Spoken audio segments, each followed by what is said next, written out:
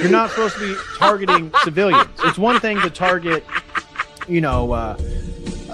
ammunition warehouse or a nuclear bunker where they're trying to enrich uranium or whatever it may be. Their Navy, their Air Force, which were claim, have been destroyed, but they're still taking down U.S. aircraft due to their anti-aircraft missile technology that they have, which it appears to be more successful than we were ever told. So that's the kind of the state right now is Trump is trying to get out.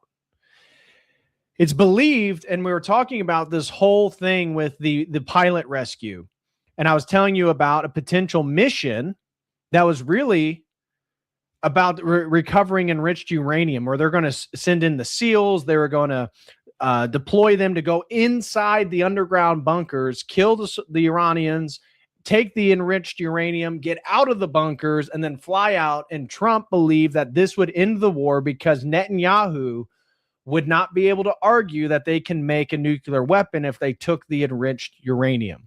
Now, that operation is totally off the table now. Whether that was on the table before or not, or that was what they were getting ready to do when this pilot went down, we don't know for sure. We don't even know how many official casualties. They did that. All of a sudden, the entire media then states, hey, civilians, go see if you can find the pilot. We'll give you 50,000, whatever. They put a bounty on the guy's head. And so Trump's pissed because that caused the U.S. Start the process of removing unwanted toxins from your body, and put some skin in the game of the info war today by going to thealexjonesstore.com and picking up a bottle of Zeolite.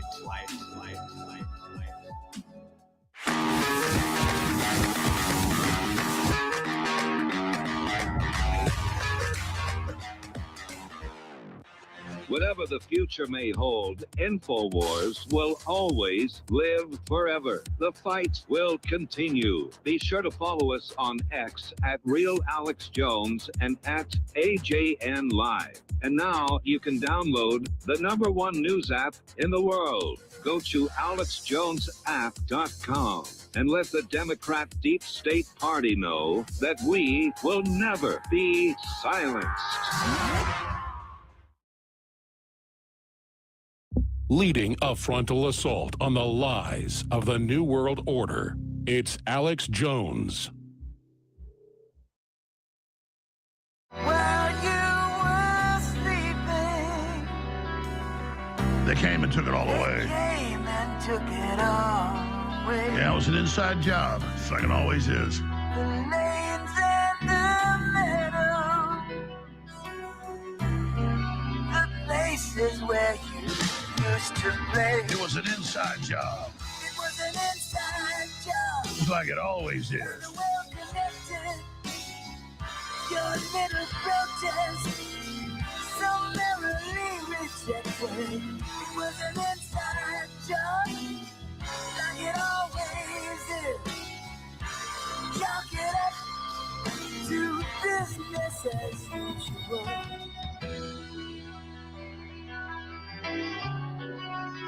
You know, comparing Trump to Jesus, I would compare him to Judas Iscariot. Just the facts. What they say in Dragnet, just the facts, ma'am. Lori in Mexico, first-time caller, thanks for holding on Trump's sudden change. Give us your take. Thanks for calling. Well, after the horrific Havana syndrome attack on over, 1,000 people in Trump's last administration, I think anything's possible. And I'm wondering if there's a CIA or Mossad Black Op program within the Oval Office that could be brainwashing Trump, because this is a 180 on his platform. Nothing else makes sense. Something has to be brainwashing this man. I 100% agree with you. And back during the first administration, I saw him suddenly look sick. I had some intel. They weren't going to kill him. They were going to put depressants in his Diet Coke. And I know he's obsessed with being poisoned. But we've seen a dramatic change in him and sluggishness and everything else. And just psychological warfare-wise, how they've encased him, but also they've got a lot of electromagnetic frequency. If there's any target they're hitting with it, it's him. But regardless, it's a new Trump. It's a global crisis. It is dramatic. He is literally, because he has speechwriters give him terms, to say a whole civilization will die tonight, never to be brought back again. That is the definition of genocide. That is the definition of war crime.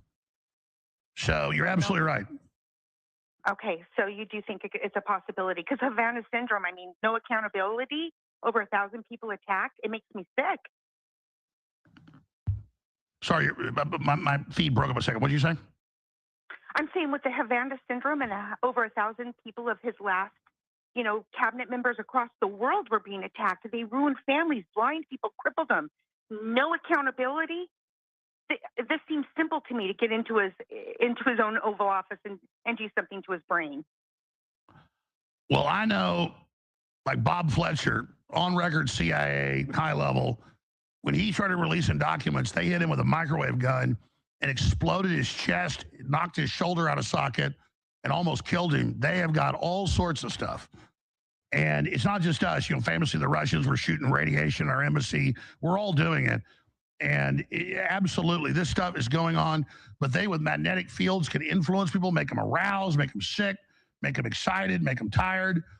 But regardless, 79 not sleeping, this Trump is a deranged megalomaniac and is a clear and present danger to the entire planet. Thanks for the call, Lori. All right, Dan in Georgia, if you want to hold, we'll get you in. In fact, let's take a few calls for Victor Boot today. We'll do it at the bottom of the hour. Let's put 5 on the board because I want to mainly focus on him, but I want to take a few calls. On the war from a Russian perspective, your questions for Victor Boot. We'll also get Dan in. The toll-free number, open the phones back up, 877-789-2539, 877-789-ALEX.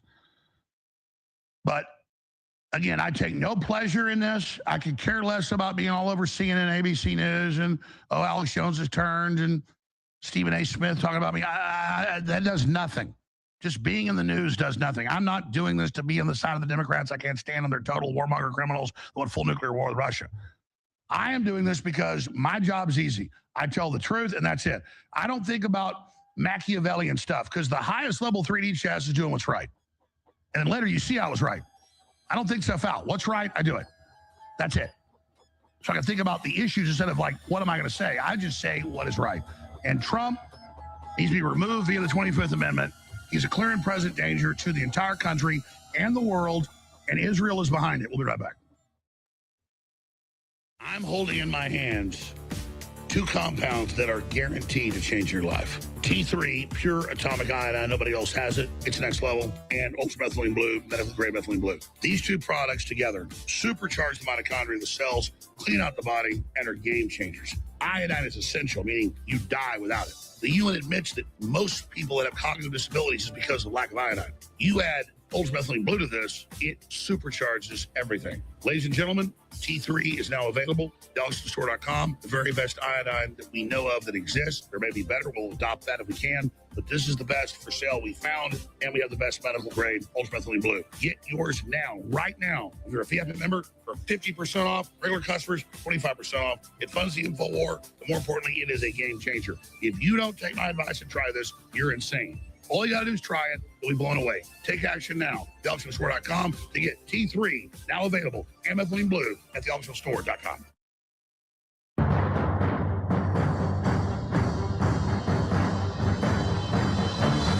Crashing through the lies and disinformation, it's Alex Jones coming to you live from the front lines of the InfoWar. All right, there's so many angles to this, but clearly Trump is in serious mental decline. President Trump is slurring his words, babbling, repeating himself in press conferences like 7, 8, 9, 10 times. And I'm not giving him a pass. I'm giving my analysis of what's happening.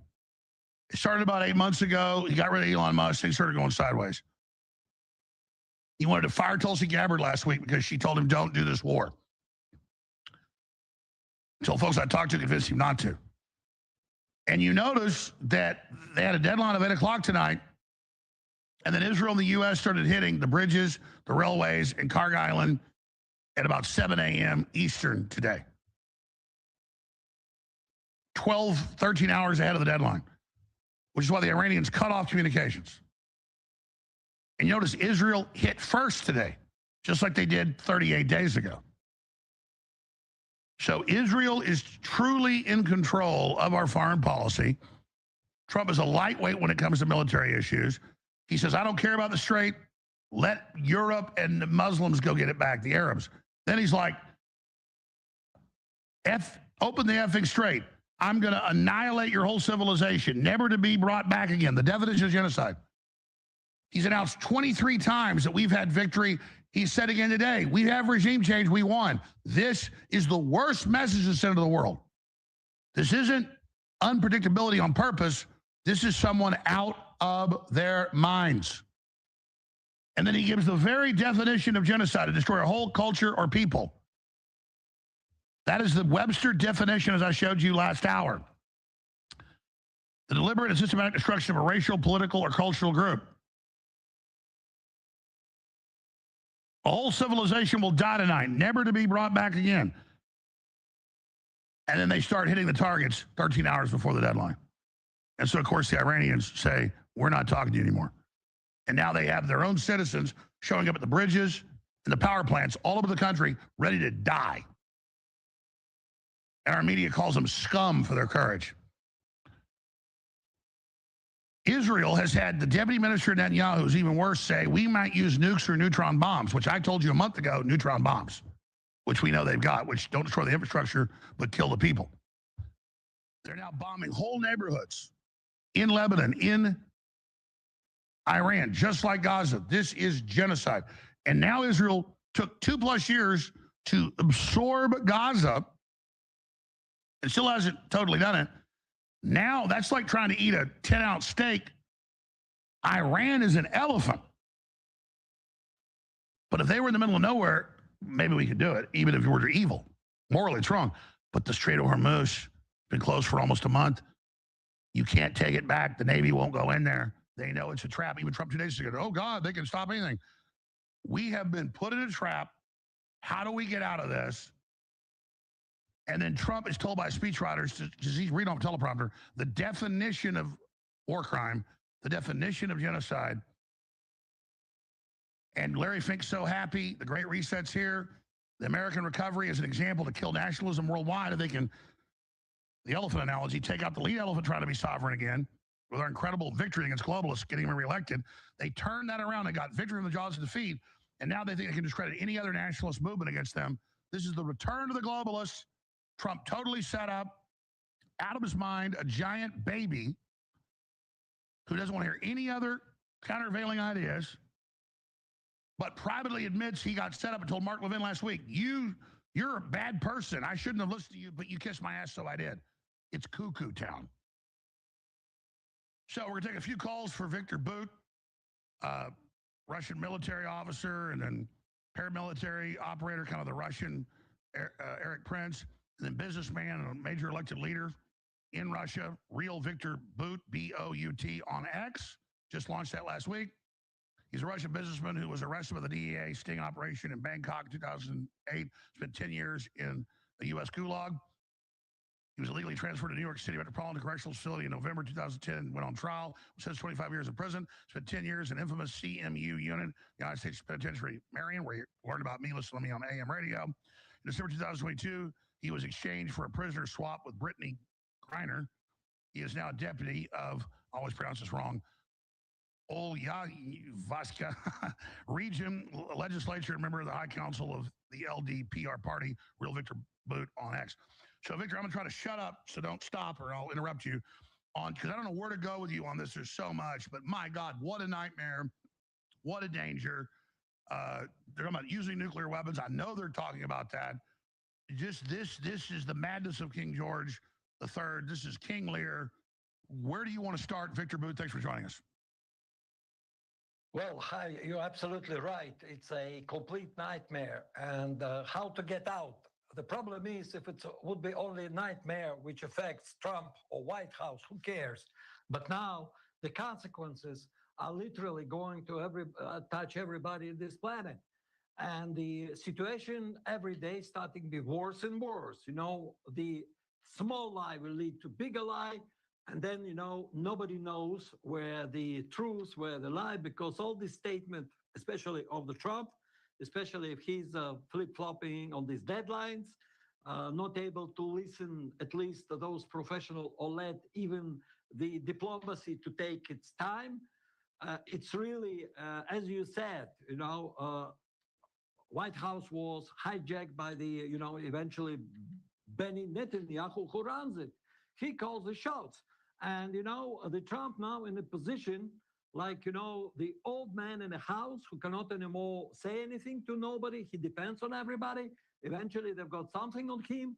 He cannot admit it. He cannot come to his waters and say, hey, guys, this is a situation. I was lied to, or whatever. Admit. And then at least it's opened some door. How you going to negotiate the exit out of this? But every day it's leading to the more destruction, to more death, not only and destruction in Iran, it's a destruction in the Persian Gulf. All right, Victor. Victor, your Zoom broke over a minute. You said destruction, Persian Gulf. Continue. Yeah, I said that, look, he brings destruction, not only to people to Iran, but also to the people, innocent people, kids, into the Gulf, Saudi Arabia, Iraq, including Lebanon, and also the Israel itself. So all those victims in all these countries have one thing in common.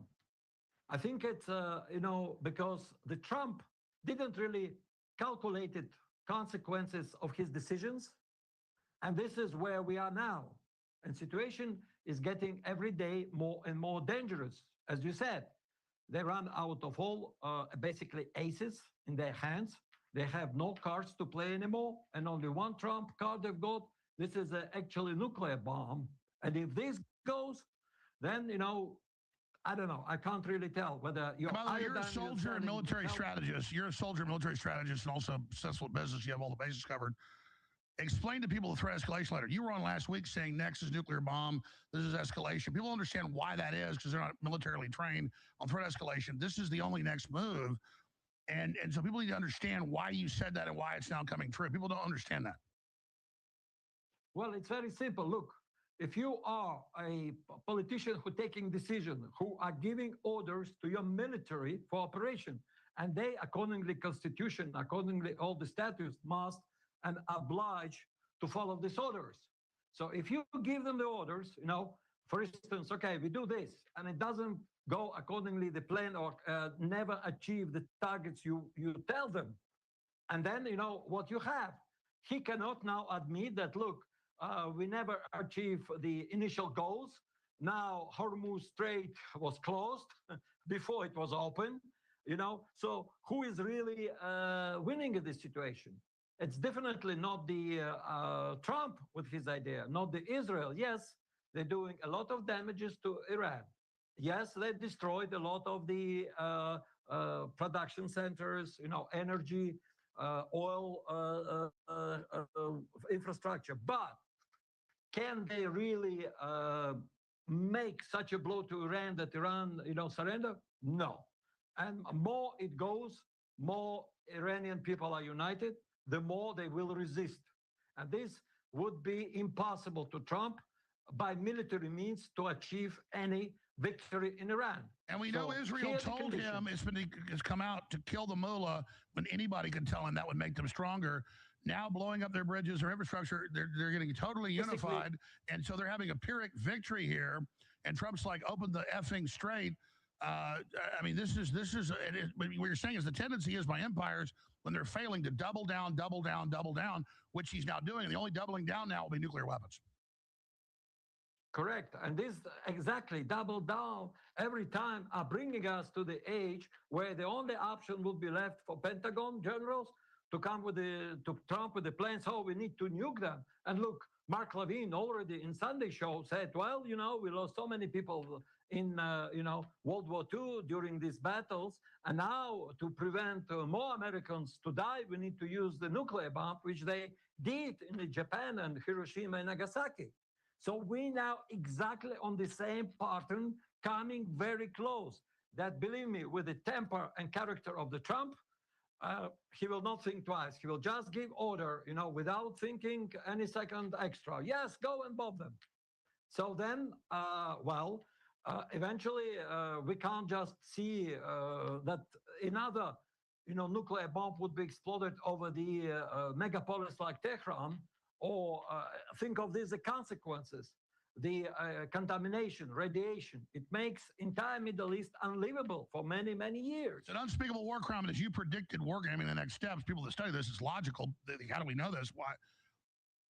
As soon as nukes are talked about being used, which is being done, Israel's the deputy head was even worse than Netanyahu, was on TV 2 days ago saying, we got nukes, we got neutron bombs.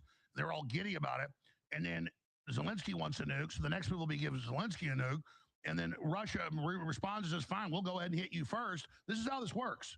When you line up against Russia Correct. with a bunch of high-velocity missiles that can carry nukes, that's why Putin said last year, he said, listen, you're firing a few of these of a day, but if we see a big aeronautical attack, we have to think it's a sneak attack to hit our missile bases. We're going to have to hit you. Don't do it. And people go, oh, God, Putin's threatening us. No, if people put a bunch of nukes on our border, we would do something more. This is insane. No one ever did this before because they'd war gamed it. This is crazy. Correct. You're absolutely right. Any, war games telling that, look, if you start this escalation beyond that line, there is no way to get out, no way to stop it. And this is a problem now. And looks like the generals around as you said Trump, last week, you said we're about to cross the line. Have we crossed it? Look, we're very close to it. I guess we just couple, half an inch to cross it. And it all depends what decision Trump will do tonight.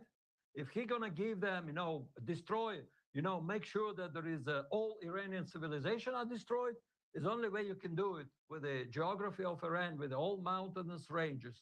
There's no way that the tomahawks or the bombers or whatever can destroy it in 48 hours. It's only one thing possible, is to use nukes. And believe me, that's why I'm telling we are on this age of this red line. And now, by the way, that's what all the military war planners, even pro-war, said, oh my God, he's threatening nukes. When he says total civilizational destruction in one day, that's only nuclear weapons. Correct.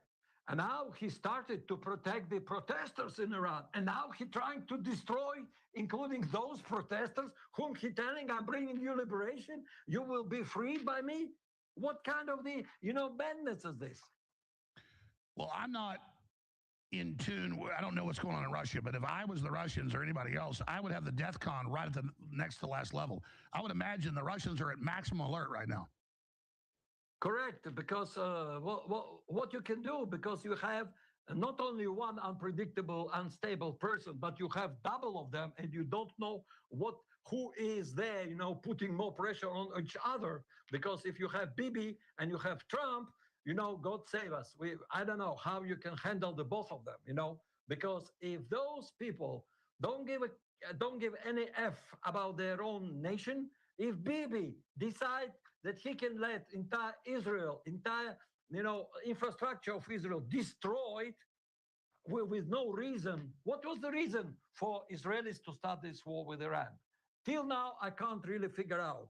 Did Iran really threaten the Israeli existence? Yes, they were not admitting that Israel, and never admit their right to exist. But look, one thing what they're claiming, another thing what really they did.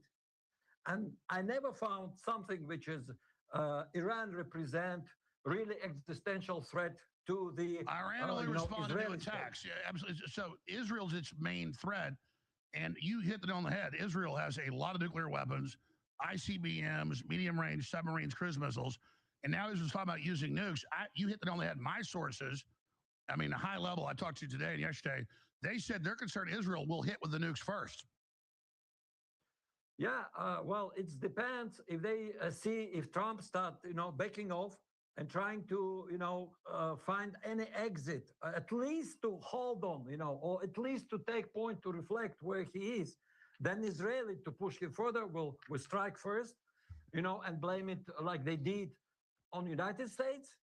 And then, immediately we have situation when then the British will immediately use this opportunity to let Ukrainians try to also use the nukes against Russia. But Which of Zelensky's course, in called Russia, for. we will not let that happen. We have to strike first. If we see any sign that the Britain start moving it to Ukraine, we have to strike against Britain. We have to strike against all the bases in the Europe. We have to demolish the entire logistics in Poland, in the Romania, and definitely if before, sorry, was a understanding that Russian leadership never give the order to physically eliminate Zelensky and everybody around him, I guess this would be the right time to do so. That's right. Because in war doctrine, if anybody did this to the U.S., we have standard doctrine, we would have already hit them.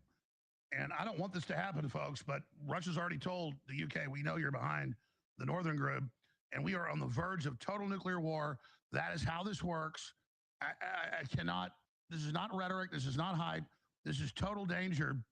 And Trump has no understanding of how it's all interconnected. He has no idea that Iran's even connected to Russia. He has no idea what is going on.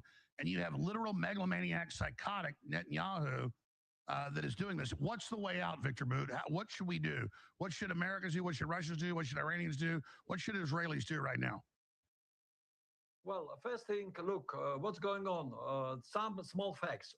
Ukrainians, for the past time, trying hard to destroy actually the oil infrastructure, which pumping the oil from consortium of the Kazakhstan to the Black Sea, which is this international consortium, partly also owned by the Shell, American company. And they already trying to hit it fourth and fifth time, trying to destroy Yeah, let's explain that. They're cutting off Europe's oil while threatening to kill Viktor Orban, Zelensky is. So they are teaming up at the same time with BlackRock while the Strait is shut down to intensify the crisis. Correct, to intensify. But this, look, this is American interest. And Russia keeping its agreements, which allowing all this transit through. And actually, by the way, Russia never chased out American company out of the Russia. You know, many of them remain, but many of them been forced under the woke policies to leave the Russian, business. But this is a one side of it. But another side, the Zelensky basically did by his, put his hand in this jar and meddling into the Hungary election. So why is he hitting this, European oil connections to Russia, and why is he threatening to kill Orban? Well, because look, Orban is only one who blocking that the UE supposed to give to Ukraine $90 billion as assistance because he is a broke. And without this $90 billion, they run out of money by end of this month. And that's why he's so desperate to do something, because he thinks physically, if Orban lose the election, a new leader would be pro-European, pro-globalist, and let them, have everything the Zelensky want. And now Zelensky, like a Bibi Netanyahu in the White House, basically now calling shots in the European Union. And this is the funny part. He's not even member of the European Union. So how to get out of this? I guess, I would be not surprised that sooner or later, the only way to stop the globalists, of course, if the Trump will admit and get back to the right side, or, of the, not for the dark side, but for the side of light, eventually join the effort. Well, that is the good news, is that Trump is erratic, but you can get him back. He could. Well, it depends what kind of dirt they've got on him, because it's difficult to explain unless you really can, coerce the Trump, show some evidence, or threaten him with some exposure that he has under duress, act like that. There is no other logical explanation. I agree. So you think that's the Epstein stuff? Correct. And that's why eventually, because look, nobody now talks about Epstein files and this Epstein coalition now trying to destroy everything, including the physical existence of this evidence. No, I agree. We have an Epstein-Israeli coup, and we know that Epstein was Mossad. And I think that the evidence is overwhelming. Not even Trump's involved, but his circle, Ludnick, he's doing this to protect that, change the subject. Total insanity. Well, you're absolutely right. But, the only solution is either he, calls the Putin and said, hey, how I can get out of this situation?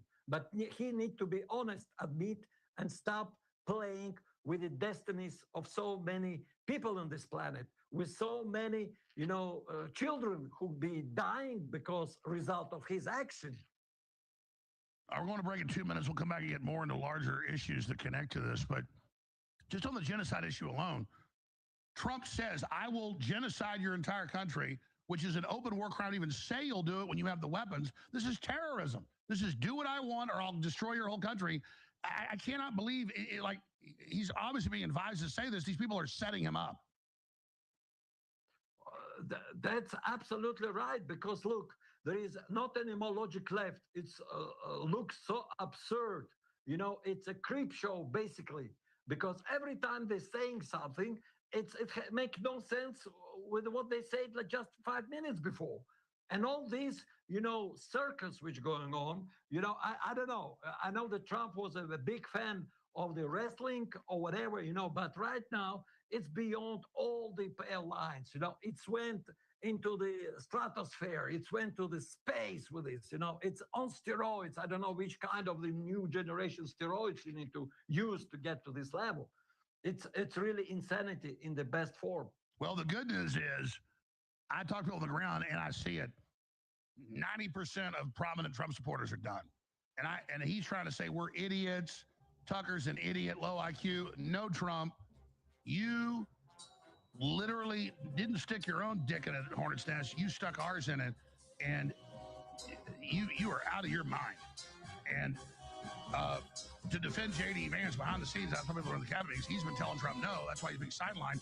He's over there, with Victor Orban right now. We'll talk about that when we come back. Stay with us. Everything I sell to you works. Obviously, that's the goal, so that you get it and you like it and you want to get it again.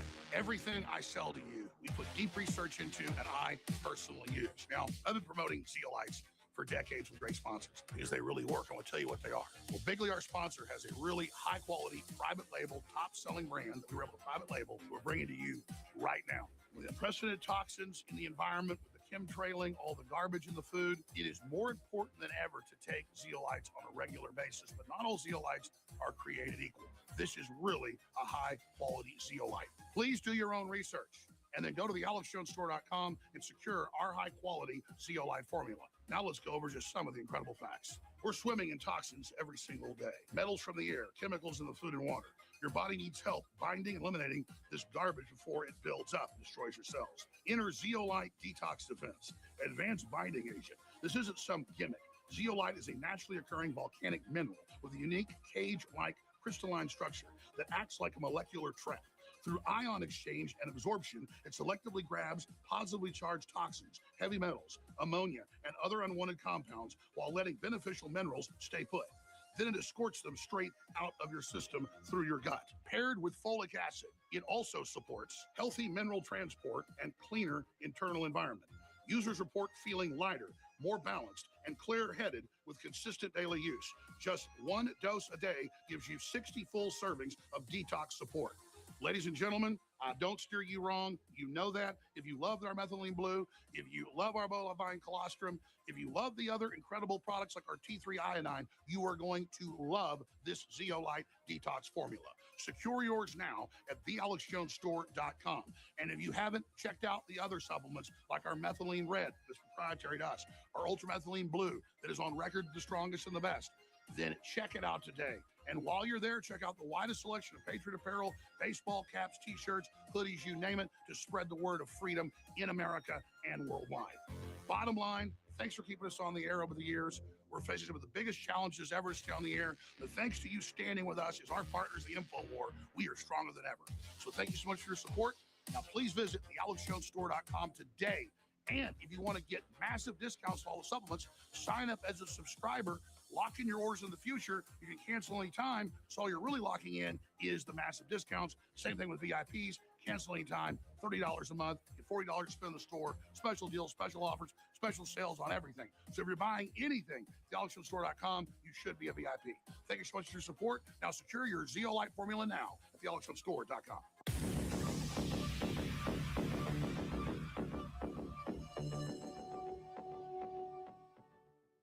I know you're the big health guy. You're way better shape than I am. Don't kick my ass. I've seen you working out with the Liver King. You say you've taken methylene blue before. I want you to take our medical grade. It takes 30 minutes to kick in. So good for your body. I'd like you to drink this, Jay. You said earlier what? I appreciate it. I want to get your true review. If it doesn't work, tell me. Here it is, brother. Looks just like the stuff from Doom, the water of life. He's drinking the juice of a strangled, drowned sandworm right now. Baron Harkonnen is not happy. We're going to see what happens. 20 minutes later. I feel like my brain is clearer and working faster. It feels like my brain and my energy have had the accelerator hit on them. I felt it in my brain and my energy. Well, I like it. I'm going to get me some before I leave. We're going to give you a couple bottles of it, bro. We love it. It's amazing. Get yours now, thealexjonesstore.com.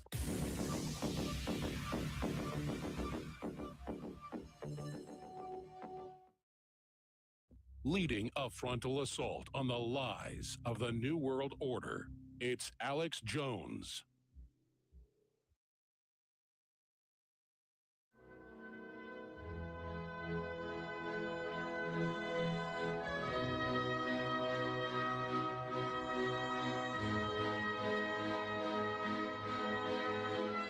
The last beacon of truth in a world of deception, it's Alex Jones. And Victor Boot's a really amazing guy. Really smart guy, very interesting. Real Victor Boot on X, just launched that last week. Be sure and follow that if we get a different perspective. Real Victor Boot, B-O-U-T.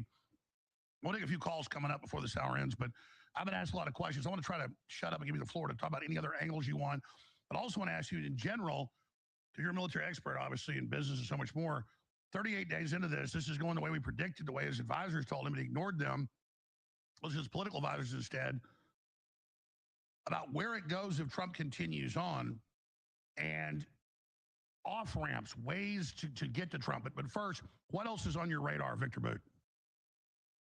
Well, most important, as you said, only way out is to get somebody to help Trump, to find at least the communication channels, which would be trusted by the both sides, which can be, leading to certain negotiations. And it must be assurances that it will be not sabotage, neither by the Israeli side, neither by the, those who inside the Trump administration are rooting for the war and rooting for the, complete destruction of Iran. And this is, for my perspective, there is no way out. And the problem is, if it will be just a war where, America is spending the treasure and the lives of its soldiers, Iran are suffering heavy blows and destruction of its infrastructure, and the casualties and the people are dying, and also true for other countries. But the problem is, look at the economical consequences with this conflict for what now it's a, how many days? It's not 28, now we are on 38 days, yeah. So 37 days. It's literally already we passed no return points on the economical consequences for entire global economy. I'm not only talking about shortages, physical shortages of the oil in many countries in Asia, many countries in Europe, not only double or triple prices for the gas, but now we see in many countries there is a physical, absence of the gas and, and diesel in the gas station. So people are queuing a huge line, many issuing the rationing. So this is a energy lockdown basically. But now we learn that this conflict also caused a severe interruption in the fertilizer. Just today, I read the information that even American farmers are not being able to stock up with their fertilizer, for the season, which is coming very soon. So would be a problem. Think of this: if the crops in this year in Northern Hemisphere would be, reduced by 30%, it will be a ripple effect for at least, next 1.5 years, because definitely shortage of the grains will cause shortage of the cattle feeds, will cause shortage of everything derives from that, including the pasta and everything you can imagine, and then will cause literally to starvation on many population. And this only fertilizer we're talking about. And that's Now not think of hype this because at half the world lives hand to mouth. You do a 30% increase Correct. or cut in food, it causes mass starvation. That always causes civil unrest. Okay, look, only in India alone, they already calculated that the shortage of the and interruption of the supply of fertilizer from the Iran and the Persian Gulf will cause them at least 36 million tons less of the wheat harvest this year, and at least 80 million tons of the rice, which is definitely will cause the severe problem how to manage that. We're not even talking about consequences for the African continent, who heavily depends on the food imports, grain imports from anywhere else. We're not talking about interruption in the all chemical precursors and the raw material needed for the industry, automotive industry, electronics industry. I mean, name it, because we're living in the interconnected and interdependent world where economy can only thrive where they depend on each other and sharing the companies produced in one country shipped to another, then assembled. And so many nations again aren't even one crop economies. It's just in time delivery. So now disruptions are way worse than they were in, say, the Great Depression if this happens, which is already happening. Correct. And look, even today it's confirmed that the benchmark of the oil is what now? $112 or $150 real price. And all the economists say it's that's what I want to tell you. If you want really to sorry, go ahead. Correct. If you want to buy it and get the tanker, fill your tanker, you have to pay $150 a barrel. And it's only beginning.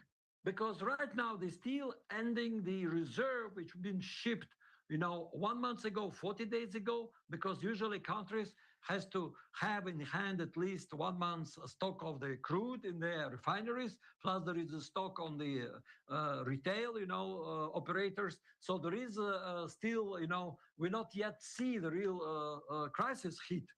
But then what Trump going to say with the gas prices rising in the United States? Will this affect the economy? Of course. Will it demolish whatever he was, telling to people to make America great again? Yeah, that will destroy any plans to restore normal economy. It's destroy all the plans on the, development and solving problem inside the United States. We're not even talking about how United States cut it already the all assistance program to other countries. So this is, I would say, the long-term consequences, which we cannot even grasp right now because it will have so severe effect on everybody. So here in Russia, we are thinking, okay, how it's affect the Ukraine war? Well, apparently, really nothing changed. American side still supplying them with all intelligence information. Apparently, Elon Musk removed any limits. So now Ukrainian, drones who goes deep inside the Russia using the Starlink on them. So what we have to do, destroy the Starlink satellites, which is overflying Russian space. What we have to do to start damaging this one. I was about to say, we've been seeing fireballs over the world, and I had experts on. It's clearly satellites being shot down. And I had to guess it's Starlink that's being used for military purposes. Correct. And they intentionally trying to damage, some significant, object inside the capital, Moscow, or in St. Petersburg. Zelensky gave to his people order, destroy anything. Well, is that your speculation? Because that's mine. Clearly, it's not meteors. It's satellites going back into orbit, literally off the charts every night. You see them burning up. Did you get intel that Russia is already shooting them down? We know you have satellite killers or... No. Listen, in this place, the Russian attitude was very, restrained one, because we tried to contain this conflict in Ukraine going beyond, the conflict, despite it's already been clear it was a proxy war, and United States deeply involved. Britain is, practically running. Sure, but have you heard Russia's indeed shooting down satellites? Because it looks like a bunch of satellites are being shot down. Well, it's not intentional. His Zoom just broke up. Sorry. When you come back, we'll go to you, Victor Booth. Automatically, this would be beginning of the open conflict with the United States. Sure, So your Zoom broke up. Start over. I asked, Do you know if, because clearly these are satellites being shot down. I can tell how they burn up and blow up. It's metal. It's not stone or even nickel. So I've looked at those my whole life as an amateur astronomer. I've seen the classic satellite burn up pattern. We see it all over the world now. You're just speculating that Russia's shooting down satellites. Well, because look, first of all, the attitude, Russia was always telling we shouldn't militarize the space. And Russia stopped since long time ago, even all programs which was, even thinking about militarize or bring weapons in the space. United States still keeping the secret space program, Star Wars. Don't disclose what's really going on. So this is number one. Second one, of course, we have enough, system which can knock out the satellite from the Earth, not in the space. There is enough jamming system which can definitely disturb the signal.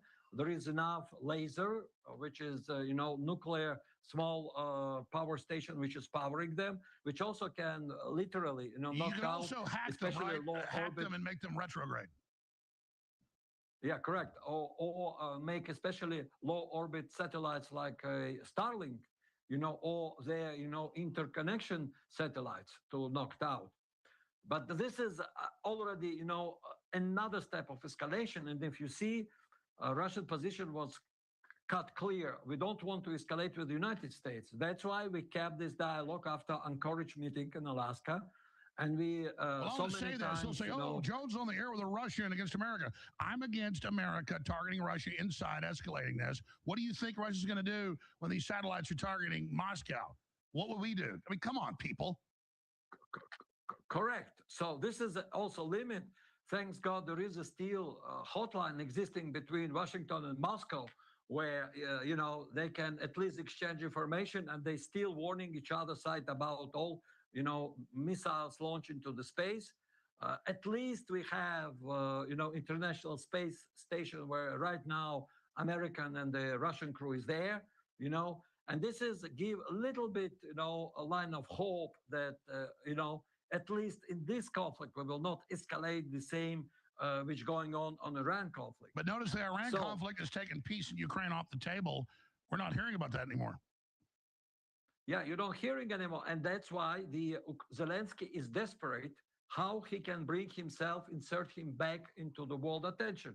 That's why he not doubled down or tripled down maybe on his attempts to attack on Russia. He just launching massive attacks on the civilian houses with no purposes inside the Russian cities.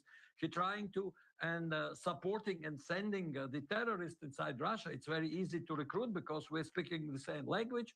They running an entire call centers who calling elderly people, who calling another one, and forcing them into some scheme, and then taking their money out, telling, oh, your account being compromised, you need to transfer, presenting themselves as a bank, and then people are sending money, then they're learning they lost everything they've got, and they said, okay, for you to return this money, you need to go and blow up, for instance, post office. Or you go and set a fire gas station, or you go and set fire railway, transformer. And this happening, especially with the teenagers. And for Russia, it's a huge problem. But other countries are going to strike back. We just had the big American Bridge of the Americas blow up today in Panama. Did you see that? Yeah. Yeah. That doesn't look like an accident to me, so this is going to get serious. Victor, incredible. I want to take a few phone calls. Before we do that, any other key points you'd like to add? How about your advice to President Trump? Because his people see this, sometimes he sees it. What would you say, Victor, you're a respected guy, a very smart guy, the military, business, everything. What is your advice to President Trump, and what is your message to the neocons? Well, look, I think in this position to give advice to Mr. Trump, it's useless because whether he going to listen, my advice or anybody else's advice, a matter of fact. But the message is actually to the globalists, look, this is very simple, This is a awakening moment, and everybody who has gotten his heart will understand what to do, what is the right thing to do. So despite you trying hard and you're thinking you are winning, that your dreams can be reality very soon, you're absolutely wrong. At the last moment, because this is how the universe works. This is how world created by the God works. You will be punished. You will be punished by all your actions. And then, we people has to finish this war, arrange and sort it out. I don't know how, but with the God helps, we definitely have the ways and means to do it. And doesn't matter whether we are Christian, whether we're Muslim, whether we're Jewish, among all religion, among all nationalities of the people, majority are decent and very good people. There is only few who are really Satanists, who do not belong to any race, any religion, who are so-called globalists and willing to destroy all of us. For them, we are just, the obstacle for their global dominance. That's why they're going hard against us, because they perfectly know their time is over. There is no future for them. They perfectly realizing it's a last chance. So we need to be steadfast to finish this war, never surrender inside of us, never have been in despair, and never lose the hope. Because if we are trusting to God, if we believing to ourselves, if we do not lying to ourselves, we definitely will win. What we need to do is just, admit openly what is the situation. And those who are next to the presidents, next to the other decision making, or those generals who giving the orders, they have absolute authority by the constitution, by the law giving to them, never perform the illegal orders. They are protected against committing the war crime by the regulations of any army in this planet. That's right. And now's the time for more people like Joe Kent to go public. We need a lot more of that, because correct. Here's the thing. They have polls. 80+% of Americans are against this war. Conservatives, liberals, doesn't matter. This is illegal. This is insane. Trump is throwing a tantrum because he was set up by Israel, and he needs to understand the deeper he gets into this, that's a real photo, by the way, the deeper he gets into this, the worst. And that's why what we're doing here is tough love, folks. It's absolutely essential. People can follow Victor on X. He's got there last week. Real Victor Boot, B-O-U-T. Victor, you want to take a few phone calls? Yeah, sure. Let's go ahead. All right, this caller was on before you. The rest are for you. Dan in Georgia was talking about megalomania and prophecy. Go ahead. You're on the air with Victor Boot. Yes, sir. It's been an honor to listen to y'all gentlemen today. I do want to keep a 30,000-foot view here, starting off with the megalomania of all of our world leaders that we have today. I believe Donald Trump is drunk with a type of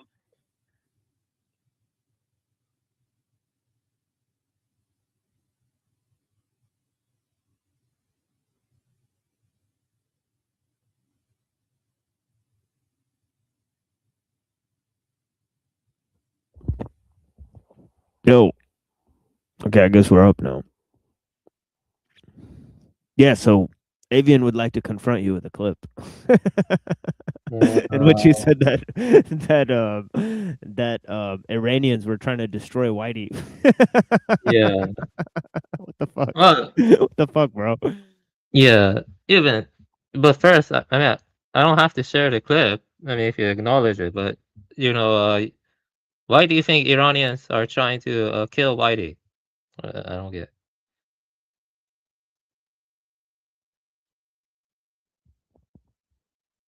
Yeah, I can give the clip if you deny it. I want to know why you think that. It also says they're having issues with YouTube. So I don't know.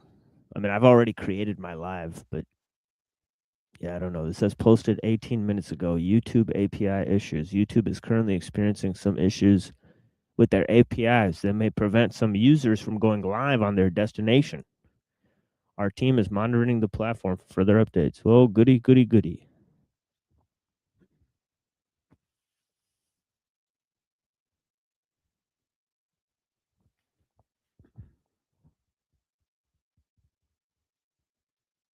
Well, that's the entire function that's, granted that's the entire function that StreamYard performs for me. I mean, if it's having a problem with that one function, it's pretty much useless for me.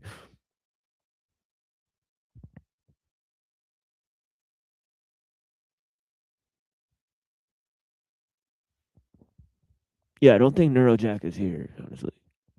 Yo, sorry, I just Yep. I was in the middle of something. I just got back. So sorry about that.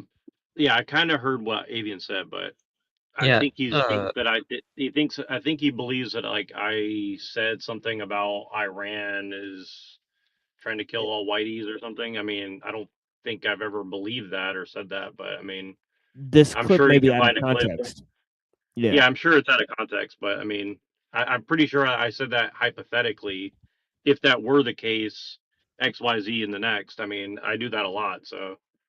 But I Can you understand how provide that might come across as, yeah. But I mean, I don't, I won't deny that I've ever said it, but I'm pretty sure it's going to be out of context because I don't think I've ever said, I don't think I've ever believed in the back of my mind. I think the only argument could be that like I think that you could make an argument that like the people that we believe that we call the Jays or whoever's trying to control society. I mean, there might be an argument that you know there's like crypto Jays or like people that use the Jays as a proxy, and they might be in Iran. But I mean, I don't know if that's the case or not. I do think that there's a hypothesis that you could put forward like that, but I don't have any evidence for that. But for example, like I'll give you an example of what I mean. Like the story that Cyrus, and if you're talking, I can't hear you by the way, but if that Cyrus He's expelled the not. Jays, and then they you know had this new faith that they kind of started writing down around that time period, right? Like I could see an argument where you could argue like that's around the time that Greece was kind of falling down because they were become a vassal state of Persia. Then you could argue that like, well, Rome was kind of like, I kind of have this theory that like Rome is kind of like crypto Jays, or they were Edom because they were against Sparta and like other Jewish enclaves or something. So I don't know. There's something weird about that. So I mean, I've definitely hypothesized about that, but I mean, as far as like today saying that like Iranians, I don't even know what an Iranian is, to be honest with you. Like, Yeah. I Okay. don't know the history of Iran. I don't know the history of Iran well enough to First, make a good argument first, that I like. want to share some basic historical knowledge that everyone should know. Iran is pronounced Iran. It's been called Iran since pre-Islamic times. The Sassanid Empire, they called themselves Iran or Iran Shah, which means country of Iranians. Sassanids were before Islam, and the reason that's important is because intelligence agencies want to distance Persia from Iran. Persia is the name the Greeks called Iran, while Iran is the Indo-Nile, what the Iranians call themselves. Second, I want to say that you're mixing up a lot of stuff. I don't see how the Greek wars or even the wars with Romans and Iranians are relevant to this day. Maybe to some extent they are. I'm not sure, but Well, just really long briefly, time the ago. way that I think that they're relevant is that everything that you see throughout history is like, I don't think time is purely linear, at least when it comes to the occult. So they're certainly using recurring themes. And I think this is what Nietzsche was talking about, where they kind of That's like good. use this like prophecy and story and narrative, and they kind of remix it over and over again. And I mean, if you can't see that within the Iranian war right now, like I don't know what to tell you. I mean, it's very clearly like they're using these kind of like recurring themes from hundreds and thousands of years ago, like in the narrative they're constructing now. Like again, that doesn't mean it's necessarily true, but they're definitely trying to manufacture a historical and mythological connection, in my opinion, with the narrative they're spinning, right? So whether it's true or not, I don't know, but I definitely do think that they're using these things as like guidelines of like how to spin the narrative, if that makes any sense. So again, I'm not saying like I'm right. I'm saying if you look at the propaganda, they're definitely trying to, you know, present a certain thing going on. So I just want to make that clear. Like I'm not saying that like I'm correct. I'm just saying that if you look at the way that they're spinning all this stuff, like I think they're certainly using some of these things. Like I mean, they literally put fucking Trump on a coin with Cyrus, right? Like I don't think that's a coincidence. You know what I mean? I'm Yeah, pretty yeah, sure that there's like they're using that as a yeah. narrative. That's And good. what does that mean? That means America is now Persia or something, or what? Or Iran or whatever. I don't know. I mean, I don't know enough, but I do know that like the symbolism is not for nothing. That's all I'm trying to say. Yeah, well, Cyrus or Kurosh, he freed the Jews from Babylonian captivity, and yeah. So I think this provides a little bit of context. I think he was not talking about Iranians. He was talking about the Jews or something, or somehow them controlling the war and so on and so forth to make it seem like white people are bad, so on and so forth. I think it's just it was more like tongue in cheek humor or something. Well, and really quick, and again, I'm not saying I didn't say it. I may have definitely said it. I'm just saying, like, I don't think I've ever believed that per se. I would say that, like, I think there's a lot of people who call themselves Iranian or Iranian or whatever, or even Persian, and they're probably Jewish. And yeah, again, if the things that I've seen, Yeah, are there true, might be some yeah, there might be some like Iranian like liberal chicks that are like totally brainwashed. Like there's some of them in America. There's also Jews from Iran that are very supportive of of whatever America's doing or whatever they could be. I know not I all think of like them may be sympathetic, but yeah. Yeah, I saw like a statistic that said like something like either 30% of the Yeah. Iranians in LA Yeah. or in America are like Jewish, Yeah. right? So Yeah, because they had this show, it was a very famous reality TV show called The Shahs of Sunset, where they had these Iranians that lived in California. They had like a reality TV show with these Iranians, right? And some of them were Jewish. Half of the cast was Jewish, and the other half was Muslim. It was pretty interesting. like I think that's kind of like what's going on with the Kardashians. Like I think they're crypto Jews, and so they call themselves Iranian or something. Like, see what I'm saying? Like there's something like that going on too. Where, so again, like honestly, I'm not saying all Jews are bad either. I'm just saying like there seems to be this like play with like these different terms, and they're trying to confuse people with like what's the underlying Yeah, and I have regardless, I think it's best that Israel just go, like it needs to go, period. Like that's right. it. Yeah. It's an illegitimate state from the very beginning. Pretty much. These past decades, the no one state, no two state solution, Israel should just fucking go at this point. Like really, there's no fixing. Yeah, they've committed atrocities. Yep. Yeah. It's actually time. Look, I mean, I don't. I'm not gonna like denounce what you're saying, but what I'm saying is like, I mean, America is very clearly like, I would say some combination of the Vatican, Saudi Arabia, Russia, America, and Britain. Some combination of these 5 countries are very clearly like cryptically backing Israel and or controlled by the people that control Israel. So like I see Israel as primarily a satellite of these 5 entities. Now, again, I'm not saying that means that like, whoever's controlling Israel doesn't have a lot of power and that they don't want a greater Israel. I think that's probably a good thing, but I do think that like personally, I think they want Ukraine more than they want Israel. Yeah, that's my personal opinion. Right? Yeah, I see your perspective, and it's a difficult question whether Israel is a satellite or just a parasitical force that is infiltrating America and putting Mossad plants and stuff like that. It's hard to tell if Israel is a satellite or if it's more of a, parasite that is like infiltrating those to make them more subservient to Israeli interests. Regardless, Israel has to go though. I just don't see it as sustainable or as a destabilizing force. It's yeah, I agree. I mean, but in a sense, I agree. But I'm also just saying, like, I don't think it's so simple because, like, again, I think that their real move is in Ukraine, and ultimately, I think that they want Iran as either I mean, I don't know. There's something. All I know is there's something very weird. Like, and I'll give you an example. Right? It's like Dugin is promoting Eurasianism. What does that mean? In my opinion, they want to connect Israel all the way to Ukraine. And what's in between those two things? Well, Iran. So, in my opinion, Greater Israel is either, right. Yeah. yeah. Go ahead. Sorry. Yeah, that makes a lot of sense.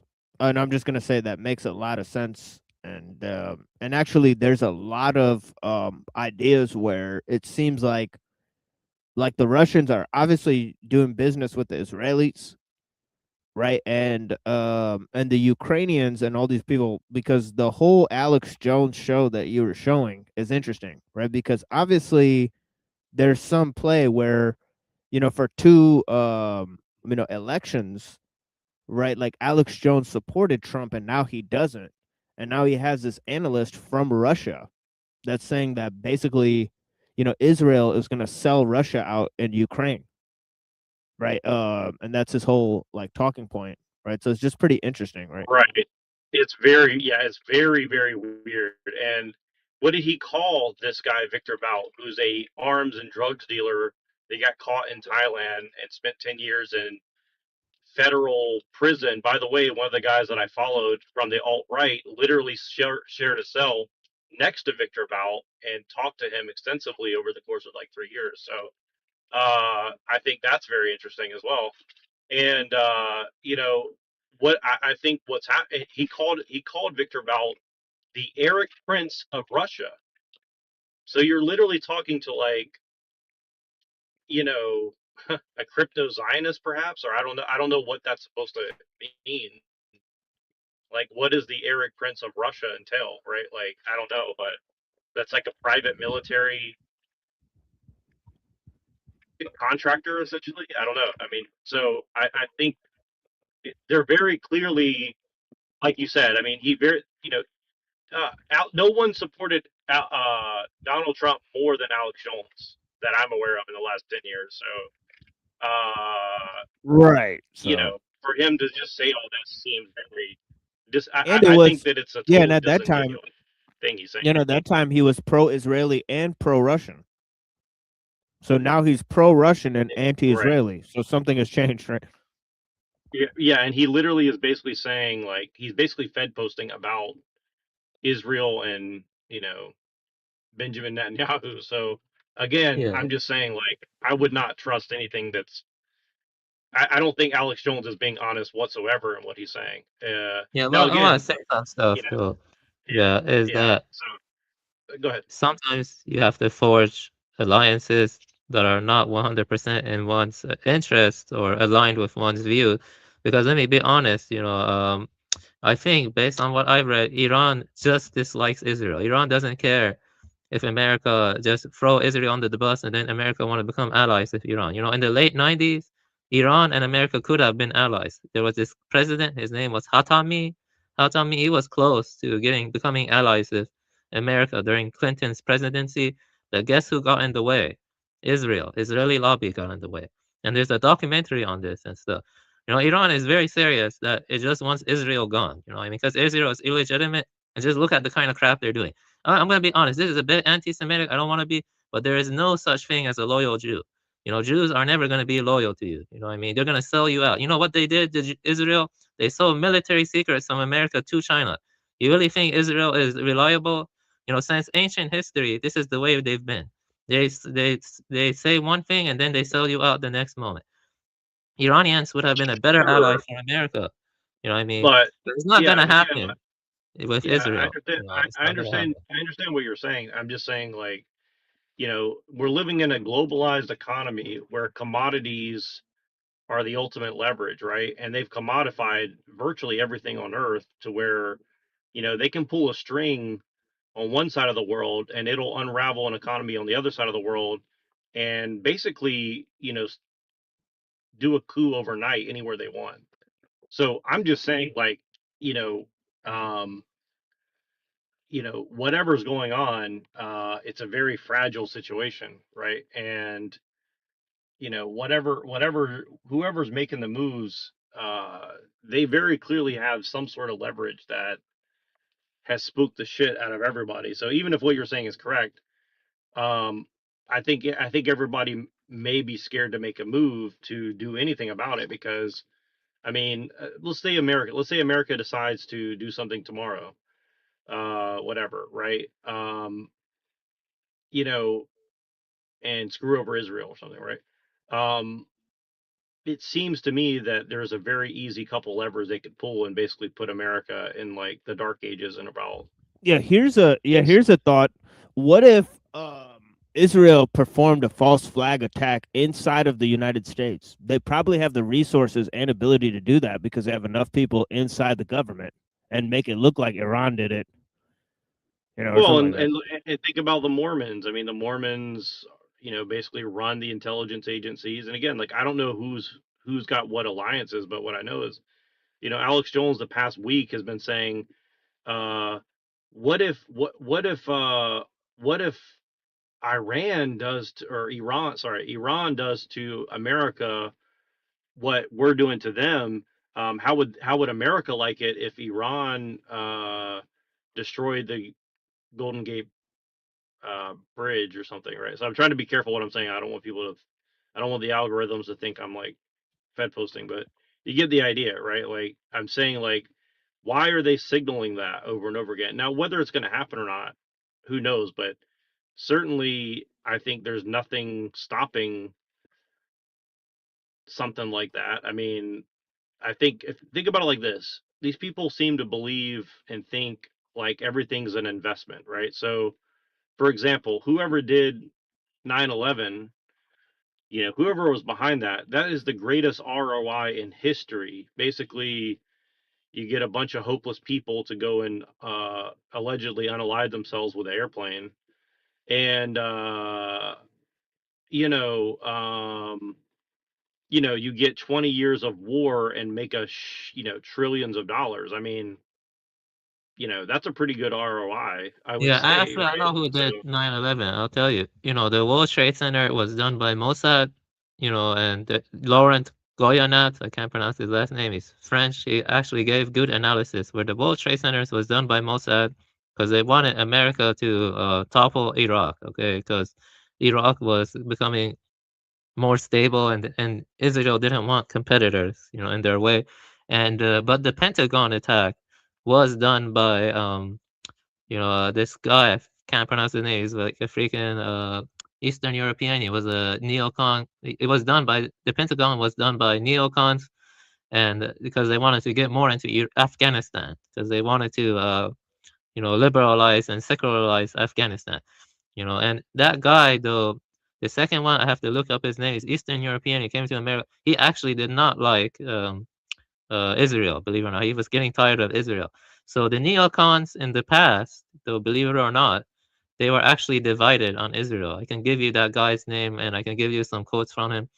I'm going to be honest with you, I'm really fed up with the Jews, like very, very much so. If I know someone's Jewish, I don't want to talk to them at all, even if they're on my side. I'm just getting very fed up with them, personally speaking.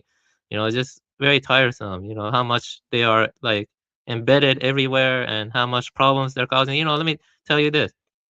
For example, DJ, I forgot his name, but it was like the donkey or not DJ. What was his name again? I used to see him. DK, yeah, DK. He's right when he says that they were flooding Europe with refugees, and the Vanguard and BlackRock were doing that too, and a lot of Jays, they were promoting the flooding of Europe too. So this is what they do, they go and they destabilize the nation, then they flood it with Europe, okay, and then they spread like, I don't know, a bunch of both liberal and both dehumanizing racist stuff against people of Middle Eastern descent. So they're like playing both sides, the Jays. And I'm very tired of it, of them and stuff. I'm gonna be honest. If this world was really, ruled by white people or whatever, or by Westerners, why is it that I always see a J everywhere and stuff? Is this deliberate or something? I don't know. Or is it just Jays infiltrating and subverting their host nations?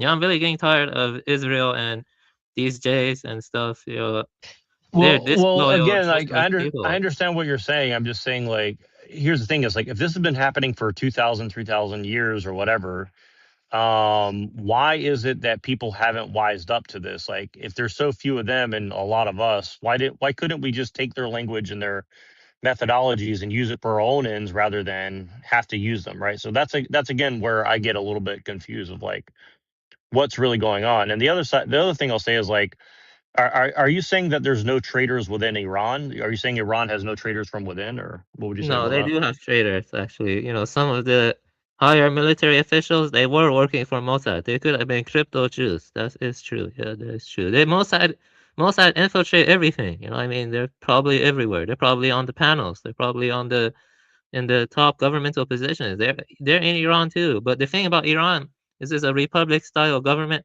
I don't think every high official is working for Mossad, but some of them most certainly are and stuff. And I'm gonna be honest with you. I wish Iran, you know, even though I hate Israel, I really hate them. I don't think Iran should have ever picked a fight with them because you know they have fucking advanced military weapons. They have like advanced surveillance technologies. You know, it's like you cannot always destroy evil. You know, I mean, you know, especially in an age with advanced military weapons. You know, so I don't know. You know, so that kind of conspiracy may have some truth to it. Maybe this was like manipulated to reach this point because of their dumb prophecies or crap like that. I can't sympathize with that because you know Israel is like oh you know also I'm gonna be honest. I think the reason why the Westerners or European are hesitant to go against Israel is because Samsung option is true. The Samsung option is true. That's the kind of people they are. You know, look at the kind of Yeah, but stuff I mean, Israeli rabbis are saying. let me ask you a couple questions. And again, like I know this is going to seem like a personal attack, and it's really not. But like, if you're a Buddhist and we get all destroyed by a bunch of fire and burn ourselves back into nirvana, I mean, who cares, right? I mean, like, No, you no, know, man. Listen. You cannot talk about stuff you haven't read that deeply about, or not even deeply, but just do some basic study. Extinction in Buddhism, or at least the way Buddha talks about it in Pali Canon, is not the same as killing yourself. You see, or killing other people.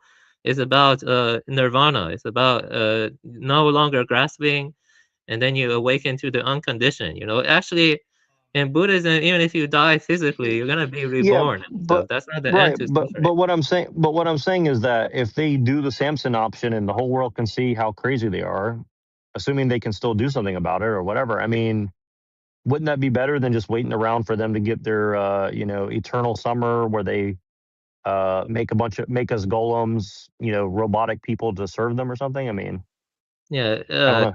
the thing is that Buddhism has what is called the middle way between extreme asceticism and extreme indulgence. You're not supposed to like I don't know starve yourself to death. You cannot do that, or you know or just be overly indulgent and stuff. You have to be in the middle way, and promoting nuclear annihilation is not a part of the middle way. You know, I mean, it's not. Yeah. Well, I'm not in the direction they're.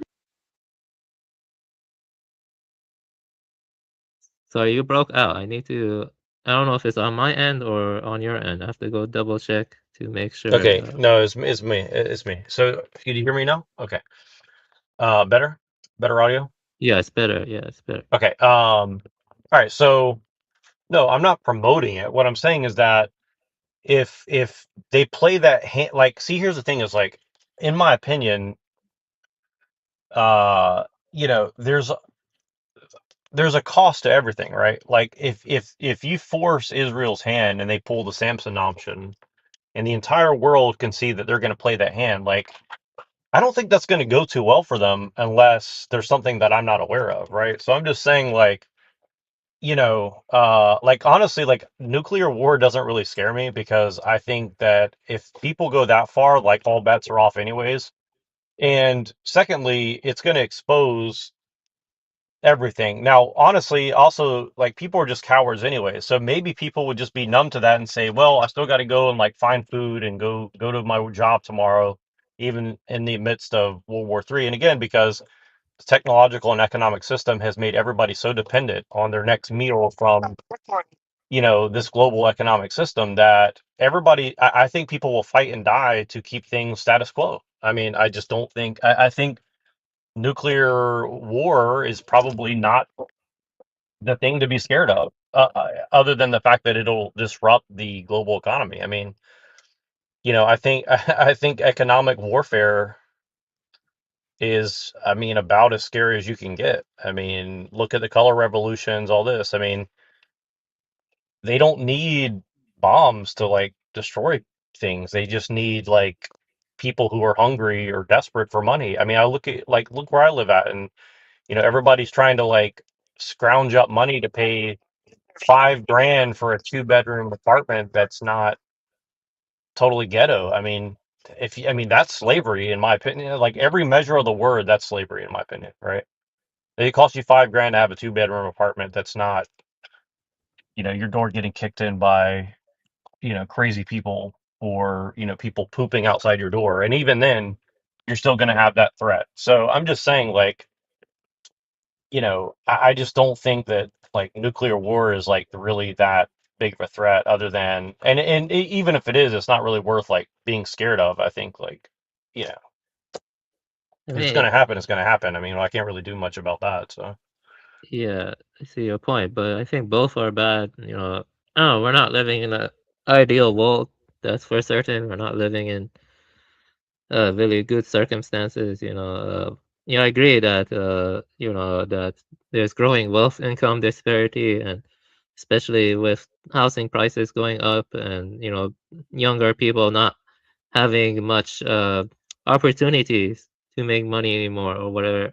well, the idea of a job in Right. general Yeah, I'm sorry to be frank. I'll be frank. I'll be very like honest. I think that the idea of having to have a job to survive is like raping of the mind, essentially, right? Like people didn't have a job; they just did what they had to do to like, live, right? And I truly believe, like, yeah, it's hard work to go work in a field and all this stuff, but like at least you have some sort of connection to what you're doing, right? Like it's basically illegal to just go farm on a piece of land because you're going to have to pay taxes and property taxes and deal with EPA and pesticides and everything else. I mean, it's not so simple to just go and start a homestead or something. I mean, you know what I mean? And even if it were, you need a shitload of kids to be able to do that because you need a lot of basically free labor.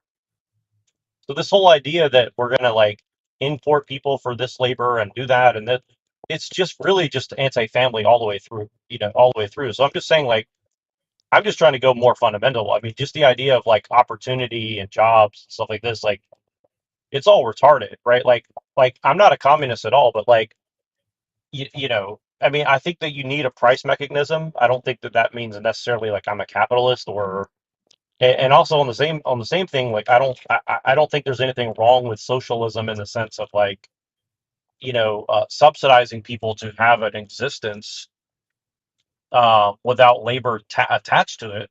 And I don't think that makes me a communist either. That's just like Yeah. uh, but Yeah, at I the mean, I same time, think, like you want to have our cake and eat it too, So yeah, I mean, I think like capitalism's gone, and I think Alul was right.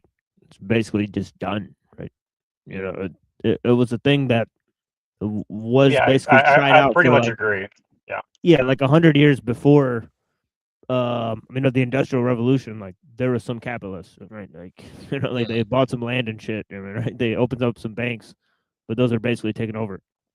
Yeah, I agree with you that modernity was a mistake, and that industrialization was a net negative, and people don't have as much self-reliance, that they depend on volatile supply chains that were basically like hamsters in a cage that depend on an invisible hand that is trying to domesticate Yeah. us and stuff. I mean, I agree with that, but Yeah.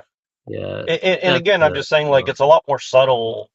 I just think it's a lot more subtle what's going on. I mean, like, I understand your perspective, and again, I don't like what's happening either. I'm just saying, like, I think it's very, very, very subtle what's happening, and I think that the fact that people haven't taken the time, and I'm not saying this to you per se. I'm just saying, like, I think the fact that people haven't taken the time to sit and smell the roses and like kind of reflect back on like where we're really sitting at. Like, here's the thing is like we're on this ride, like it or not. Like, and again, like this is where I differ with Machine and you perhaps, where I'm like, I'm not saying I'm definitely not pro technology, but what I'm saying is like you cannot dismantle this stuff overnight, right? And even if you could, you're gonna kill 95% of people on Earth because if you just take away gasoline, like the Earth is gonna depopulate very quickly. And so again, and maybe that's for the best. I don't know. I'm just saying like you got to be honest about that, right? So,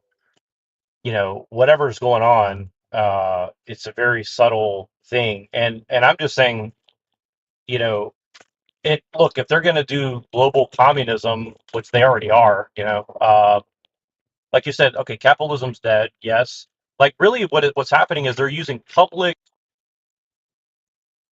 capitalist markets to fund private socialism, right? And me and Pillard are talking about this a lot lately, where it's like, um, you know, like for example, like they pretty much force you to put your money in a 401k or whatever for your retirement. It's like, so they're basically force injecting money into a stock market where if you take it out anytime before 65 or whatever the age is now, I don't know, but you get penalized like 40% or 50%, right? And I just think you can't underestimate how much that impacts people's decisions. Okay, like um, it just basically, like you said, it basically forces you into a cage on a treadmill or like a little hamster wheel.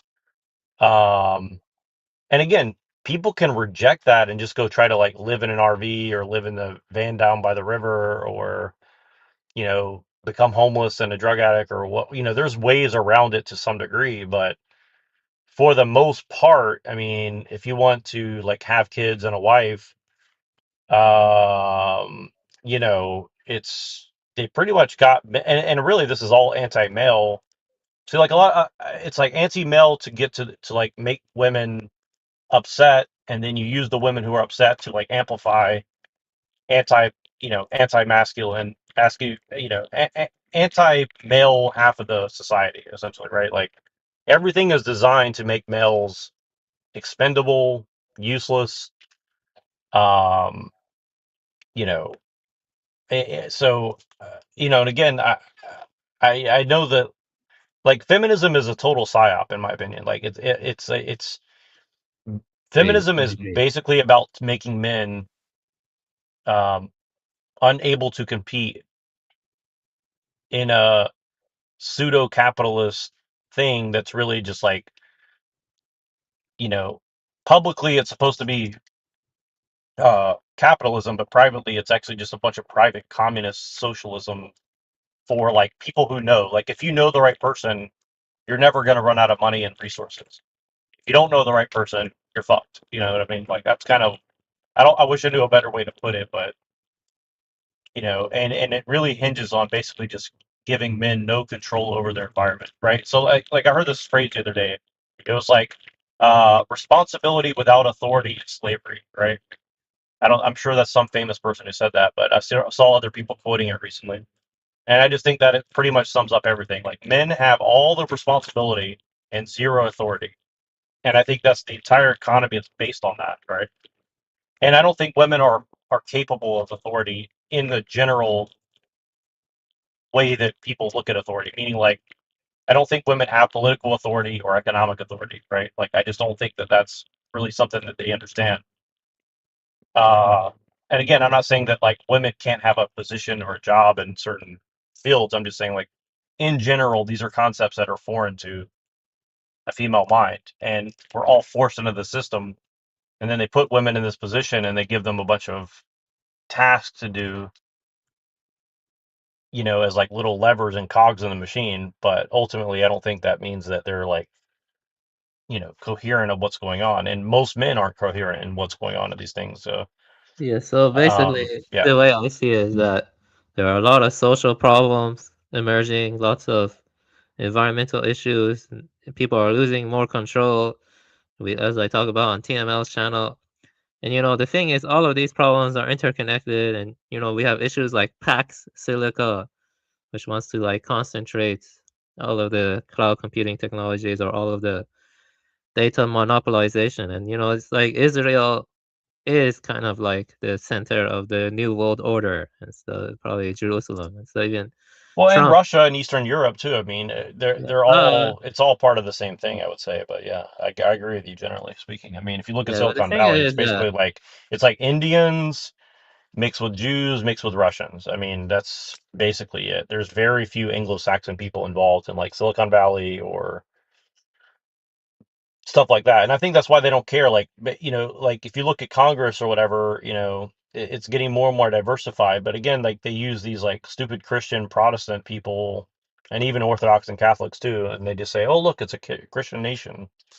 But again, like who's writing the policy at the end of the day? It's like really the technology and the economics are writing the policy, right? Like, Yeah, the you thing know, is that Putin is surrounded by billionaire Chabad Lukavich Jews too, so it's hard to tell if Russia is truly acting in its own self-interest or they were infiltrated and subverted by the Jays also. You see what I'm yeah, saying? of course. Yeah, I'm just saying, like, as a political entity, whatever the truth is about it, I don't know. But yeah, as a political entity, I think Russia is totally deeply involved in the tech. And um, yeah, I don't know. I mean, it's just kind of funny. I mean, this is kind of the thing is like, look, I mean, reading European history, I think there's a good argument to say that like Europeans have been a slave class for a long time, right?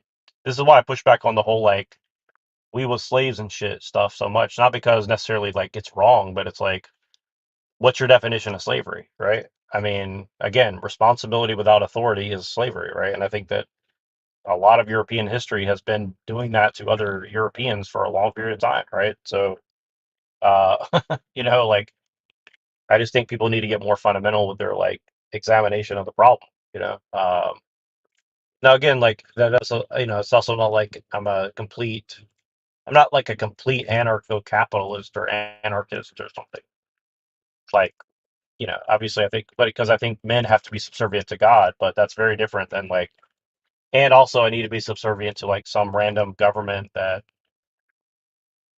you know, is basically controlled by the means of production and the means of technology, right? So I don't know. That's a very complicated thought, but that's kind of what I'm trying to get across, I guess. It's very hard to motivate oneself to work when your taxes and all of that go to illegitimate states like Israel and bolstering the surveillance state and stuff. It doesn't seem like it's very hard to motivate oneself to work in the Well, yeah, exactly. And slavery. that's the thing is like, well, and I think that's very much on purpose. And again, like, I'm not blaming Indians or anything like this, but like there's like these documentaries and stuff, which is all propaganda, but it's exposing like this whole industry of like Indians, scamming the system on like student visas and H-1Bs and F-1s and getting fake jobs and getting welfare or whatever. And I don't really blame the people for doing what they got to do. I mean, I think Americans, it would behoove them to start scamming the system too. To be honest with you, I mean, if we don't really have opportunity, you might as well scam the system. To be honest with you, Yeah, I agree. Yeah, you know what I definitely. mean. So Yeah, I I know. Yeah, wish more white people took the page out of their book and just did it themselves rather than because then something would actually happen about it, and then they say, oh, we can't have this, and then something might actually happen at least. That because like I think corruption's bad, but I'm just saying like Well, if you're in a corrupt one system, thing they're morality goes out not, the door, right? So yeah, one thing they're not accounting for is like 10 people living in one apartment, or 8 people driving in one oh yeah, for in Toyota sure. Yep. Corolla. Oh Sitting on yeah, each no, other's lap. Where oh they're just yeah, transporting people in massive 100%. amounts, and and you can't really like no white people are gonna sit on each other's lap to go to work, right? So yeah, it's just not gonna Well, happen, yeah. right? That's a Well, I used problem to. too. I mean, I grew up with a big family. It's like we used to pile like 4 kids and 3 adults into like a station wagon or something, and like you know, half the people wearing seatbelts and the other half were not in this like death machine.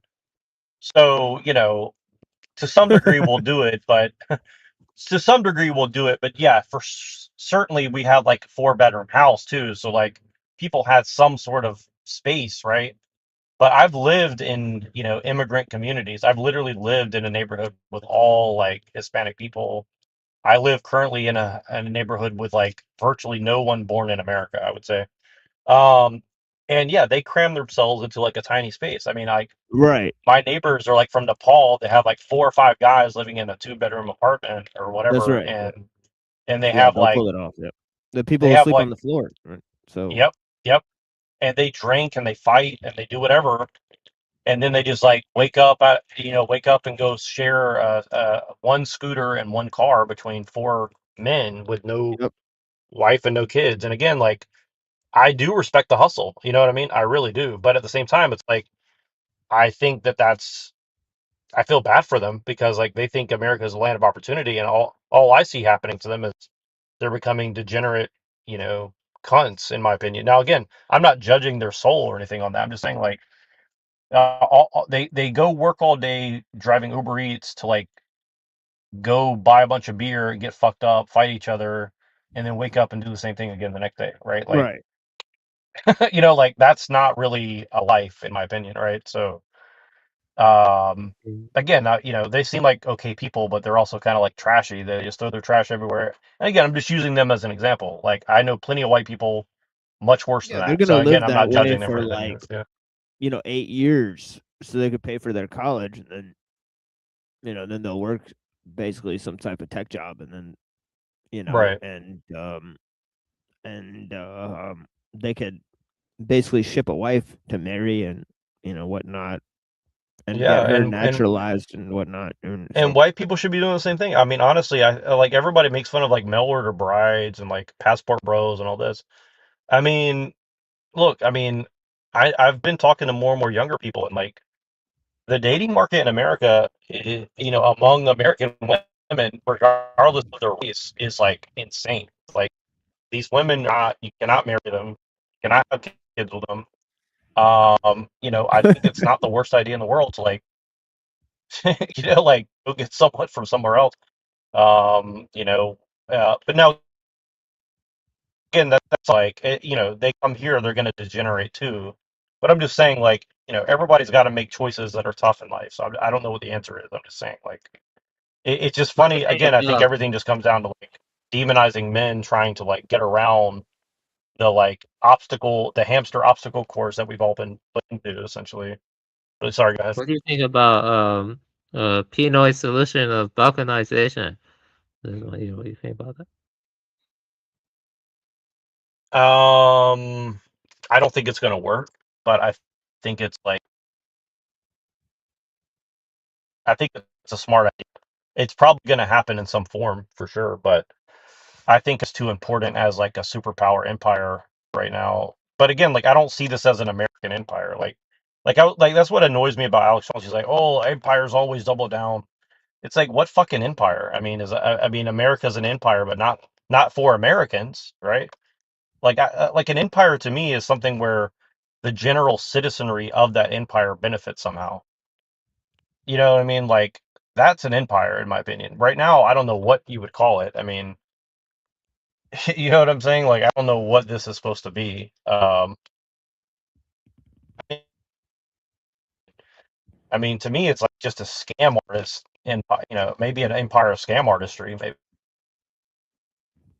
or something. Yeah, I don't think the what was I it don't called know. But again? just my definition of empire is something where yeah, it's like there's some sort of benefit for the people within the empire. I don't know. But yeah, it's like it's like how Rome had Judea inside of it, right? And it basically ran Judea, but now it's like Judea is outside of Rome and it runs Rome from the outside. Right? It's like fucking crazy. Also, well, the I'll be Romans, honest with you. the Romans, though, they had a very, I think, simple.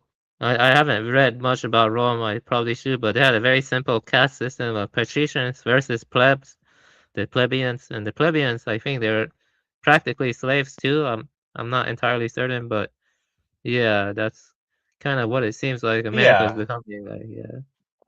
Yeah, for sure. I mean, I think there's truth to that. I mean, I think, and again, this is why, like, I'll never glorify Rome. I think Rome was like a bad example, in a lot of ways. I think maybe Greece could have been better in some ways, or Troy, or the Hittites, or something like that, or but there's some sort of weird stuff going on. But Babylonians might even be better. I don't know, or maybe the Persians are better. I don't know, but whatever Rome was about, I think maybe in the beginning it might have been one thing, but definitely by the time, like, I've been really trying to figure out what the Aeneids are about, right? For example, right? That's what I've been looking into the past 2 weeks. Like, what the fuck is the Aeneids trying to tell us, right? And I'd be very curious what you guys think about it. But very briefly, I will say this: like, I think that, I mean, my conspiracy theory is, like, I think that the Jews had taken over Rome by the time Jesus had come around, to some degree. Now, I'm not saying like they totally controlled it, but I think there's a good argument that you know, Rome might have been crypto Jew, it might have been crypto Jews or something. I don't know. I mean, what do you guys think about that? I mean, they had some dynasties that were not dynasties, though. They had some houses that were intermixing with the Jews. I think the Flavians, maybe one of them, and some other ones. They were intermixing with powerful Jews, and you see it to this day where there are like powerful Jews and they're mixing with the aristocracies of Europe and elsewhere and stuff. So I think that has been going on for like a couple thousand years. So I think you're onto something there. Yeah, Christopher John Bjorknes and I don't know some other people. Not just him. They also argue that the aristocratic Western families were mixing with Jews and stuff. So yeah, that's probably true. Actually, I think that stuff probably was happening in Iran or Persia also. They probably Jews intermixing with royals. Yeah. And so it's not a very good thing. And just to be clear, like, crypto Jew, like, I think paganism is essentially like a form of Judaism in my personal opinion. Like, I think paganism is essentially No, that doesn't make sense. not that different than Judaism. I don't agree with that. Though. That I do Well, not agree with. I think the Phoenicians had their own I think the Phoenicians had their own pantheon, did they not? I think the Canaanites had their own pantheon, did they not? I mean, I don't think they it's really were that pagans. different, you know. Yeah, the Jews were pagans. That's for sure. When did they become, part of, the religion, right? Well, it definitely wasn't at the time of Abraham, right? And basically in the Bible it says that Abraham gave birth to two, sort of Semitic races, right? And then I think like the word Semitic may come from Shem, might be like Shemites or something, right? From the descendants of Noah or something like that. So they're distinguished from white people because white people are part of a different group, right? Or something like that. Yeah, exactly. Yeah, and that's what I think the whole Edom and Rome, like I think Edom, Rome, all these terms are basically pejoratives against, you know, Indo-European people. But I think that there was rebels amongst the like pagan Jews, and that would be the monotheist, right? And then the monotheists were getting persecuted by these people, and I mean that's what the story of Jesus is kind of out, to be honest with you. That he was monotheist and he had these like pagan weirdos, who kind of took over Judea, and he's telling them like, dude, you guys got to stop doing. And they're like, no. Yeah, because it says in the Bible that after Moses, like they basically reverted to the Canaanite religion. So I don't know. So maybe there was a sect of them that did that, right? Right. That's definitely like kind of where I fall in the thing. Now again, I'm not saying I'm 100% correct, but I think that they're like, if you read into like a lot of the occult, that's kind of where I'm leaning towards at the moment, based on like everything that I've seen. Like it seems that there's this kind of conflation of like, I mean, I think there's a lot of Jews right now who are not monotheists. Or, because I think the Kabbalah kind of explicitly says that in a sense, like where they're like, I don't know the right term to say it, but it's like the Kabbalah kind of says like, well, the God that we know is like kind of like an avatar of the real actual God that you can't understand, and it's divine and feminine, and they just basically complexifying it into this term where you're basically coming back around to Hinduism or something. So Yeah, I don't agree because I'm reading the Pentateuch, which is basically the Torah, and the Jews, whenever they feel threatened, they call the people Amalek, their Amalek or whatever, and then they pray to their God or give offerings to their God, votive offerings, stuff like that, or whatever. And there are a lot of monotheistic Jews that are pro-Israel, and they do feel like they have a divine right to that land or whatever, and they feel like God is on their side when they go against the Muslims or even the Christians, stuff like that. So well, You see Maybe, but I like think that like you can't ignore the Zohar and the Talmud yeah, that and the too, yeah. Kabbalah. Like as like any Jew who accepts the Talmud, the Kabbalah, and the Zohar, I mean, are they really a monotheist? I don't know. I mean, in my opinion, I That's don't the think thing that's is like possible. But you know, they actually, you know, there's a lot of different opinions about it.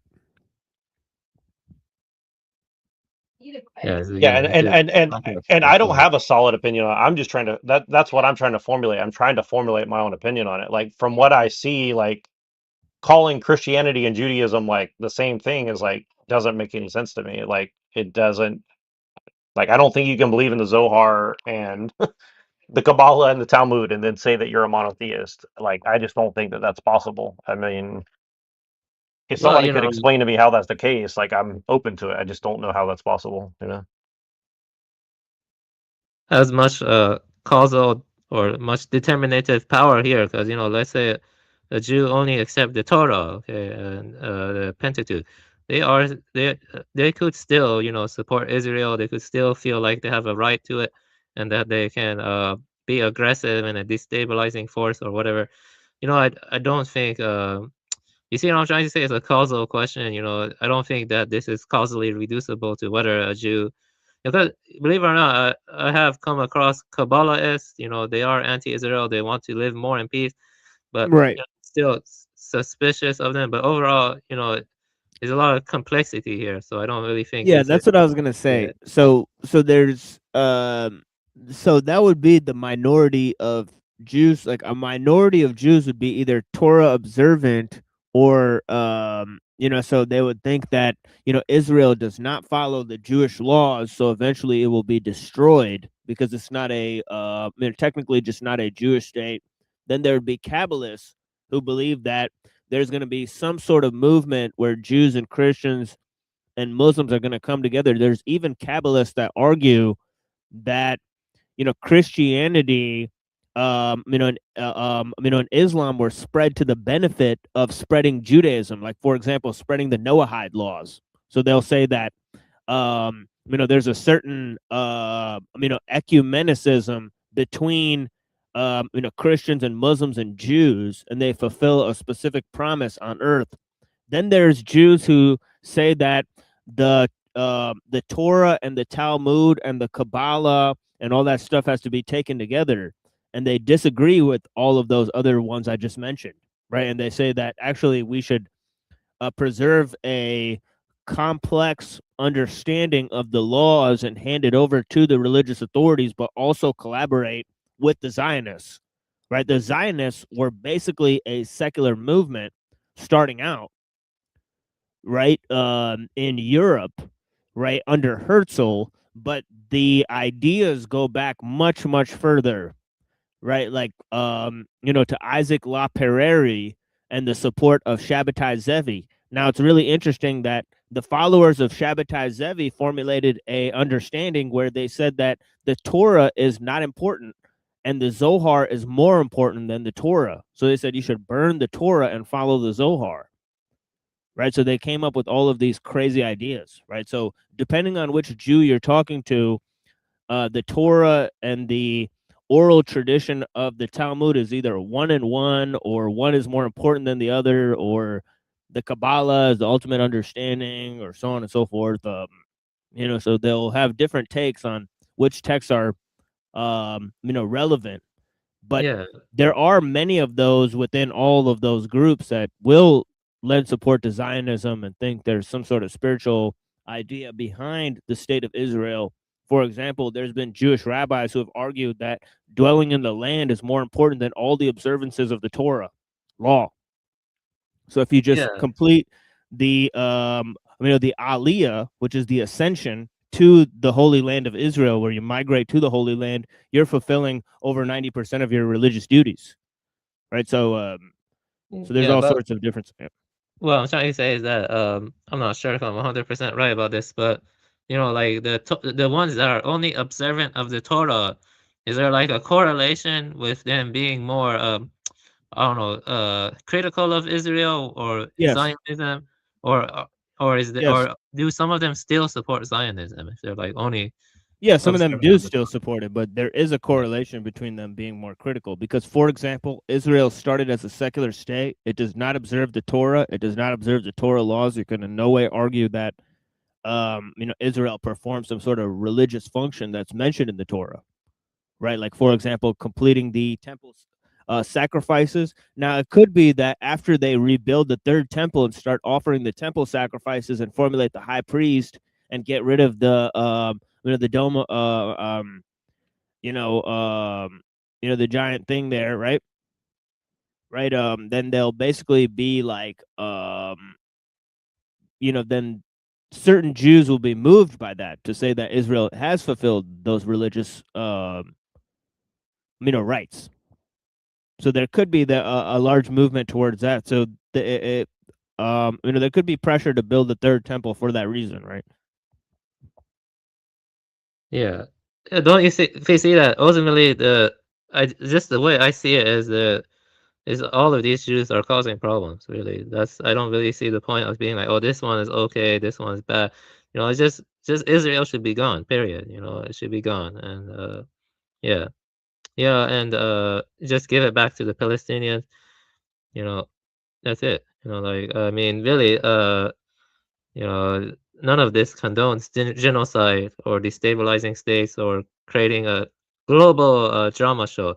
So this is why I am anti-Semitic, ultimately, because I see these people as wretched, any way you look at it. Yeah. But it could be said that maybe if the Arab world was not so divided, they had something to unify them, that all of those Arab countries, millions and millions of people, could somehow get together and pool their resources.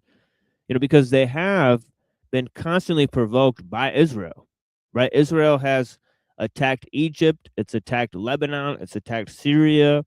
It's caused sort of all sorts of political upheavals in Jordan, right? The whole area, right, of the Temple Mount and all that type of stuff. It used to be basically called Transjordan, right? And it was a joint, relationship between Jordan and Israel, and then it's taken over, right, and all that type of stuff. So there's all sorts of history that people don't know about, where Israel has constantly provoked the Arabs, right, not just the Palestinians, right.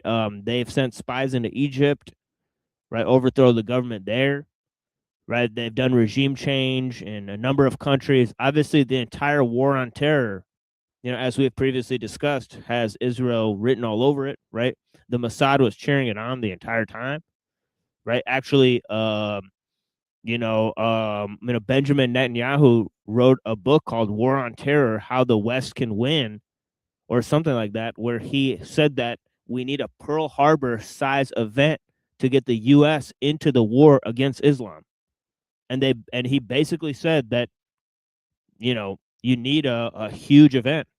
And a lot of people point to his, idea in that book as a premonition for the September 11 attacks, because they eventually were forced to go into the war with several, Arab and Muslim countries. But Yeah, the whole about entire the impetus.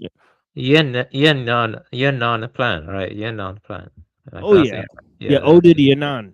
Yeah, Yeah. Oded Yanan. Yeah, it's kind of like the Greater Israel, but it's more expansive, right? So it's a plan for Eretz Israel, right? Because they say that those two lines, right, the blue lines on the Israeli, flag, right, they actually represent the Nile and the Euphrates, right? Because between the Nile and the Euphrates, which is between Egypt and Iraq, that's where they had the ancient land of Eretz Israel, right? So that's actually shown on a Likud flag, right? The original Likud party, right? That was under Menachem Begum, right? It had a flag, right, which depicted Eretz Israel, right, which is exactly the region that I'm referring to. It's a huge, expansive region, right, claiming that Israel has a right to all of the land, meaning that they have a right to all of the places where they were captured as slaves. Like, for example, they were captured as slaves in Egypt, they were captured as slaves in Babylonia, and they have a right to Egypt and Babylonia as a result. and You know, everything I'm in gonna be between. honest with you. If Iran had nukes, which I would prefer, I would promote nuking Israel. Yeah. At this point, I'm getting really tired and fed up with Israel, and I'm fed up with the people who are muddying the waters. Oh, Iran is working with Israel, or Jews are Persians. Look at the Ixtalarks. No, motherfuckers, we're fucking against Israel. Iranians are dying. You know, I really hate them. You know, and I hope one day the Iranians no longer distinguish good from bad Jew, and they decorate Cyrus's tomb. That's what I hope. I hope his tomb is decorated, and I leave that to your imagination to imagine what I mean when I say his tomb is decorated. Because I'm really tired of the Jew. You know, Decorated. I'm What do you really mean, tired of Cyrus it. decorated?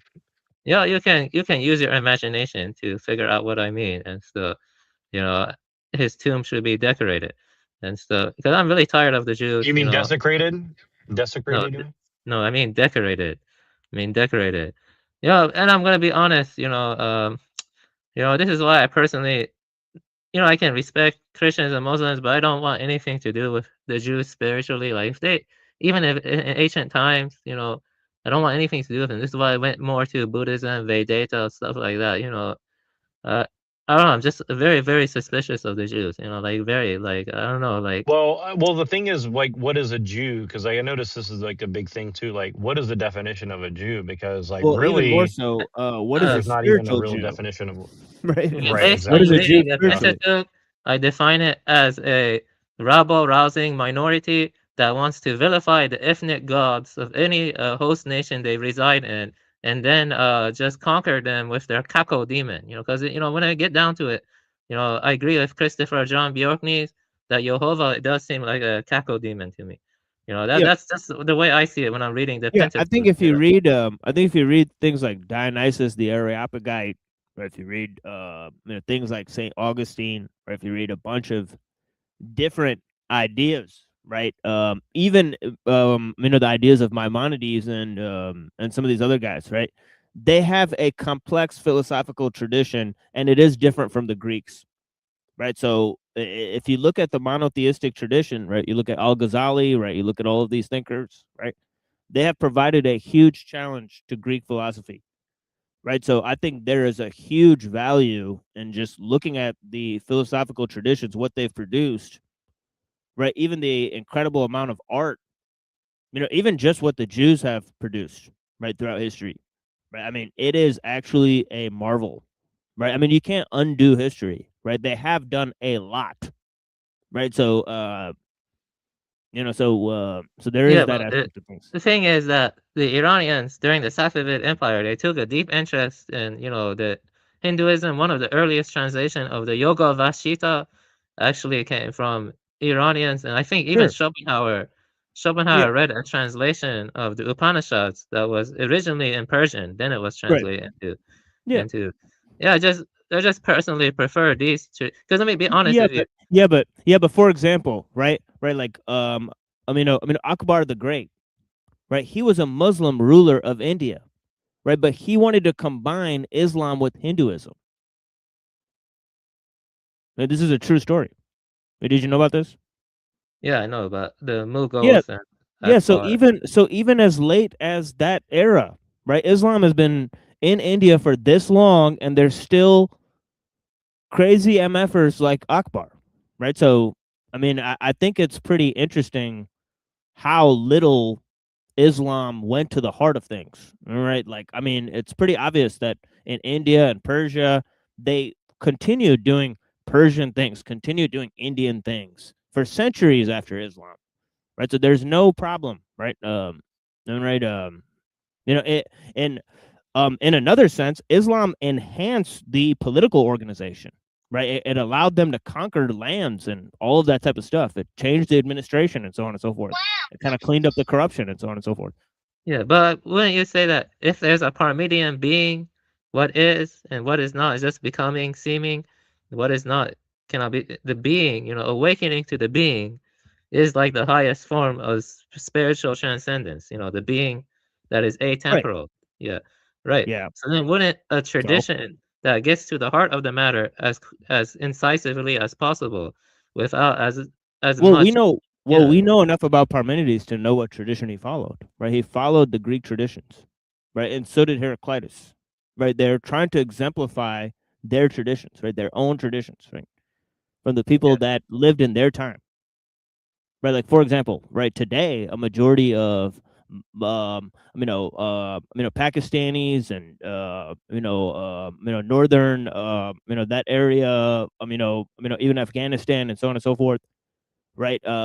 They'd be Muslim. Same thing in Iran, right? So Yeah, I know, but I would prefer, you know, if it weren't for these attacks, I would prefer for Iran to de-Islamify personally, though, but not in the way that make it vulnerable to Israeli well, I think it expansion. would inevitably make it vulnerable because Yeah, any project, that's true. project for de-Islamification would lead to a majority of you'd open the floodgates for the liberals and the secularists, and they'd basically take over, right? Well, Because and you're that's kind basically of what saying, I'm. Yeah, and sorry to interrupt you, but that's kind of what I'm been trying to get at with a lot of the stuff is like, look, 'cause, like you can hate Christianity or Islam all day long, but it's like, um, you know, well, the case in do point, you think? Yeah, go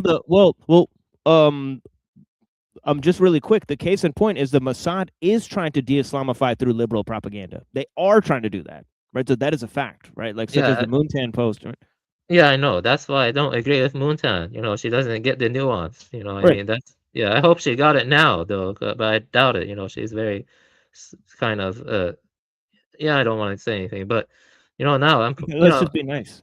Yeah, let's be nice. I'm not a Muslim, just Yeah, it's because cool. I was against Iran being invaded and what's happening right now. I was never a Muslim. I want people to understand that. Just because Yeah. I'm defending the IR, Yeah, sure. Yeah, sure. Yeah, you're entitled to your beliefs, but mainly because we live in this country, right? See, this is the problem, right? Right, exactly. Well, and here's the other thing is like, look, I mean, um, like let's take the Iranian libertinism that happened throughout some period of time that Giorgiani always promotes, right? Like, even if It's some not trustworthy, man. He's no, I a know. I'm just fed. saying, but listen, but would you say that like Iranians or Iranians have had like a libertine bent to them throughout history off and on, or yes or no? It's relative Like compared to like orgies and compared No, I to feel like they've been culturally pretty much highly advanced for a number of centuries. Oh, I would thank you. think until basically the 1800s, the Iran was probably the most advanced culture on earth, most likely. Yeah, Qajars ruined it. Qajars. So. Yeah. Actually, I would say it. Yeah, was but you have Mongols. Rumi, Rumi is literally in the 1500s. So it's Well, he's crazy. technically Afghan. You see the Tajiks and Iranians, Yeah. they speak the same language. They are a bit different, but they are united by a common, if no cultural angle. The reason why there were more Iranian scientists than Arabs is because there were more Iranians. You know what I'm saying? Yeah, but I don't think you can say that for all of the Naqshbandis. Right? I think some of the Naqshbandis were Iranians. Right? I don't know, Mansour Halaj, was he Tajik as well? Yeah, but those guys are Iranian too. Though. Iranian refers to different groups. Kurdish people, the Tajiks, Persians or Gilaki people. All of those people are Iranian. They're all Iranian. Yeah, it says here. European. Yeah, it says here on the life early years of Mansour Halaj. Right, it says that he was actually his grandfather was a Zoroastrian magus. That's pretty interesting, right? Yeah, I'm just, yeah, let me see what I was going to say. Kind of lost my train of thought. But yeah, it's a mess now, basically. My point is that my point is this really quick. So look, I mean, do you think that the average Iranian person today could handle de-Islamification and maintain a culture of having kids and stable families and all that, in the current situation of a No. global economy and all that? Right, exactly. No, So no. look, and here's the thing is this is why I always say is look, look at what's happened to Christianity and look at what they're doing to Islam currently. Or they're like Machine is saying, they're trying to techno-liberalize everything in the world. Like every belief system has to be techno-liberal. And what does that entail? That means women have to be quote unquote educated for 25 fucking years, and then maybe they'll get around to having a kid when they're 30 if they're lucky, right? I mean, you cannot have a society that Yeah, runs that way. That's just yeah, it's impossible, right? Yeah, I basically agree Like with you on suicidal. that. Yeah, I but yeah, agree. it's by definition it's going to destroy any people. Like you just can't do that. And again, does that mean the women shouldn't be educated in some sense? No, of course not. But what I'm saying is that the way that they're trying to impose that on everyone, it's literally a death sentence for any culture and any people. Like there's no way that that can be sustained unless the goal is to go to like 10% of the population of today. Like that's the only way that can work. That's the only way that like if unless the goal is to depopulate 90% of the people over the next 100 years, that's and look, I'm not saying that like that's a totally bad idea, but the way it's being imposed is wrong, right? Like if people choose that organically or something, like that would be one thing, but it's not. People are not choosing that, right? Like it's being imposed upon them, right? And so what I'm saying is like, you know, again, this is why Christianity and Islam, in my opinion, like you can't just try to get rid of them, because if you do that, people are just gonna like. I mean, look at what people in America are turning into. They're turning into like NPC robot. Yeah, no. Let me tell you Well, this. well, I Actually, I think agree with you I, halfway. well, I think Halfway. the Jews, the atheists, and the Catholics, they have a huge alliance, right? Just like they promote the same world like view. You know, they promote the scientific worldview and they promote techno-liberalism. They've basically succumbed to that.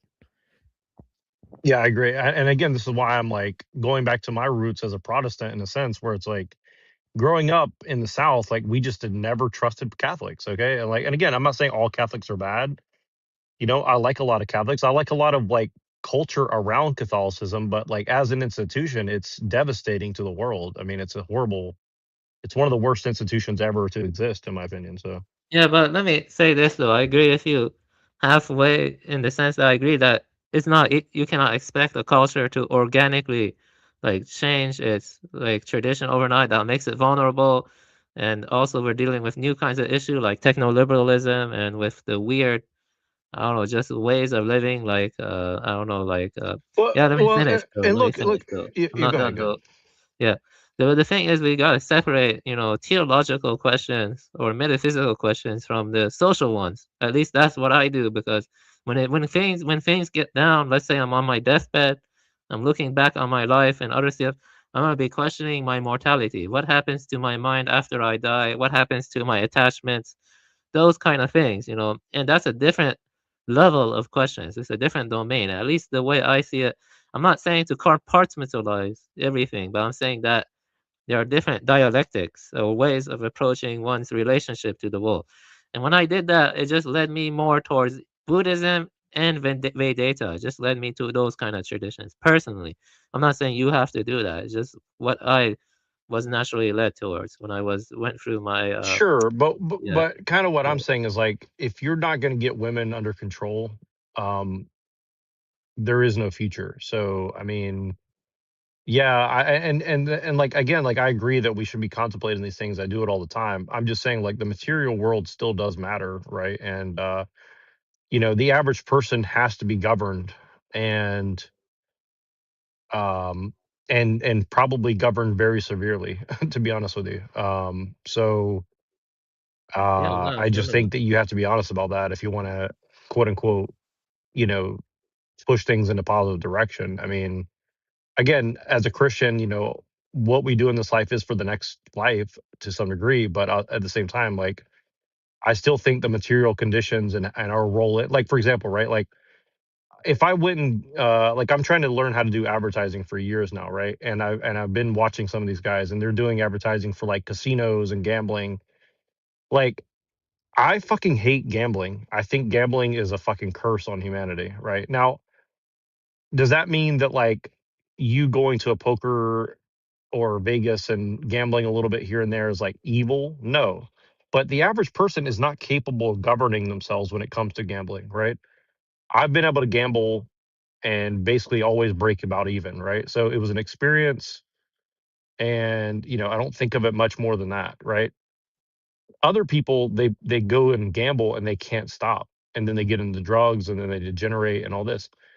You know, maybe eventually that makes them grow as a person, but as a society, it destroys your society, right? So I would never want to participate in something that promotes gambling because it is literally trying to take advantage of people's weakness for your own benefit. And I think that's just evil, in my opinion, right? Yeah, I So, agree. The gambling is not good. you know, so I'm just Not using that good. as an example to now extrapolate that out into like everything else, right? Like, look, if it's kind of like an Islam thing. Like with Islam, like, look, if one man has 4 wives, it's way better than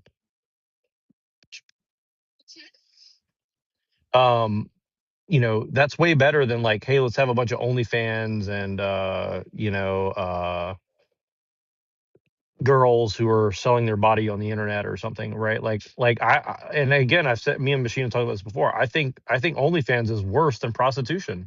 You know, I truly do. I think prostitution is better than OnlyFans. I think OnlyFans is Yeah, one of the I agree worst with that. I agree with possible that. things that have ever happened to humanity Yeah, same with because it Tinder just and all that crap. yeah, it just Yeah. disconnects people from any sort of human experience. I think that you know what I mean? Like it's devastating, you know, on so many levels I can't even describe. And so again, you know, it's like if I have to choose between like Sharia law and like OnlyFans, like again, like honestly, you know, I'm not saying that people like myself or you couldn't benefit from the way things are. I think there's a lot of opportunities to benefit from the way things are. I think the value of like being a good man has gone up exponentially because of OnlyFans.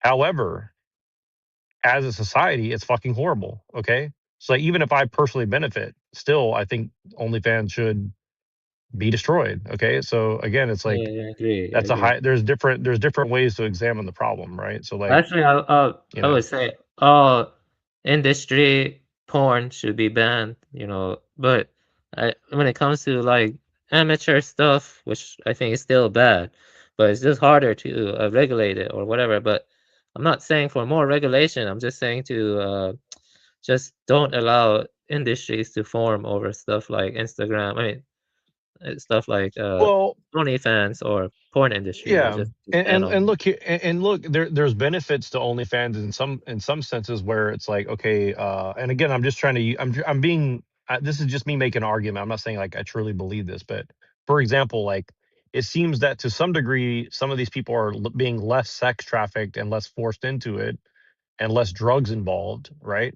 That's a positive side of it, at least seemingly. I don't know if that's the full case or not, but maybe you can make an argument like that. But again, on a societal level, when you have a high percentage of women thinking that this is a career that has no consequences on your soul or society, I think that's just not true, you know?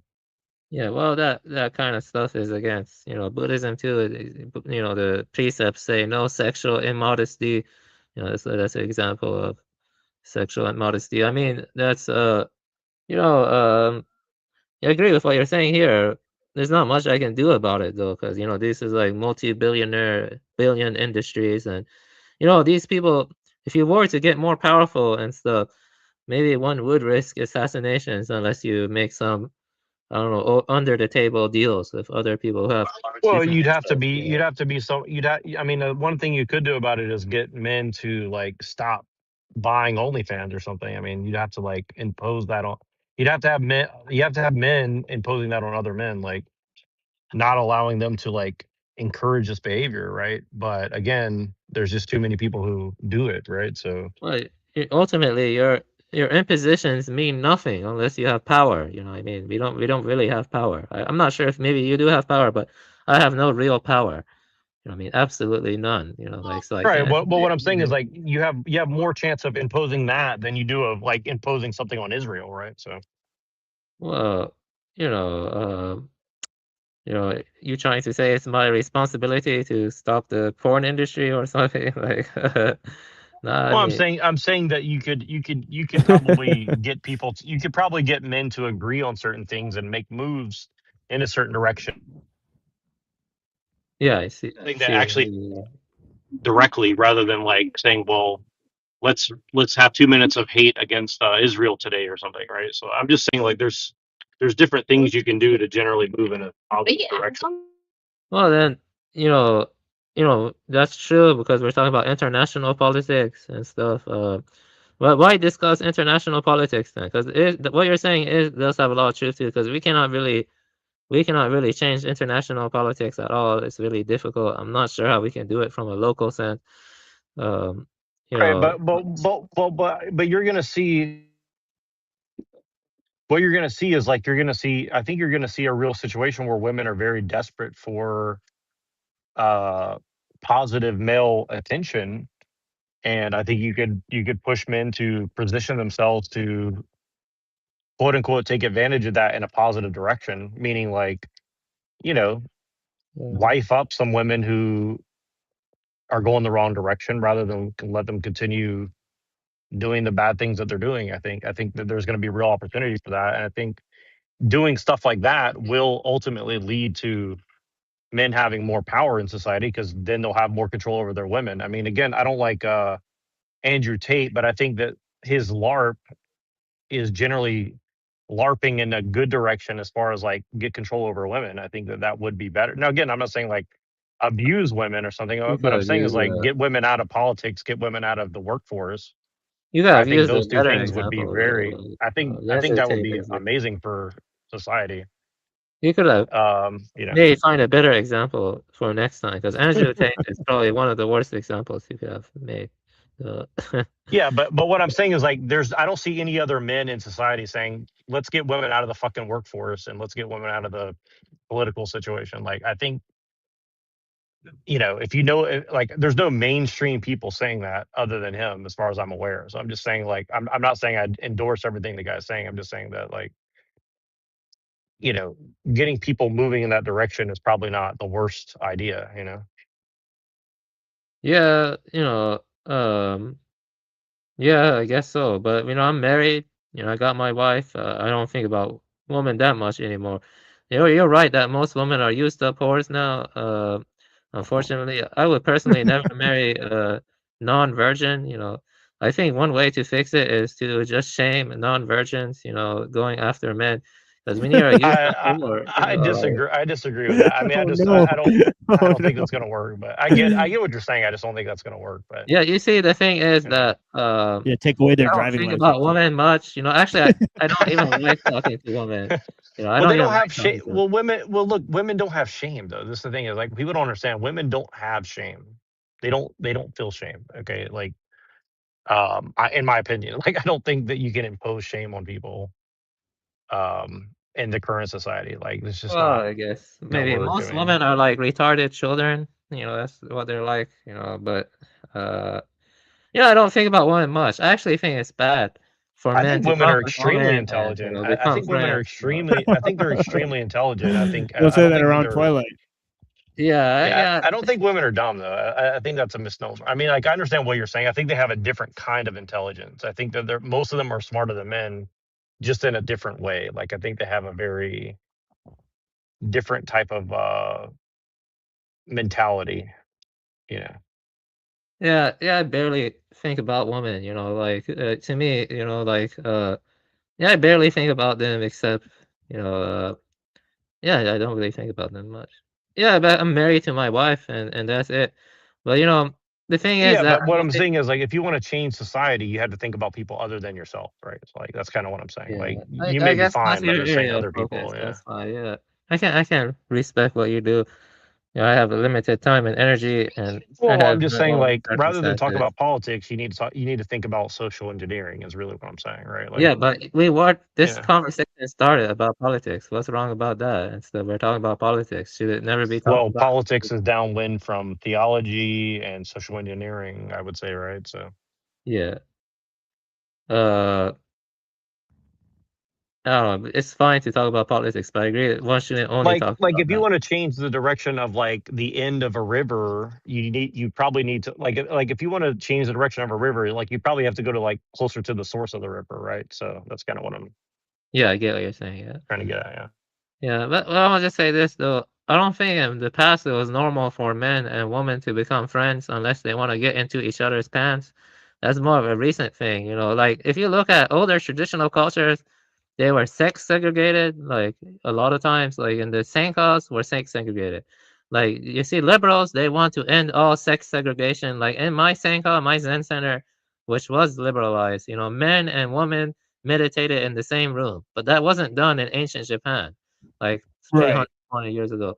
You know, I don't like that. I think men who befriend women, I don't know. I don't know. It's just weird. You know, like you know, I think it only makes sense for men to become friends. You know, like woman, you know, it's like really like you know, you're just like claiming property. You're like going. You're like it's just about getting into each other's pants. You know what I mean? It's not like about like deep I Yeah. mean, comradeship. Whatever. to some degree, I would say yes, but here's the other side of it is like, I think that because the way things have been, I think a lot of women have realized that really kind of what you're saying is true. And so women are desperate for real connection. And a lot of women are simply incapable of it. And I think similarly, a lot of men are incapable of it. And so it's pushed us into a weird weird situation where in general, yes, I agree, but also like in the desperation, like because the the value of human connection has gone up so high, like people have adapted to some degree to like have male and female relation friendships.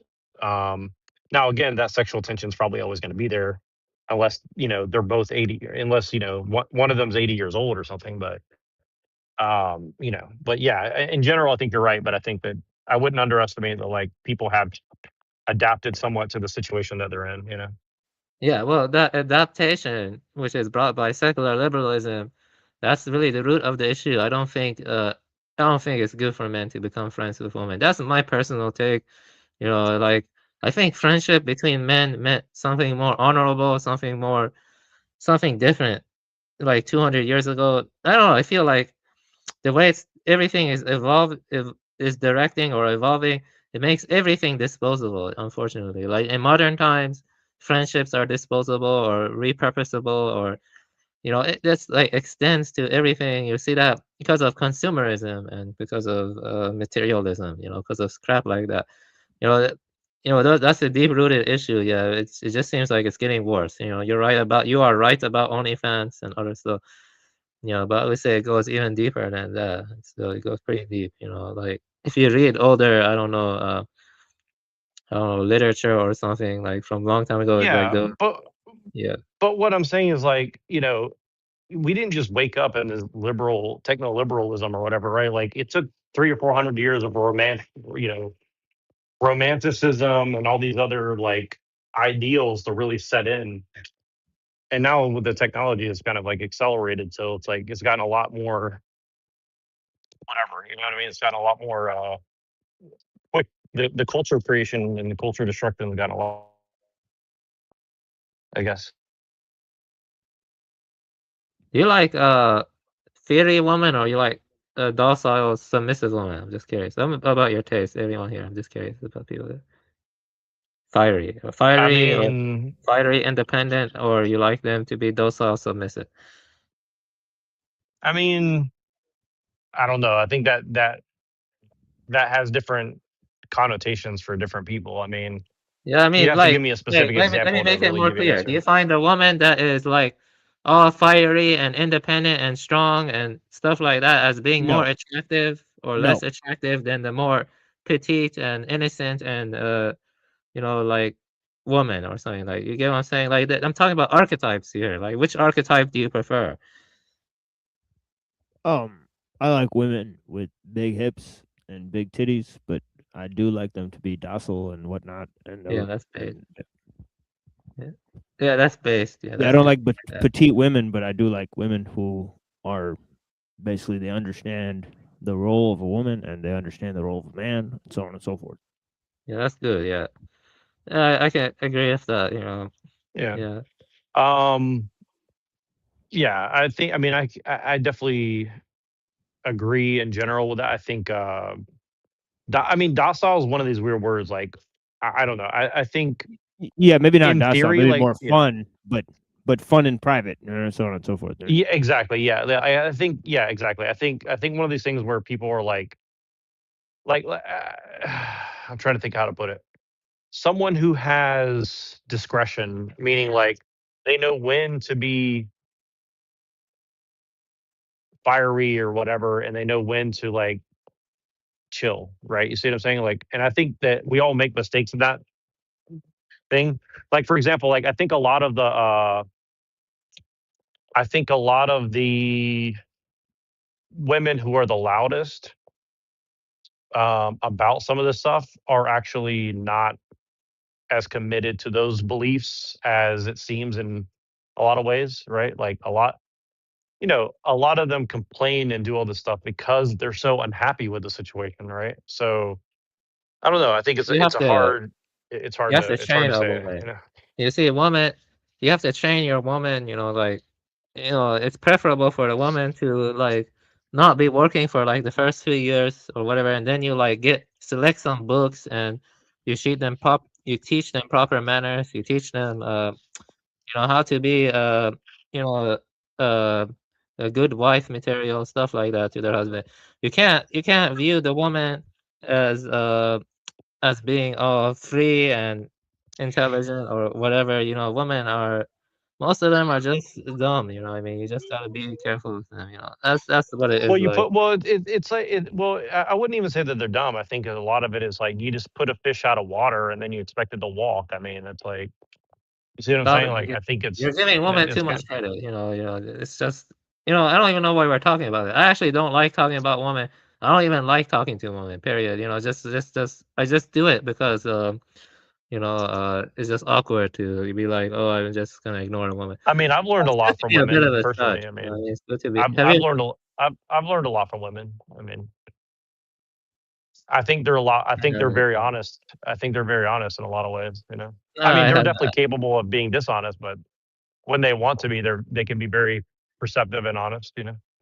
No, I've never really felt that way. I just yeah, just just about no, I've never really felt that way. No.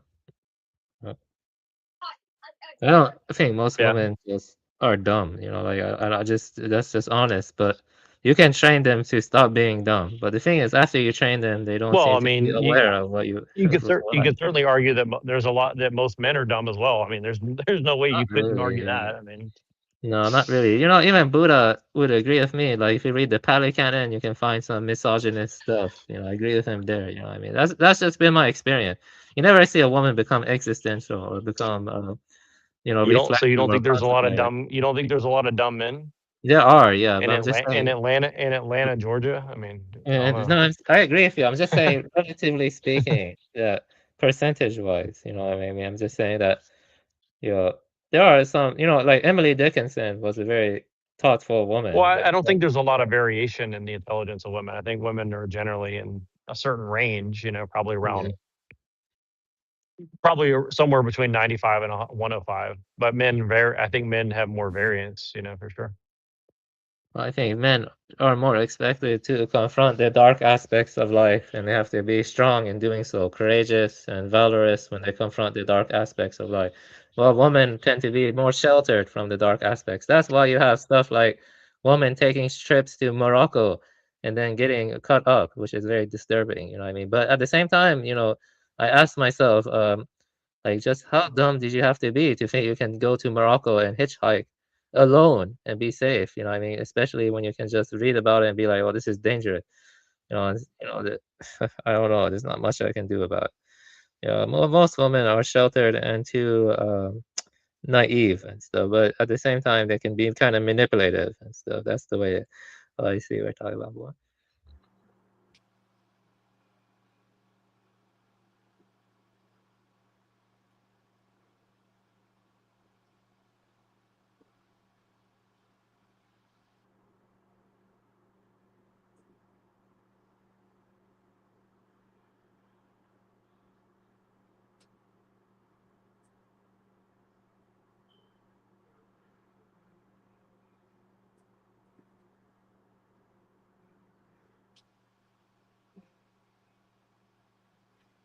Is he talking? I cannot hear it.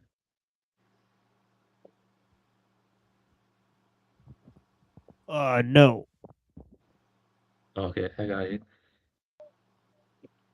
Oh, sorry, I had myself muted. No, I said I don't know that I can do much about women. Women hitchhiking in Morocco. I mean, people who focus on feminism so much, I don't really enjoy talking to them overall. Like, it's just, I don't know. Like, it's not one of my area of Twilight focuses. talking, by the way? Sorry, No, I I just don't think realized so. that. I don't Okay, if think you so. Twilight, try to let us know. Let us know if you can't be heard if you're talking or something.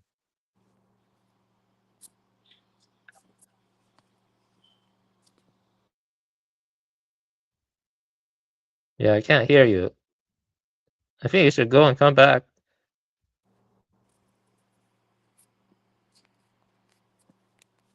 Yeah, I cannot hear you. I mean, it's my side. I don't know. I cannot hear I couldn't hear him either if he was talking. you. So. Yeah, But yeah, Machine, what do you think? I mean, I don't know that I have a lot to add to this. I mean, I'm just yeah. saying, like, generally speaking, like, if Yeah. you can't get control of women, like, don't expect society to move in a positive direction. Again, I'm not saying that, like, that means that, like, all men should have direct control over women. I'm saying, like, generally speaking, good men have to have some sort of control over, like, family situations, like, like, yeah. I just think without that, you're not going to get any. All these other things are just not going to be possible, I would say. Yo. Yeah, definitely. Yeah, I didn't realize Twilight was here. Yo, Yeah, what's good, man? Well, it's too late. There's nothing that can be done. So, for the past 6 weeks, we're talking about the latest, the developments, the updates, and so forth. But honestly, I'm like, guys, we just got to go into the mountains. It's time. It's time to go into the nuclear bunker.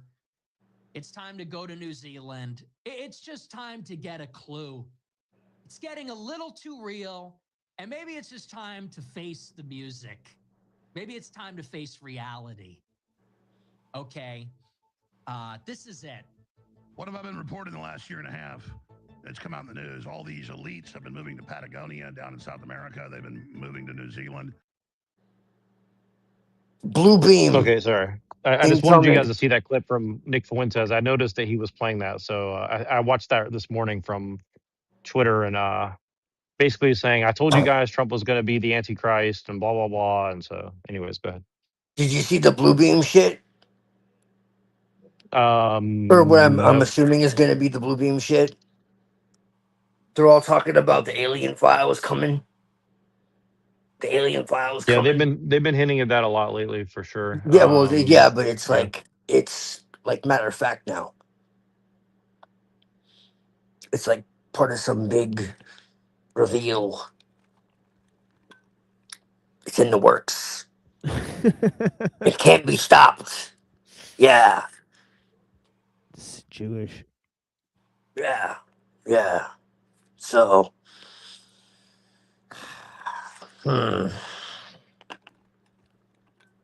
here, prepare yourself.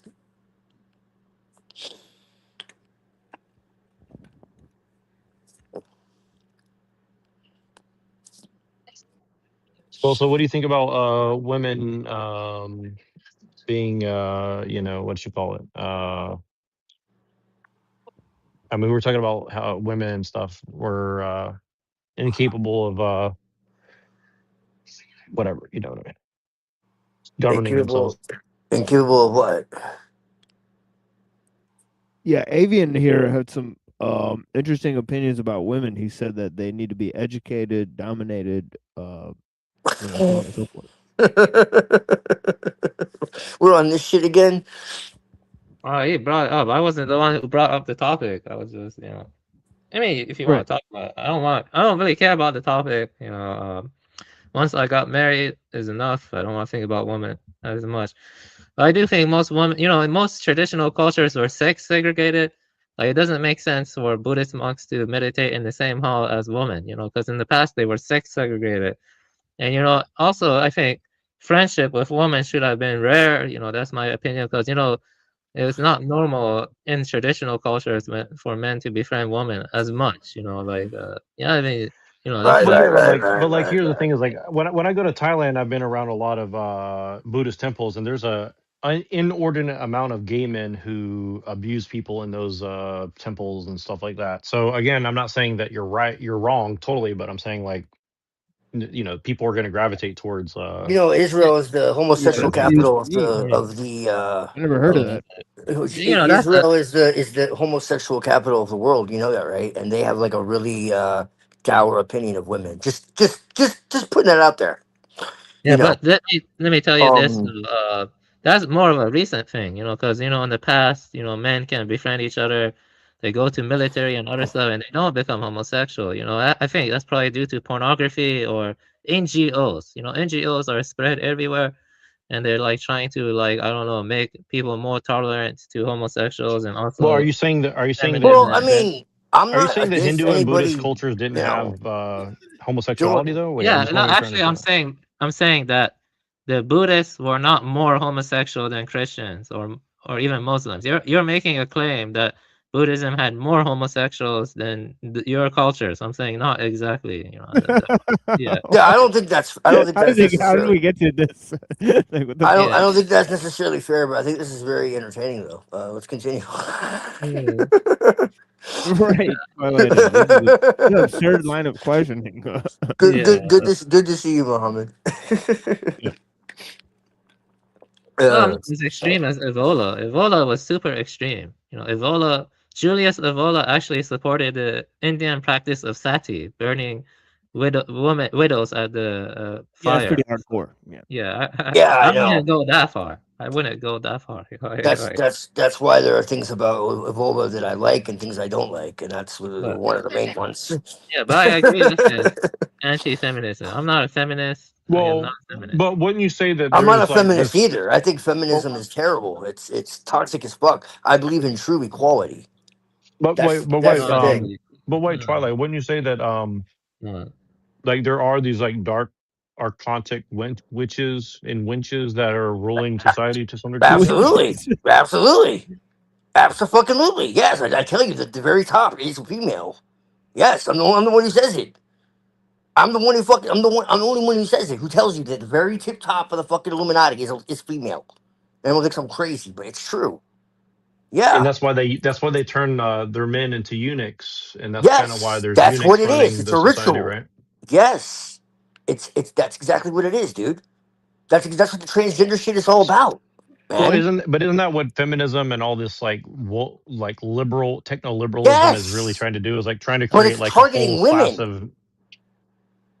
Well, I It's said earlier that targeting. it's really about targeting men, trying to disempower men so they become eunuchs. But yeah, No, it's it like okay. Well, it's both. It's both, but it takes women away from their natural fucking like role. Because I do believe women have roles. Okay, so I'm not a fucking feminist. Okay, I don't believe they should have like all the role like to just do whatever they want in that sense. In some ways, yes, but in some ways, no. Okay, we have certain strengths and weaknesses, you know, and I think we should fucking go with that. You know, nature gave us certain propensities, and we should follow that. You know, equality does not mean the same. You know, people make that mistake. Well, women can do the same thing. No, get the fuck out of here. Women shouldn't go to war. Okay, like their nervous system can't handle it. well, That's that's just a why they fact, changed the word right? equality Okay. to equity to confuse people. Yeah, But yeah, yeah. Well, that's bullshit. All right, like no, the majority of women can't fucking do what men do. All right, like that's just how it is, man. Like, so no, I don't believe in all that bullshit. I just think that there's nothing wrong with women having fucking the ability to make up their own mind as long as it's not like you know well, without some kind of same with structure. men, I right? believe Like I believe that women are chaotic, okay, and so like they need to have some kind of structure. But like but isn't I that what think they that think if they about have that, Edom? huh? So sorry to interrupt you, but isn't that kind of what they think about Edom? And they said that like Lilith was is like represents Edom women, like Goyim women, and so like that's why she's evil or something like that. Yeah, Yeah, well, she wanted equality. That's the thing. Lilith didn't want to be above anybody. Lilith didn't want to dominate anybody. Lilith wanted equality. That's it. That's it. So does that imply equality of the sexes? Yes. No, you know, True equality, though. Not like I say it's equality, but really it's superiority. Because the Shekinah, what's the difference between Shekinah and sorry to interrupt you, Avian. Go ahead, but I just want to I'm going to forget yeah, between but Shekinah I and feel like Lilith. Yeah. you're changing the definition of equality, or it's an issue of semantics. Because I do agree with you that all sentient beings have Buddha nature and they're all equal in that regard. But you know, when it comes to political organization, you know, like most ancient cultures, I think it's better to have men in charge of the top political organization.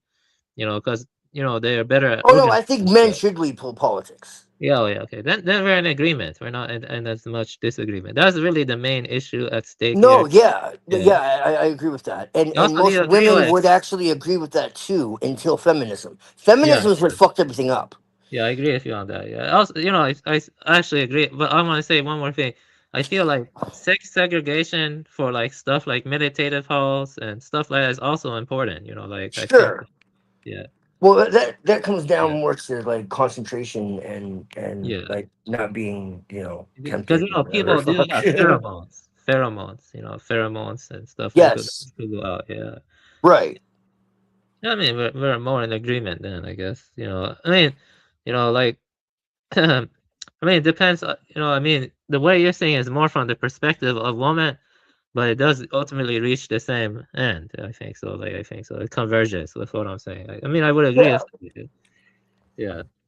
I mean, Well, that's see, the main bigger problems. Yeah. ancient pagan societies held women in high regard. You know, like that's just a fact. It was always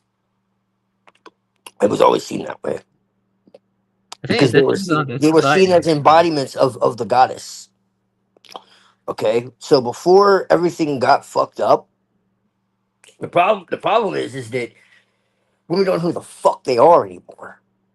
That's the issue. Okay, they've all been hypnotized by the mainstream and shit. Okay, by all the propaganda, and they don't want to actually do what it is they're on the earth to do. That's the issue. Okay, so but I mean, men too. That's the thing, and that's why I'm fair with them because we're fucked up too. We've lost our way too. And so that's really what it comes down to. Yeah, but I would say that depends on the society because you know the Kalash people who are very ancient Indo-Aryan, they still have retained a very ancient Aryan belief where when women are on their periods, they are kind of sequestered or uh, you know, put in an area apart from men and stuff because they thought the evil spirit was infecting them during the time of menstrual cycle or periods or whatever and stuff. Yeah, Yeah, that's interesting. It depends on the society, the pagan society. Actually, Northwest Europeans, the pagan ones, they did hold women in high regard, though. That's true. But yes, the Minoans, though, the Minoans, they actually were matriarchal. But the Northwest Europeans, they were patriarchal, but they treated women well. But the Minoans, though, in the south of Europe, they were more matriarchal, and they actually had a more like the goddess was more central to them, I think, yes. at least from what I read. I The mean, there's a lot Druids, of the history. Egyptians, the Minoans, all them held the goddess and the woman in high regard. I don't know about the Persians. The Persians had a more male-oriented society, though, from my experience, from what I've read and stuff. But they I'm weren't talking about like further back in time. like how much back in time, like how back? Well, I mean, we argue about this, but you talk about the Scythians going back, 3, 4, 500 BC. I say they're going 3, 4,000 BC. You know, um, so that's what I'm talking about. Like The steppes, you before, know. The before, steppes. yeah, Yeah, yeah, those guys were male-dominated. Those guys were patriarchal as hell, though. Those guys were constantly on their chariots and they were, like constantly fighting with each other. They, stuff like Indra comes from them. Indra from the Yeah. Veda. They weren't called Scythians at that time, but Scythians did descend from them. Like I said multiple times, you had like Santashta, you had Sirobenia or something, you had corded ware culture, stuff like that. Those were the Aryans. Initially they were close to Northwest Europeans in Mytini. phenotype and stuff like that. Mytini. Yeah, but I think that it's Mytini, been kind of essentially. like we've been kind of given a one-sided story too, though. Like I think they weren't as warlike as we're told. I'm not saying they didn't have war, of course, but I don't think it was so much like that they're invading everybody and all this shit. Like I don't buy this. Like it, like the whole idea of like the India story. Like it's kind of flat, really. Like if you look into it, it looks more like a migration than an invasion. Like it. So we could talk about that another time. But you have like the Mytini and all that as well. Like there's a lot. Um, they traveled all over the damn place. Yeah, it's true. That is true. Yeah. Yeah. Yeah. But some cultures they influence more than others, because that's why Indians and Iranians speak an Indo-European language, Afghans too. Whereas the Yeah. Levantines they speak a Semitic language, that's what it gets down to. Is it? Yeah, Punjabi is Indo-Aryan too, Indo-European, Punjabi, Indo-European. So, stuff like Hebrew is not Indo-European, it's just No. what. Yeah. Yeah, but those people initially, before their migrations, they were closer to Northwest Europeans. Like I did say that, that's what the genetic evidence shows. So I stick close to Right. that. Yeah.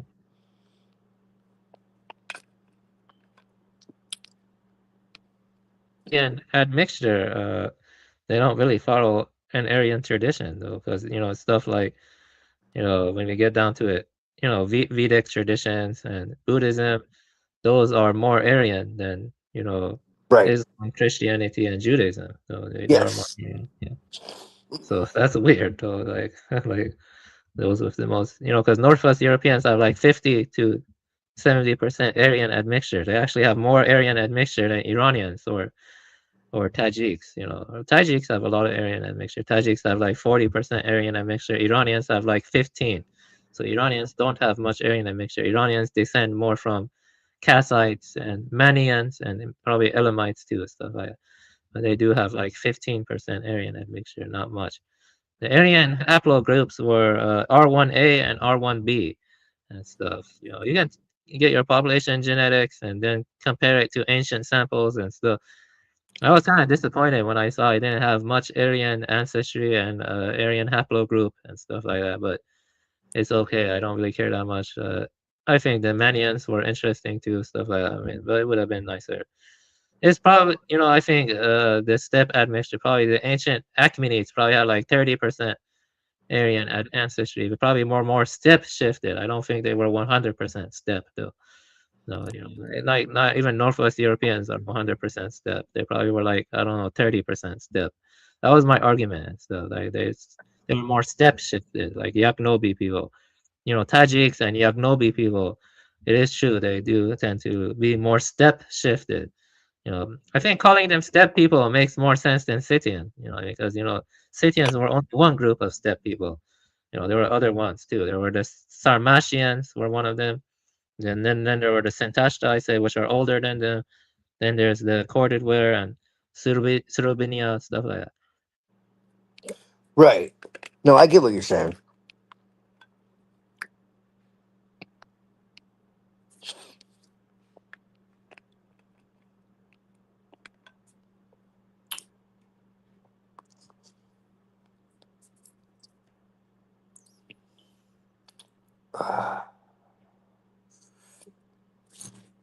Yeah, the ancient Armenians, they had a culture that was highly influential, but no one ever talks about them anymore. That's very true.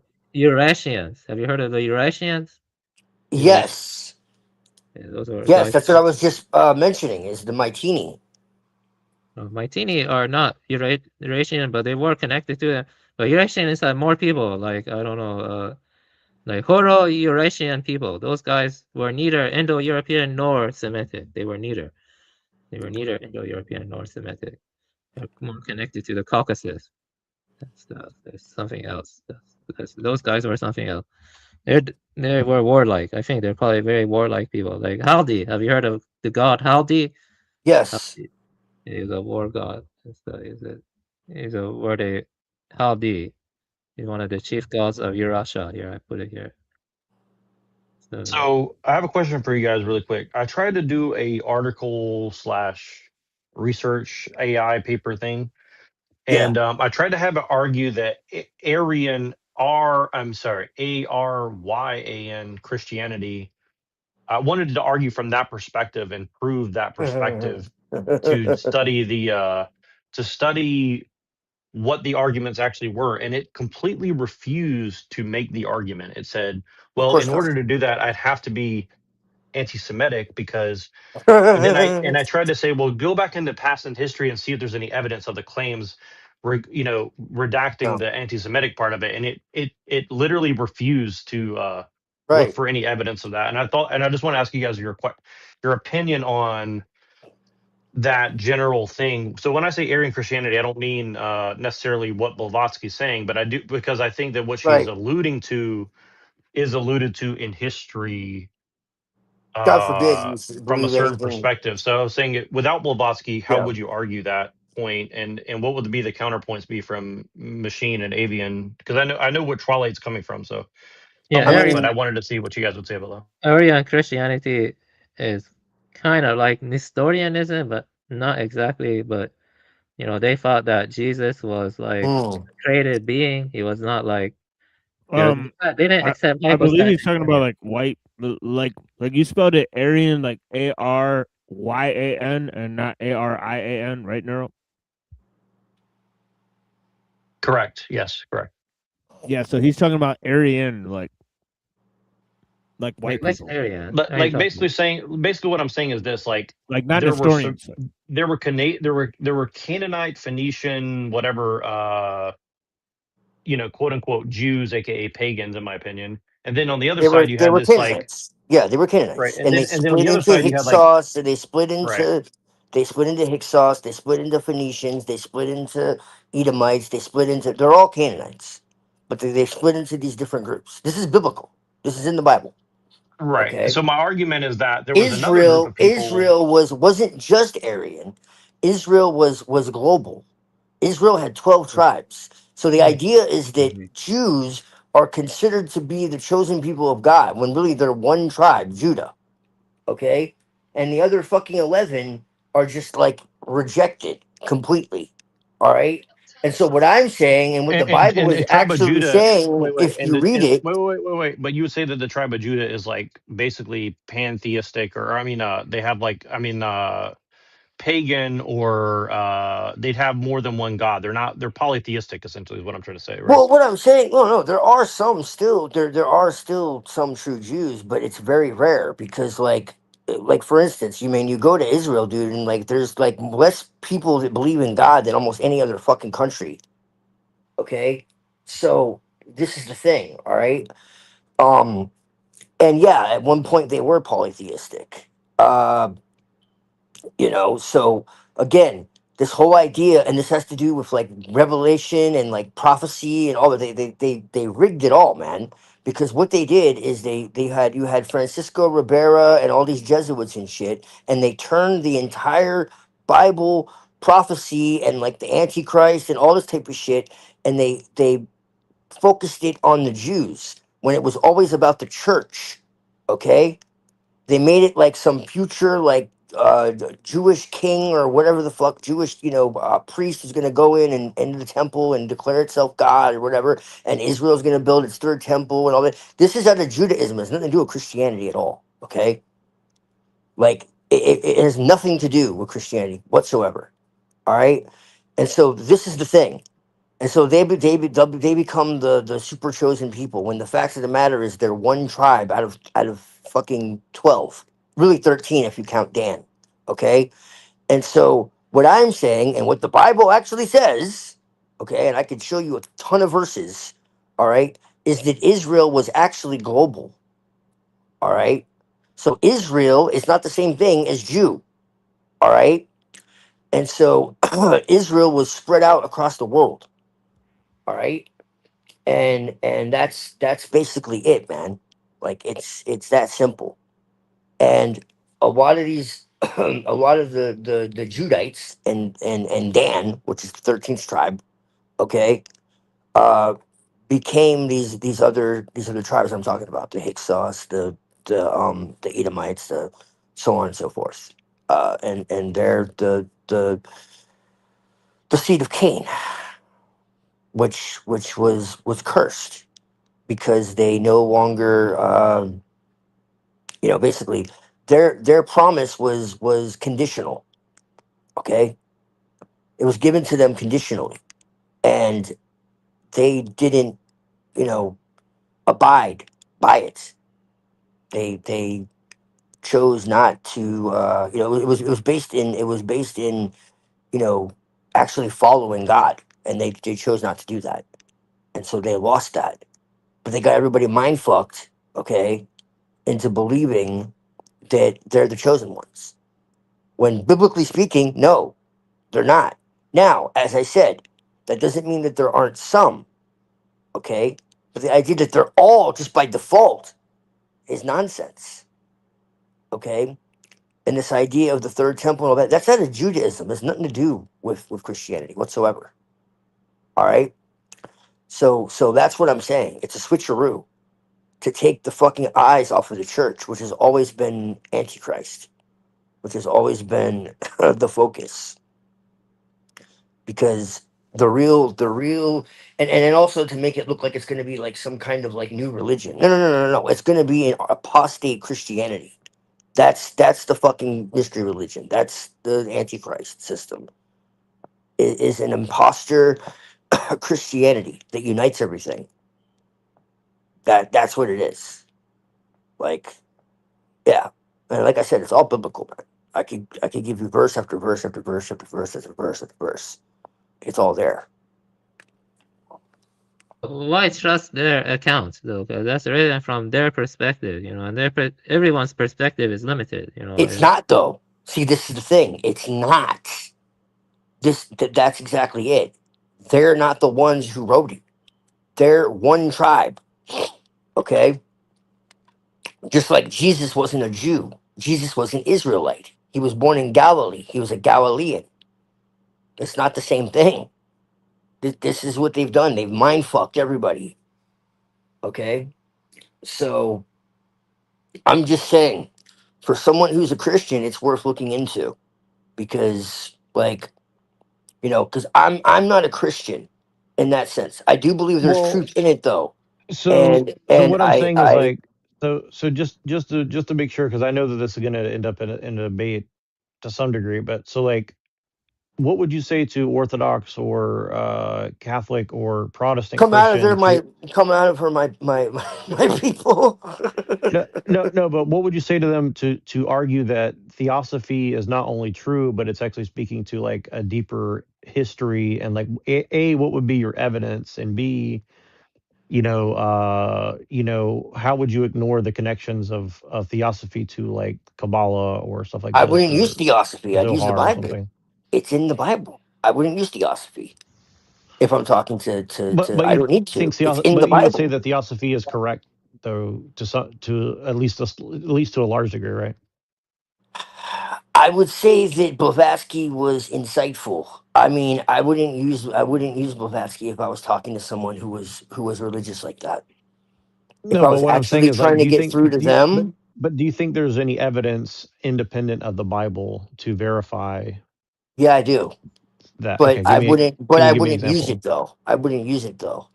Yeah, but like, I mean, like, just looking at like the Aeneads or Greek or Roman history Yeah, or Near Eastern, like, stuff, right. whatever, the Hittites, stuff like that. Like, where would you start to like make the argument that Jesus was part of the sect that was not Canaanite, essentially? But he was Galilean, man. It's in the Bible. Like I said, he's from Galilee. Galilee is not part of Judah. Like, It's that simple.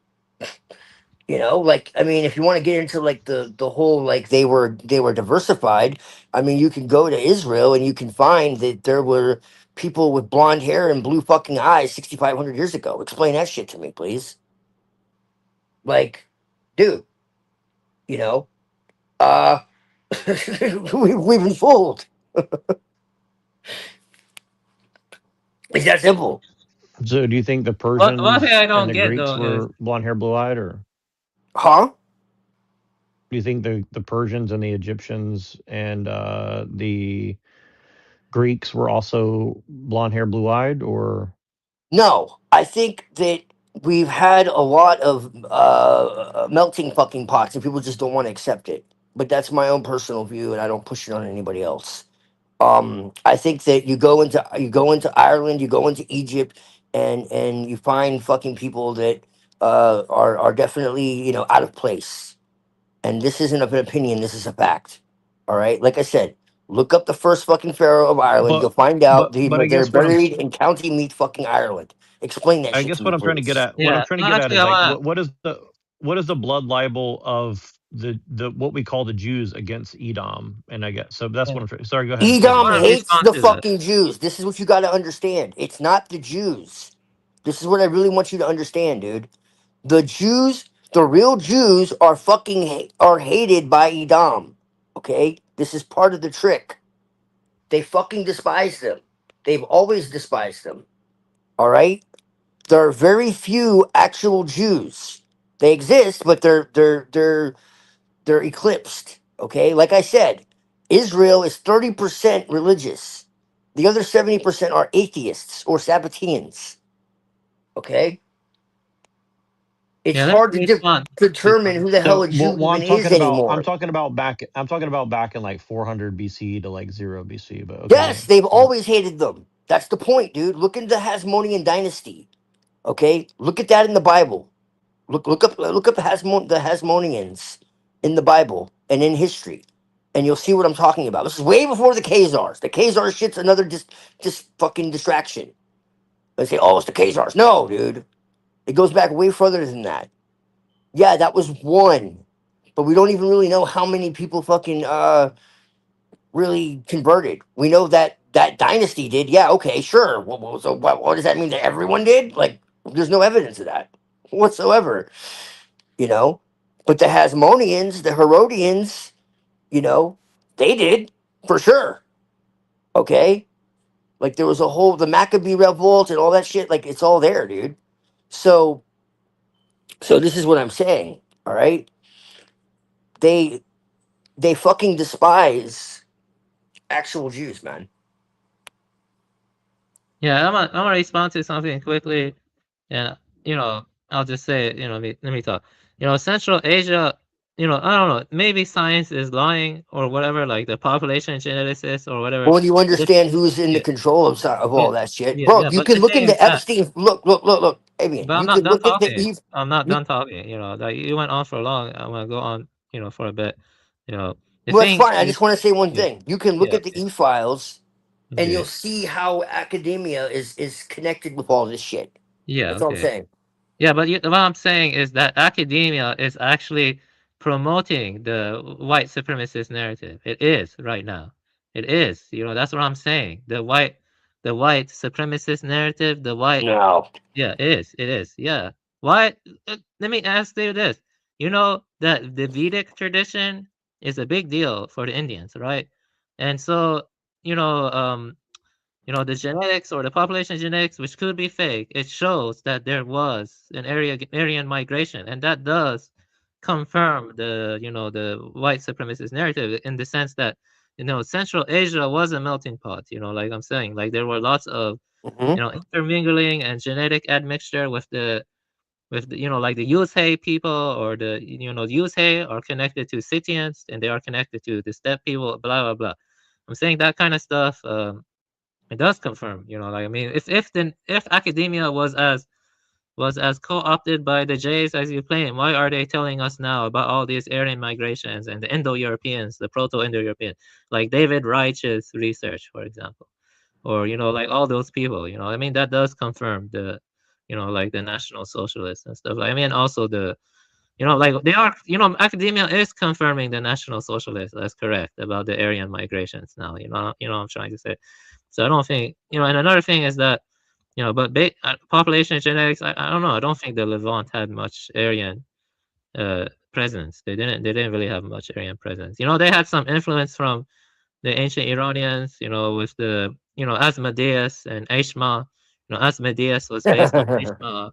And the Yes. Qumran caves, they had a kind of bridge to the afterlife, and some of the stuff in Qumran bridge does kind of Mm-hmm. resemble some Zoroastrian stuff. But yeah, but the point I'm trying to make is that one cannot just pick and choose what to believe that confirms the biases. That's called confirmation bias. If we're gonna stick to the science or whatever, then we should be more cautious of the claims we make, because it's easy to overextend one's claims. You know what I mean? Because at the end of the day, the ancient world was very diverse. It was very vastly diverse. There's a lot of different. Right. Well, I agree with that. I don't believe in any supremacy. I believe that the world is more of a fucking melting pot than anyone wants to believe. So I don't believe in any supremacy. I don't believe in any like unified bloodline or whatever the fuck. I don't believe any of that shit. It wasn't that much of a melting pot, you see, because that's globalist. Because if it was From what that much I've of a seen, it melting really pot, is. if it was that much of a melting pot, what's wrong with all the I don't know, refugees flooding Europe then? Because that's more of a melting pot. You know what I mean? You see what I'm saying? Because Like, they're not really refugees, man.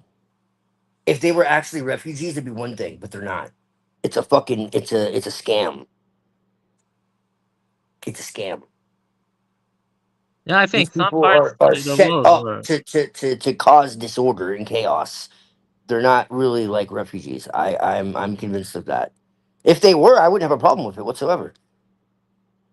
Oh wow, that's you know, yeah. I think some parts of the world were bigger melting pots than others. Other parts not as much, Yes. because there's no evidence. I don't think the Levant was as much of a melting Greece, pot. Egypt, like all Oh, those let's places, see. they were major melting That's pots, true. man.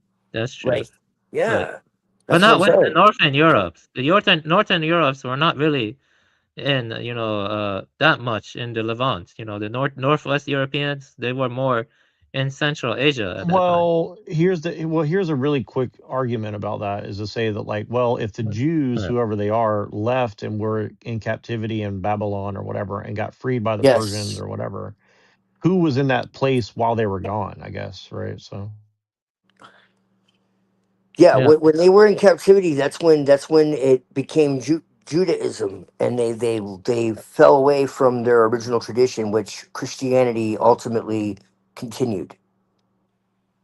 I have a book written by a rabbi that gets into this called "The Two Powers in Heaven," where it actually shows that there was this idea of a polarity of God that existed before. So this is why I say that Judaism is an AD religion. It's a restructuring after the captivity. So this idea that Judaism is ancient is bullshit.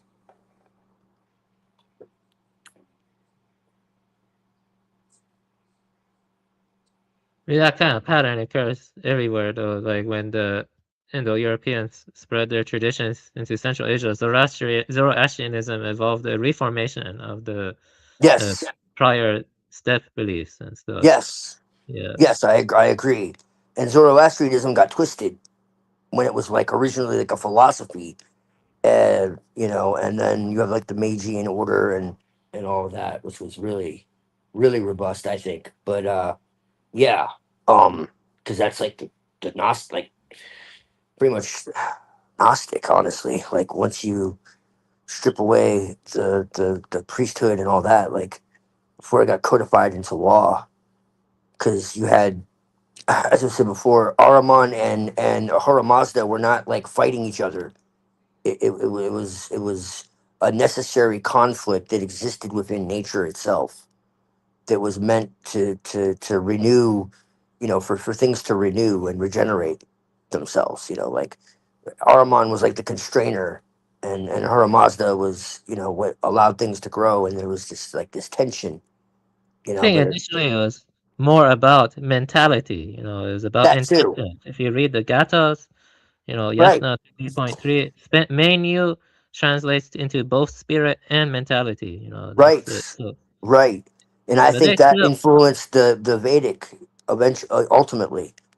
You know, so there's a lot of like back and forth with that. yeah. One thing Some I people don't say get the is, Vedic is older, but I actually I'm not convinced of that.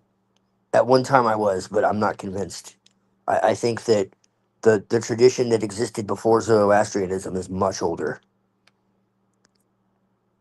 one thing I don't get though is, um, you are you were initially talking about calorically plan, correct? And you know, Yeah. we see lots of evidence. When they So, openly talk about it, they openly but now talk, you and say this is what the I'm talking about. This is exact. That's I'm glad you mentioned that yeah, because this yeah. is I'm exactly what I'm talking. talking about. Yeah, These I'm not people done are not. talking. They're not like organic migrations or refugees or whatever the fuck. This is set up. Yeah, I agree, but yeah, I'm saying that you're saying the whole world was a global melting pot. Not the And whole world, but a lot of places. yeah, a lot of places were. That's what I was saying. Yeah, Yeah. lots of places were, but not the whole world, though. Yeah, No, not the whole. yeah, No, yeah. no. Of course not. Yeah. No, I'm not saying that. Mm. Well, well, okay then. I guess so. But you say you were okay with melting pots, so you did Yeah, say no, I am when they're organic. no. I've Yeah. never had issue with anybody. Like, never, never. So it would be kind of hypocritical if I did. Well, technically, the Levant during the time of Christianity was a melting pot of like Greece and Egypt. That's Yeah. true, but not of the Aryan people, the steppe people, because there's no evidence of that. There weren't many steppe people in the Levant at that time. That's true, though. You know, like I've talked to a lot of people or read what they say, like like I don't know, like far right people, and they acknowledge that too. There's no evidence the Levant had much Aryan influence. So that's true.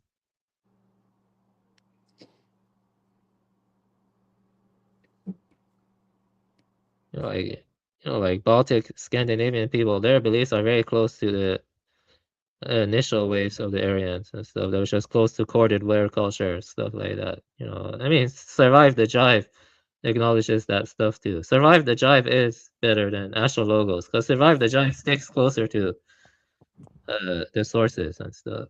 You know, I mean, when it comes to terms of scholarliness, so I would agree he's better, even though he's kind of can be kind of mean. At least he sticks close to the sources. At least the thing is, when one looks at the evidence and looks at reality, you gotta separate your emotions from pure objectivity and stuff. Yeah, that's what you gotta do. Yeah, another thing about giants and stuff I was thinking about it. I think that it is spiritually significant that that people were close to Northwest Europeans because when you read the early Vedas and the Upanishad, it says that Indra had blue eyes and he had golden skin and stuff in the sun. Yes. So, yeah, and so you know, saying that the Hinduism or Vendetta it had a tremendous influence from these white-looking people from the steppes. That a lot of Indians are against that. They claim it's a Right. fascination and blah blah blah, and then they become Indian nationalists. But unless there's a conspiracy from the scientific institutions, they're wrong. I mean, there were like white steppe people. Unless the scientists are lying. You see what I'm saying? So I disagree Hmm. with on that. I did some more thinking on it. It's kind of important that you know yeah yeah. So a lot of Indians are having identity crises too. But the difference between me is that I came from a scientific background, so I have some more trust in the scientific institutions. But at the same time, I do have some doubts occasionally. So I don't know. But in I think general, that's I think that's healthy. I think that's fair. I'm not saying everybody is lying. It's just that you have to be careful because some people are paid to, you know, push certain narratives and exclude others. Just like they want to make the Vikings, you know, totally different than what they really were. You know, Yeah, there were let's, no let's black not let's boxes. not forget that.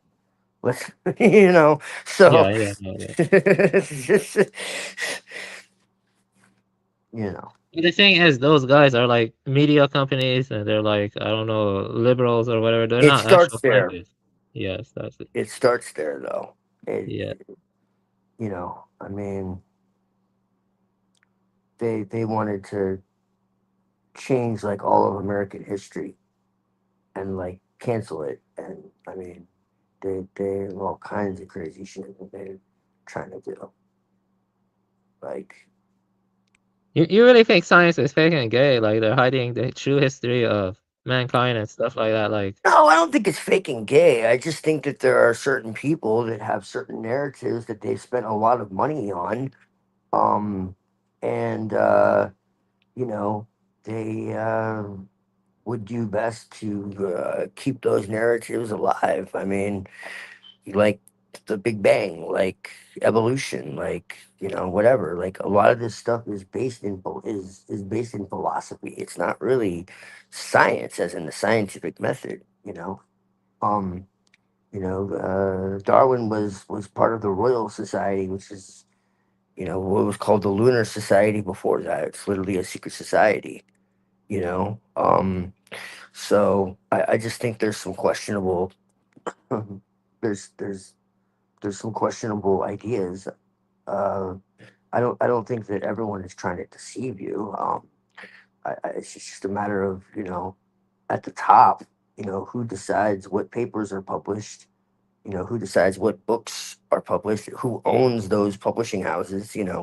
It's stuff like that. It's more subtle. yeah, I Uh, see what you say. But don't and you think? even more so, the biggest thing is what ideas are not allowed. You know, um, I think that's one of the biggest things. I just think it's a good idea to look into ideas that are more suppressed, and then not just be like, oh well, they're suppressed, so they must be true. But look, why are they suppressed? Look, that's what I would say. Uh, Yeah, because but don't you sometimes, think that when all narratives are suspect, like, because you can dig through any narrative and then, be like, oh, this comes from this institution or it comes from these scriptures or blah blah blah. These people have a vested right? interest in these narratives being true. So then, don't you think there's an issue with confirmation bias when picking and choosing narratives? You see what I'm trying to say? That's what It I'm can trying to be. get at. There can be. Yeah, Yeah. No, I agree. There can be. yeah, yeah. I see what you mean. There Yeah, I can be. guess this is my issue with the occult, generally speaking, because I feel like, with Parmenidean being, because TML talks a lot about Parmenides, which is atemporal. I think only awakening to your true spirit is the highest form of knowing. Your true spirit is like Right. pure awareness where Yes. yeah, like pure possibility. Because at the end of the day, we cannot know for certain what happened in the past. We have to like reconstruct it based on Right. what we're being fed, and that's always uh suspect. You can always I don't know deconstruct it in some way or form. I'm trying to say, but yeah, I Hmm. guess so. Yeah. Yeah. No. No. I agree. Yeah. We're ultimately guessing with almost everything in some way or another. For example, let me make a point. I don't know if Iran, like in a deeper level, I've looked into people's arguments. It is possible that Iran could be in on the whole thing. It's possible, but that doesn't mean that it's true, though. Like, or maybe Iran there's, wouldn't be on it though. See, that's the thing. yeah, It's not I don't know. Iran that would be in on it. It would be the secret societies that fucking control all this shit. You know what I Yeah. mean? Just like it's not America. Like it's not America. America's not doing this shit because these people because they're doing things that are catastrophic to themselves. So it's like, well, why would they do that? Well, they wouldn't on the surface. But when you understand that these people they're not loyal to any country, any religion, any, you know what I'm saying? Like That's what it comes down to. You're talking about Jesuits. These people are chameleons. They're not loyal to anything or anyone, and so that's really what you're talking about. Yeah, but what I'm getting at is deeper, like you see, ultimately I have to read some stuff, I get like news outlets or even non-mainstream sources. If the synarchy or the Jesuits or whatever, they have like that much power, they're gonna be working They to do. suppress the truth, to suppress the truth. So then when I read something, how can I know for myself whether it's true or false? Because I have to go off on a gut instinct, or intuition, basically, ultimately. But I feel like intuition can be unreliable a lot of times, unless it's like a philosophical intuition. Like, that's different, like a more philosophical intuition that maybe more Parmenian or something like that. That's different. But when I look at history and what's happening in mankind, it feels truly chaotic. It's really hard to piece together Mhm. what's really going on. I'm trying to say, especially with mankind's past. I don't know what's true about mankind's past. Like that's what I feel like. That's why I like Buddhism more than. I'm not trying to bash anyone here, but then like Abrahamic traditions. Abrahamic traditions rely on revelation, and the revelation is recorded, and that recording relies on trusting their account of events that transpired. You know what I mean? So the events transpired, and I'm trusting them about how they transpired. You see what I mean? Right. And then yeah. But the thing is, when it comes to Buddhism, only thing I have to trust is Is my own yourself. capacity, Right. my own capacity for No, I liberation. agree with you there. Yeah, my own capacity for liberation. You know, you know, I can respect what you say about Jesus, like the way you interpret him. I can respect it at least more than some other people I've talked to. But ultimately, I cannot place my trust in him. You see what I mean? Because Right. he's no, I only place trust in the capacity of my own mind or spirit or awakening to like the Parmenides being. You see what I mean? I think Parmenides being is better than Heraclitus is Heraclitus because being or the pure awareness, I do think that is atemporal. You see what I mean? So that's what I lean towards now. Right. Keep things very, very simple. You know what I mean? That's what I like to do. Very simple. Like you either awaken to the being or you don't. And I do think if you awaken to it, you can end rebirth or something. But I do think rebirth is occurring right now. Actually, it's like just a causal continuum, an experiential continuity. And I don't think that continuity ends when we die, though. But it's an assumption to think it ends. But I don't know. I'm getting kind of off on a tangent. But my point is that this is like postmodern, stuff we're getting into. Like I don't know. Yeah. I don't know. Yeah, you told me the mythologies record ancient events accurately. How can I know that for sure, though? Like, I think so. yeah, but I how think can I so. know? Like, how can I know? So, like I mean, like, how can I know? There's Like, so much it's ubiquitous. It's ubiquitous. And for the simple fact that they say all this shit isn't true, and then the more time goes by, the more stuff they find in mythology that is in fact true. And it's just like, okay, well, how many things that are mythologically, fiction, or do they have to discover before it's like, okay, maybe there's something to this? I actually think that our ancestors were not fucking stupid. I think they weren't just bored and didn't have TV. And I think that they were actually navigating and documenting what the hell it is they actually experienced. That's why. Because I think that this postmodern, like atheist idea that, our ancestors were just fucking stupid and just telling stories, I think is nonsense. I think if it was important enough for them to write down, that there was a reason. Now, I also believe that this shit's written in code, and they understood the code at the time, and we've kind of lost it. All right, but like you have what's like Troy, right? That was a myth. Darren Kuyu was a myth. They found it. Okay, like Dwarka is a myth. They found it.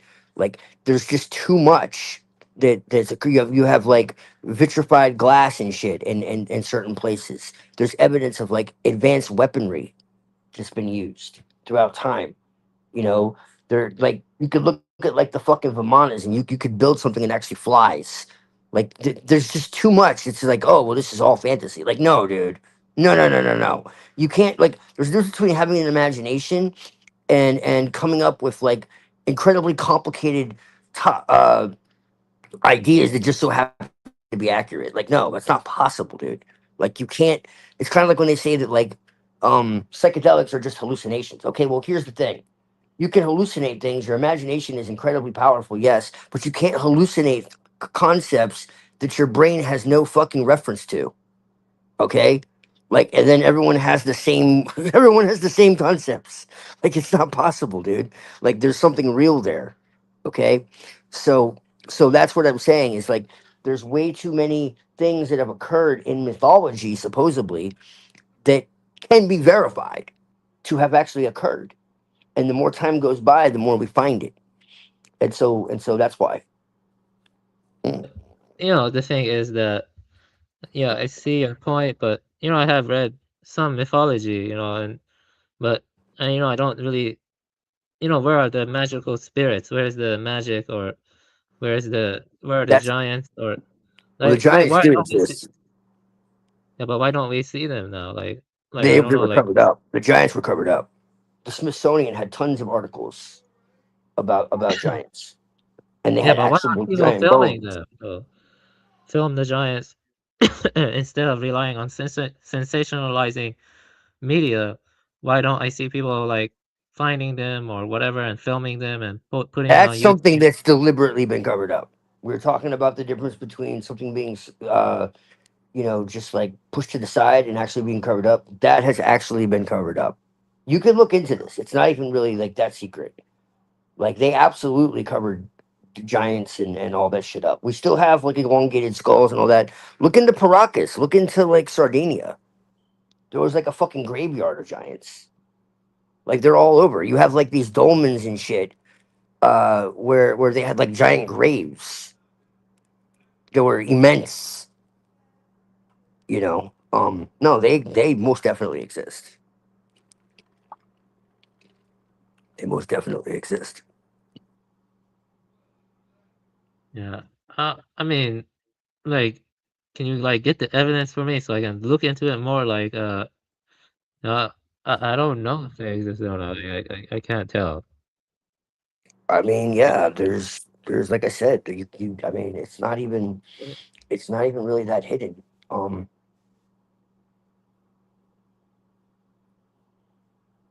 Yeah, I think it's like the megalith and yeah. I mean, but it also makes it's a not lot really more impressive. sense of how the fuck these megaliths were built. I mean, how do you think this shit was built? Some of this stuff, 50, 100, 1,000 tons, 1,000 tons. We're talking over 1,000,000 pounds, like aligned with advanced mathematics and archaeoastronomy and all this shit. Well, supposedly we didn't even have the fucking wheel. Like how? How? Like it doesn't make any damn sense.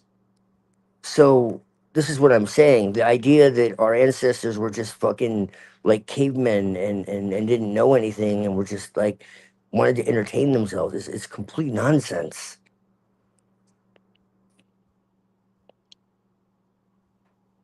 Yeah, I mean,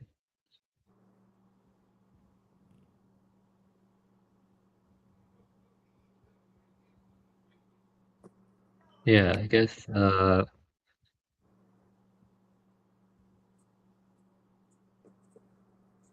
Yeah, but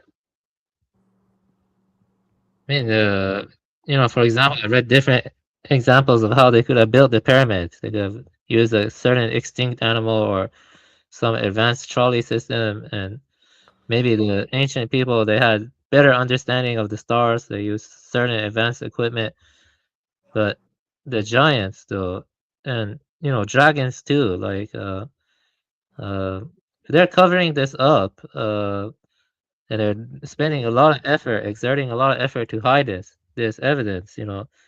Uh, you know, yeah, but you know, why don't we see any of them anymore? Like, where are the dragons? Where are the giants? Like, if they were this widespread and this dense, you know, to create like all these stuff, these megaliths or whatever, you know, I don't see it. Like, I don't know. Like, there could be alternative explanations, is what I'm saying. I mean, what I'm saying is I have no like frame of reference anymore to figure out what's true. You know, like trusting unthinkably one's own interpretations of various mythologies, or I don't know, the events. I don't know, or the ancient mythology. I don't know. Like, I don't know what's the proper course. You know, like for example, why don't I see an angel just come down and like make themselves evident during these disastrous times, so that way people can go on the right path or something? Why Well, why why does it seem like if that if monergism were true over the like sovereign will of God, and considering how much people have gone astray, why aren't there any divine signs anymore or something? Like, you get what I'm trying to say? Like, well, when you're talking about like other beings and all of that, you know, like dragons and whatever, these are misinterpretations of things that either occurred like within the astral plane, is my take, or they are just completely misunderstood. Some of it I believe is technology, and some of it I believe is like actual natural events. So if you get into what's called catastrophism, okay, it's the idea that there's been multiple catastrophes that have occurred on the earth, and a lot of those catastrophes shaped a lot of myths and a lot of the so-called like judgments of God and all that. Probably the idea of hell maybe even came out of this, um, where essentially the earth was like split in two. There was like a pole shift, um, and you had like volcanoes and tsunamis and as I said, like pole shifts, and like I'm not talking about minor shit. I'm talking about like a fucking civilization ending cataclysm. Okay, and you see comets. You see a comet falling from the sky. It literally has like what looks like a fucking serpent. Like the tail of a comet looks like a fucking serpent in the sky. Okay, so like a lot of this comes from natural occurrences that were misunderstood. There's like a whole series of books about this actually.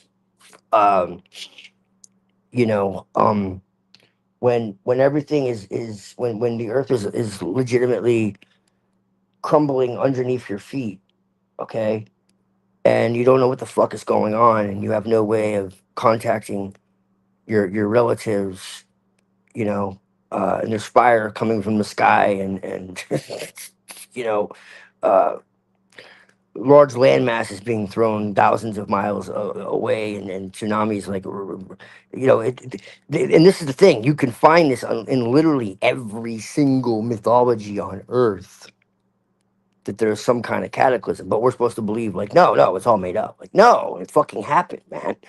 It happens, okay. yeah, And so yeah. Can I respond? Yeah, yeah. Basically, though, the thing is, though, you know, like I saw a video where there was a special creationist, and they were looking at Grand Canyon. He thought it was due to a massive flood, but the archaeologist, or the geologist, my bad, he was a geologist, he claimed it was due to gradualism, you know. But it is true that catastrophism is true too, like catastrophes happen like from volcanoes or floods yes, and earthquakes.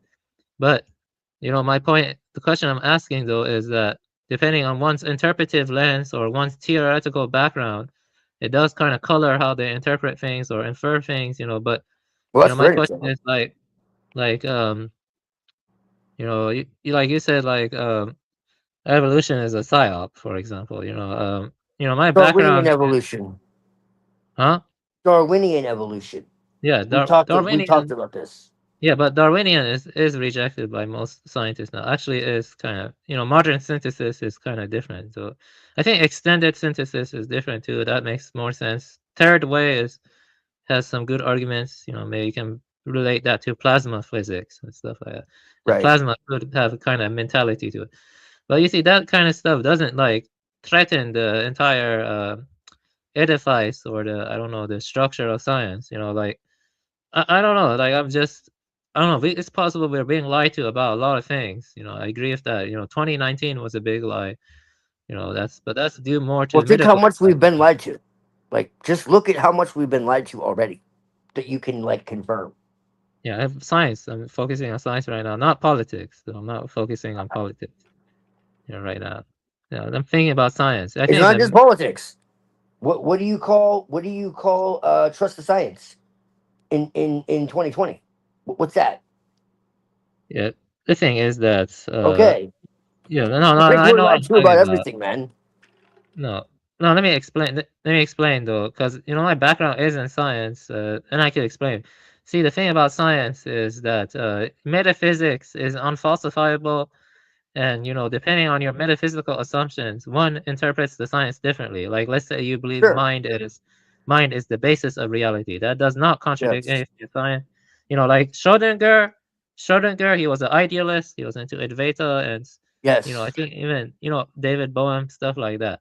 Those guys are still closer to the scientific method than, let's say, I don't know, someone like Rocky or someone who believes in, like, I don't know, the Genesis story and believes in the special creation. You see what I'm saying? Special creation Mhm. does not fit into scientific worldview. You see what I'm trying to say?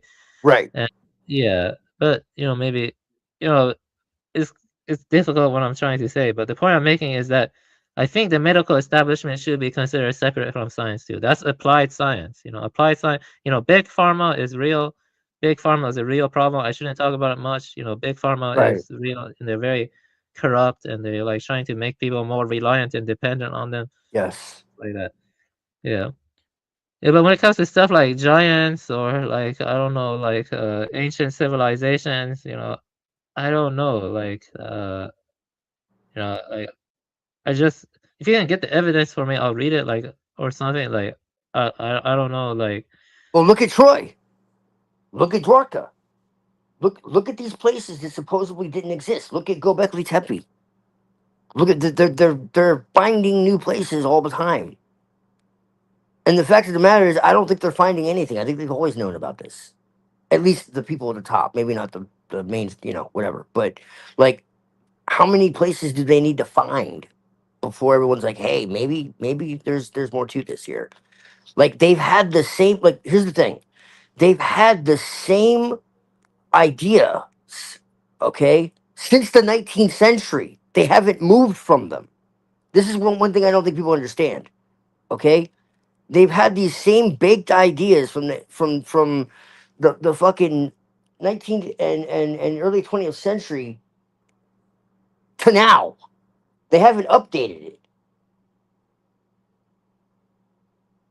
yeah, but you gotta realize the ancient Aryans, you know, even I think some of them, you know, some groups they thought the Earth was flat. You know, they didn't think it Yeah, was round. well, Yeah, you know, like see what I'm trying to say? If these people were as advanced as you're claiming, why didn't they know the Earth was round? You know, like only a few ancient Greeks knew that.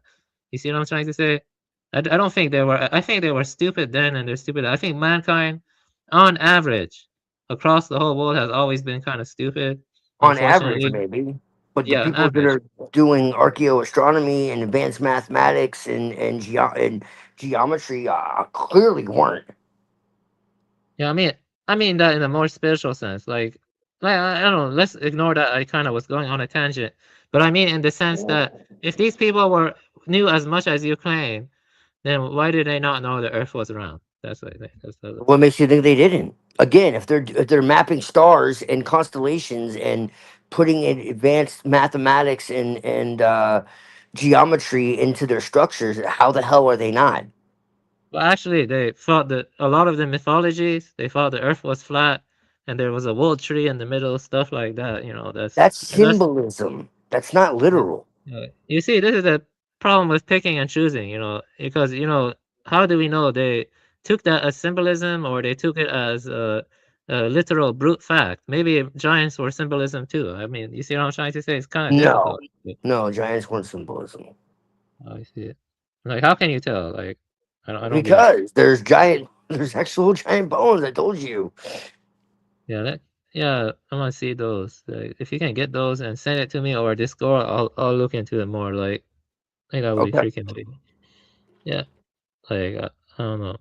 Maybe, yeah, I guess that would be weird though. I mean, if it were true and they're really hiding it, that is a big deal. You know what I mean? Like, if they are hiding giants, and so I Yeah. will take that. Yeah, but I am kind of, I don't know, skeptical. Like, I wouldn't say I'm completely I don't off blame you. put from it. I'm not completely off put from it, but I'm just skeptical of it. You know, like also when you say giants, like how big are we talking about here? Like how big? Well, I've heard all kinds of claims, but I know for sure that at least 9 feet. I've heard much larger, but I haven't seen it with my own eyes, so I I can't don't think say. those are really giants. So 12 feet or 9 feet. That's not really a giant. I would say more How is like, that not a giant? Who the hell is 12 feet tall? yeah. Actually, some scientists do say there were people that were like 10 feet and stuff. They do say that. Yeah, that's not a giant. A giant is like freaking 40 feet or something. No, Yeah. that's like fairy tale shit. Like, Yeah, no. that's what I'm saying. Yeah, the scientists actually they do say they were giants, but to me that's not really a giant.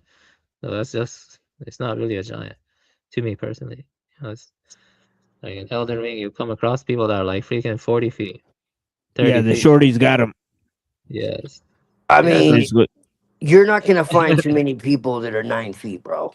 7, yeah. sure. 8, 9 What? feet, like, no, bro. Yeah, there are scientists who accept there were 9 feet to 12 feet people. I've seen them and stuff. I mean that to me that's Okay, not well, there you go then. Yeah, it's hundreds like of shorties got together and got rid of You're them. just like you're just expecting them to be like skyscrapers. Now there are claims of that, but I haven't seen it myself. yeah, but how does that disprove evolution though? Because that's still possible via evolution. Like I 9 feet. think Darwinian evolution is a lie. I didn't say evolution Okay. was a lie. Yeah, I got you. We agree on evolution. Yeah. We Yeah, talked about Hyperborean does not. He's more into the involution club. The involution. Yeah. Yeah. Well, I guess there were giants then. If you're saying they're 9 to 12 feet, I agree with that. Yeah. I'm not Yeah. saying they're like 50 feet tall. No. I've heard claims of that, but I've never seen it with my own eyes. So I can't say for sure. Maybe there was, but I've never seen it. Yeah, there was a cannibalistic. I think they were probably cannibals, to be honest. They're the cannibalistic, giants they found in South America and stuff. I remember reading about them and stuff. Yeah. They were like 8 feet or something, or 9 feet. Yeah, they're probably very, very big people, but 9 feet is still kind of small though. It's like, I know people who are like 6'3", and that's only like just 3 inches or 4 inches above Yeah, them. but I mean, it doesn't sound like a lot, but like Yeah. when you actually they've done like the like the reconstruction, and when you actually see the reconstruction, like it's a lot. It's more than it sounds. Because I was like, well, that's not really that much. Because I kind of felt the same way you did. But like when you actually see, like it is. It's more than you think. I mean, Yeah, you get granted, like like you, you get like 3 or 4 like of the Homo floresiensis. You yeah, could take bro. down one of those giant guys for no problem. Yeah. So let me see. Why do you think they're hiding this stuff? 'Cause I do think this is more believable if they're like 9 to 12 foot, but it does seem like Yeah. they maybe hide it. Like, Yeah, why do that's you what I'm think they're saying. I mean, they could be bigger, but I haven't seen it with my own eyes. Like I said, there's some that say they're up to like 30 some feet, but I haven't seen it. Uh, you know. Yeah, it does seem like there were, now that I'm looking into it more, it does seem there were more scientists in the past saying that they found like 9 foot to 12 foot tall Yes. skeleton. Yeah, and they are Right. suppressing. I wonder why. Yeah. Yes. Hmm. Yeah.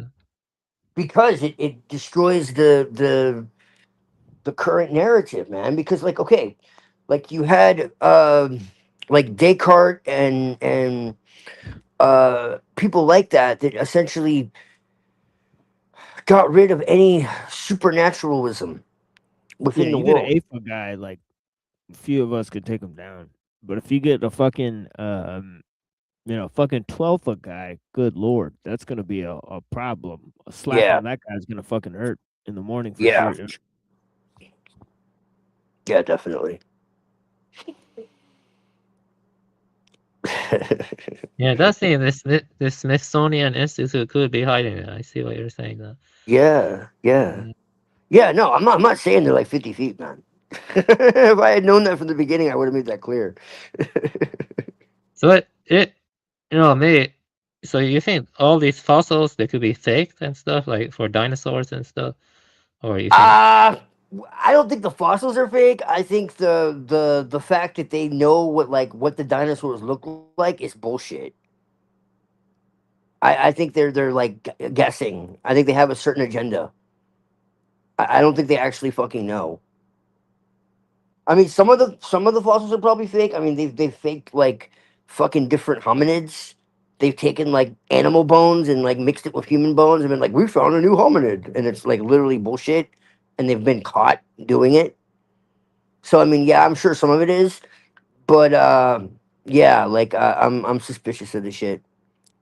But then at the same time, like I've also seen like what appeared to be dinosaur fucking footprints next to human footprints. So it's like, okay. And there's like sketches of like a dinosaur like on a fucking like cave wall and shit. And it's like, well, how did they know what the fuck it looked like? If supposedly only 100 years ago they discovered like what the fuck these look like. And this is like thousands of years ago. And there's a fucking sketching of a dinosaur, like of what they look like in modern times. So what's that about? You know? So I don't know. I go back and forth on it. And then they're like constantly changing like what the dinosaurs actually look like. They're like, well, they probably had feathers. It's like, well, now it's like, okay, like what the fuck, you know? Because like if you look at it, like they're constantly changing like what they actually look like. So I think it's more like disinformation than like completely making it up, and probably like lying about when they were. And I think that like the people that are discovering the shit are being lied to just as much as anybody else. I'm not really sure on it. I just think that what we're being told, kind of like with aliens, is bullshit. So it's not that it doesn't exist. It's just like we're not really being told the truth about it. Kind of like I think that most like UFOs and all that is like created by man. You know, like it's like advanced technology that's being hidden more so than like something coming from another fucking planet. Yeah, but when we get down to it, uh, like if the science is like making up all this bullshit about fossils, like, but I've read the studies and stuff. I was convinced, but ultimately that relies on my trust, and when I lose my trust, though, I do, it is possible they are faking stuff, but what I'm saying is that we can't trust anything from science, then, like almost anything, like I don't know, like even the Aryan stuff or whatever, all of that could be fake. I mean, how do Yeah, I we know? think you can generally trust something about empiricism, but you can't like really trust the models that they've There you shown. go. That's what. Trust the raw data, Avian. Trust the raw fucking data and make your own conclusions. Like Yeah. that's what I say, man. Like I'm not saying that 'Cause you there is have like something, yeah, there's something to be said for the empirical method. Sometimes that's the only way to get us some information about things, but Yeah, let me it's say it's a something though. limited. That's actually a good response. Well, when I look at like let's say the similarities between the genome of chimps and humans. Okay, like mentioned this multiple times. Like in human chromosome 2, you see a fusion scar, and that fusion scar is why we have I think Yeah. 46 chromosomes, and why chimps have 48 chromosomes. Yeah, Maybe but I I was got on NPC and there was a guy literally arguing that literally means that the Anunnaki created us because of the for fusion sure. scar. For the sure, bro. fusion scar. Yeah, So that's just because you possible. have this piece of evidence, there's alternative explanations for how it got to that point. I actually agree with that. I was gonna list the alternative explanation. One of them is that chimps or bonobos, they could be degenerated humans. That's what Evola argues. He argues that chimps and bonobos are degenerated humans. And that leads more to involution. That's The what other the one is Talmud says. yeah. And the The other Talmud the says other that possibility that is monkeys are altered human beings. No shit. Yeah. that's Yeah. that, Yeah. Well, the that's Quran actually says that that Allah turned the Jews into pigs and monkeys. That's based. yeah, that's one possibility. Another possibility is that I think that's evolution true. is true, but you can It's also true. add stuff to evolution, like maybe like divine beings came down and they mixed with humans, or they Uh-oh. genetically tampered them. They I thought tampered you them. said that there were no divine beings. Or you want to call them divine. I mean, I would call them just like fucking advanced human beings, but whatever. I Yeah, actually think that is probably possible. I don't think yeah, they're divine. I think they're just like us.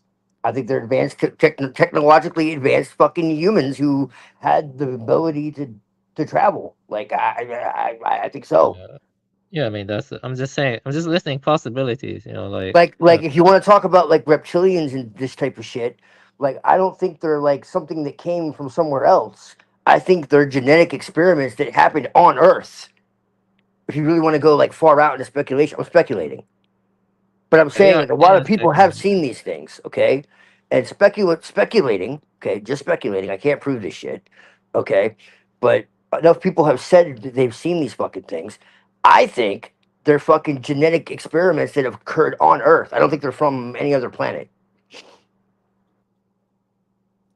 yeah. But what I'm gonna say is that you know, let me make this clear.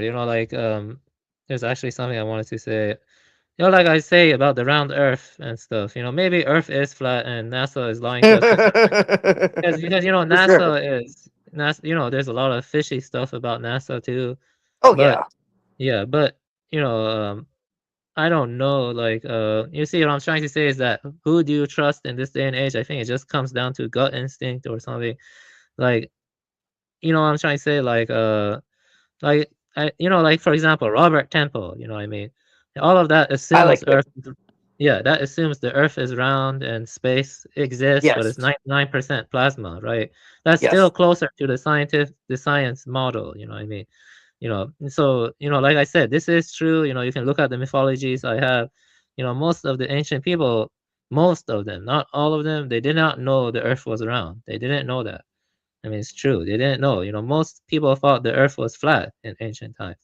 That's kind of the truth. But what I'm trying to get at is that when you speculate a lot and you try to be impartial, you can see certain alternatives as I don't know, plausible, but Yeah. Yeah. Like for example, like there's what caused the ice age? Like was it a yeah. comet that hit Oh. the Earth Yeah, see, this is or where some shit like that? Yeah. Because it's like that's something I've gone really deep into. How long was the ice age? That's my question. And I think it was very short compared to what we're told. I think it was 5 minutes long in geological time. That doesn't mean it was literally 5 minutes long. I mean, I think it was probably like a few centuries or something. And I think the reason why they want you to think it was millions and millions and millions of years is because they don't want you to know that there was like all kinds of activity that was happening in that time.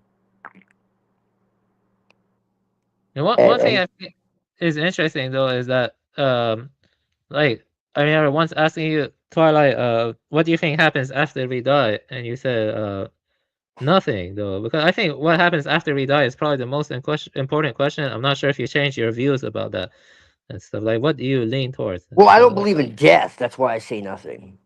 Oh, So I I'm kind of see. being a smartass Yeah, I because, see. like, to have an afterlife, life has to die. Life Yeah. doesn't die. Life is life. Okay, death is death. So it's like, I don't believe that we lose this form. Our body decays, of course. But ultimately we're awareness. We're pure awareness. As we've talked about. Um, and so I don't believe that can be destroyed. Yeah. Do you think rebirth is true, or a day of Yes. judgment, or a day of judgment kind of stuff? Because the No, no, I Christians. don't. I reject that. Oh, you reject it. Yeah, that's good. Yeah. Yeah, but you see, in Islam and Christianity, I think Day of Judgment is central to their beliefs, though. Yes, yes. And the idea of hell was actually a 6th century invention. The original understanding was actually annihilation. And so Yeah, but basically, like like, you they'll die and disagree. God judges you, and you're just like destroyed, almost like Yeah, like Mortal Kombat. there's Jews who don't believe in hell. There's a bunch of Yeah, other ideas like where like but they're not even religious anymore, dude. Most of them. yeah, where like like basically the Orthodox Christians, they say there's no such thing as evil and they claim that hell is separation from God. And so they say that I hell would isn't agree with actually that. a physical place, right? Whereas in Yeah, Islam and certain other places, right, they would actually say, well, it is a physical place, but some Muslims are certain people would argue that it's not like a place that is not here, right, right? Like it's basically like spiritually, like hell and heaven exist on the same plane of right. existence, right? Yeah, So, no, I would agree with that. Yeah, no, so, it's a perceptual thing. It's so like there's what. many different, yeah, there's many different like Yeah, ideas yeah. about. So I have like two different views on it. Okay, part of me rejects it entirely. There's another part of me that thinks that if you actually believe, like okay, like if you die with like a bunch of regret and a bunch of fucking like guilt and shit, like you might have to face that, and you could call that judgment. You know, the fact that like you've done like terrible fucking things, and now Yeah, you have to kind of like face that. You know what I'm yeah, saying? Like I could totally fucking see that and there's some aspects of that in Buddhism, for sure. right? Yeah, Because they have the hungry ghosts, right? So, yeah. yeah, it's in Tantra too. It's in like every tradition essentially, really. It's even in the Egyptian, like the idea, like if you ever watch like the movie Yeah, like if you relish in like corruption, like evil, yeah, like you like to like steal things, you like to like kill animals, you like to like grape right. ladies and stuff, and you're like all about the carnal pleasures, like there's a special Yes. place for you in Buddhism, right? Yeah, yeah. I That's think what, I think that that very well could be true. That you have to kind of like face yourself, and I think it's more of like a purification, unless you're like really fucking debauched, and then I think you're just annihilated. And the original like understanding from what I could see, like before this 6th century invention of eternal conscious torment, which is fucking evil, is essentially that God basically judges you and finishes you right then and there. Like you're just fucking annihilated, and that's it. Like you're done because eternal Well, life is considered like a gift, right? That's the whole point that Jesus died is to give you eternal life, right? And so like for you for you to reject that and to reject the will of God, you've made a conscious choice, okay? And so like yeah, I also kind of eternal, think like heaven and earth might be part of the same network in a way. right? No, You yeah, know, I agree. Well, that's another thing is like this idea of heaven like being somewhere separate is also an invention. Okay, like so in monergism as an example, which I think makes a lot of fucking sense. It doesn't mean I'm a monergist per se, but I think it makes a hell of a lot more yeah, sense. like Lao Tzu mentions heaven. So it's really Yeah, weird. for Yeah. sure. No, yeah, this is universal. Like this isn't just in Christianity. And this is what I'm trying to say, and this is where I think people get lost when I talk about this and they're like, "Well, what are you talking about? You're an occultist." It's like, "Well, first off, I'm always fucking evolving. Number 1. Number 2, I've never once said I don't believe in God. Never. Not one time. I Yeah, said I don't and believe in religion." yeah, and notably, some of the Taoist writers, they seem to have claimed that hell and heaven have levels and shit. You Right. know, so Yes, exactly. And so like the understanding is like from a biblical monergist perspective is essentially like the whole point of Jesus dying on the cross, which to me this makes a lot of fucking sense. And this is like completely in line with my experience. So understand this is all coming from my experience that I had in 2012 with what I would call the Christos, okay? And it just so happens to be within these doctrines as well that I didn't know was there. Okay. So when Jesus died on the cross, what really happened is he conquered death. We know this, okay? But like what that actually means is that like the whole of reality is being fucking redeemed through that sacrifice. Okay? So like when you die, everything that is keeping you from God is eliminated. if you decide to go with the divine will, then everything that is keeping you from making choices in alignment with God is wiped away. Evil is eliminated. Fear is eliminated. Pain is eliminated. Misery is eliminated. All that shit is gone. And you just live perpetually with God Yeah, I in a, respect in a all your perfect views, world. In though. a perfect world. So that's the understanding. Okay? So Jesus didn't just die and then you still have to like beg and plead for your fucking salvation. No. You can't not be saved because you've been you God has drawn towards you, and that's caused a change within you.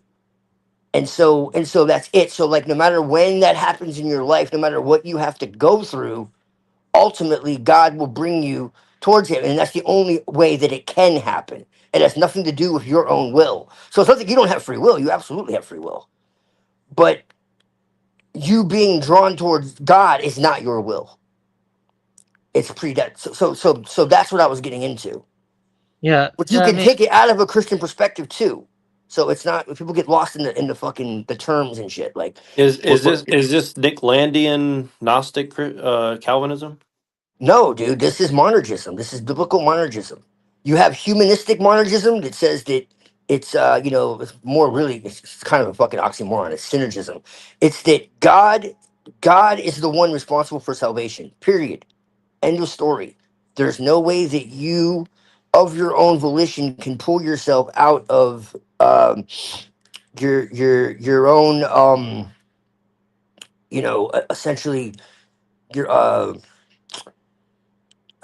you can't pull yourself out of this predicament that you're in without God. What's interesting about what you're saying is like I can definitely see where you're This is coming from, biblical. and This is not yeah, Gnostic. no, I get you. No, I understand what you're saying, but what That's you what's said that, interesting. but what you're saying is that we have free will, but we don't have a choice, or something to that effect, which is interesting. But No, we have a we choice, but we don't have a choice free of influence right, without God. right. Well, what I'm trying to get at is this really briefly is like, um, it can seems what I you're respond saying. after you? Yeah, after you. Yeah, just really quick. I think what it seems that you're saying is, well, it reminds me of like the fact that like most of what atheists accuse Christians of, This I would say is eliminates all of their arguments because they no longer yeah. exist. Well, yeah, I think that's a straw man. And that's Because it kind of what says I've been that trying to God, it says, why argue. does God allow evil? God allows evil in order for good to come of it. So all evil is predestined by God. So this is the thing. Satan Right. is no longer being blamed for good for evil. This is the Well, thing. but the other thing is that what I also mean is that uh, it's interesting because your arguments are. It kind of shows, I think, that Yeah, most what if he just atheism. said like, so does atheism? I'd be like, it's like God allows evil. It's like so does atheism. Yeah, exactly. Right. Yeah, I They're mean, fucking let brain. me They're respond brain now. dead. Though. You They're guys brain went dead, on dude. for, yeah, I have some response here. I mean, I respect your views. Everyone here. Yeah, but I want to just say that. Let me just go on for a bit. You see, I have an issue with the idea of divine will. I mean, that's fine if you guys don't. I You know, know. but, yeah, in Buddhism, there's nothing like a divine will. Same in Taoism. I don't think Taoism has anything like a divine will. Based on what I've read and the translations I read, I don't find anything like a divine will in Well, Taoism. what would Yeah, you Taoism. explain that? Well, wait, what would you say the Tao is if it's not divine will? The Tao. Uh-oh. I wrote something like this actually, and I'm gonna read it again. Because I was talking about this. But before I do that, I want Well, to. it kind of says kings follow it, so it is what it is. Right. Yeah, yeah. Right. But basically, I had It it here. depends on the different sects, man. Yeah, Like let me. honestly, you Basically, can't the early Taoists like Hu Shi, Shen Dao, and Dao De Jing you can't can say be there's read no as will. implicitly rejecting parthood in favor of an impersonal, of an absolute Parmenidean style monism. They lack a teleology or personal purposive deity. So it like I wrote it here too. The Tao gives birth, but that generativity is not purposeful or teleological in any Aristotelian sense. It does not aim at perfection, fulfillment, or ends. calling it creator risk importing agency and intention. The text dissolves. You know, the Tao produces without directing, orders without intending, and unfolds without purpose. So it unfolds without purpose. That's what the Tao is from the Tao Te Ching. That's how I interpreted the commentaries and stuff like. You know, my issue with divine will is that, you know, when you get down to it, you know, there is a personal deity and he created the world, right? Yeah, but yeah, I Yeah. cannot, you know, Yeah, why but to be fair, why the did I Taoists, they never considered Parmenides or Aristotle, and a lot of them did talk about deities. So Yeah, they have they're kind of more polytheistic, I guess. Like there's a heaven, hell, or something. Yeah, There's but the there earth. was a creator deity as well in the system. There's a lot of named Hundun, variations. right there. The primordial chaos is the creative principle, right? Right. Yes. So the primordial chaos. Yeah, I mean, but what are the bodhisattvas, man? there's no Like, what are architect. they following? The point is there's no architect. There's no Yes, like the Tao is creative. No, I hear you. Right? I The hear Tao you. But what I'm creates without saying is taking like, ownership. but like, what are the bodhisattvas? What is dharma ultimately? It's not your like transitory will, is it? It's something higher, correct? Well, it's ultimately within you though. That's the thing. Yes, That but yeah. okay, well, this is in you too. This is the But thing. it's not a will. It's not it's not like a sovereign How? will. You How have is to it not? renunciate it. You have to renunciate it. You have to let go of all of it. You renunciate the will. That's what you do in Buddhism. You renunciate it. That's what it means to detachment and stuff like that. well, really briefly, It's not like before you're we being commanded. You're See, not being commanded. Yeah. this is the really briefly, hey, wait, before it's before a we little continue on, paradoxical unless you like really break it down. Yeah, but I didn't say my own issue. Oh, there goes the sound. And I actually was, You're I back. was go on longer. My issue is ultimately that you know, if there is a God and He created the universe, then I have issues with that. Yeah, personally, but for the same reasons as Hyperborean. You know, that's it. I have issues with it. You know. You got issues with the creator? Yeah. wait, really briefly before we continue on, because I think this is related, and it got stepped over earlier. I wanted to mention this to Twilight, but also get everybody's take on this. So I was learning about the Kabbalah recently, and it said that like Lilith, because I asked you about this earlier, but Lilith is the Goyim woman who's defiant, blah blah blah blah blah, and then Shekinah is like the good one or whatever, She's got to right? be Goyim too. Well, that's what Kabbalah says. It says that like Adam was hooked up with Lilith, and that's what the Goyim women are all about. They drag everything down, but then he basically Shekinah is like the good feminine energy or something. So I wanted to mention that because I think that's kind of what you're talking about. Because like chaos is represented by Edom, aka Lilith, aka white people, aka all this bullshit, right? So what I mean by that is like if you're saying that like chaos is actually a creative force, and that's kind of like divine will. That's kind of the connection I'm trying to understand here. So sorry, go ahead. Yeah, that's kind of weird. Oh shit, he's gone. Well, maybe he'll come back. Find it. Well, this is the problem with combining different disparate traditions. Because you're constantly looking for ways to reconcile things that cannot really be easily reconciled. It depends on the prior Yeah. set of assumptions. Let me repeat what I said because I didn't know Twilight was gone.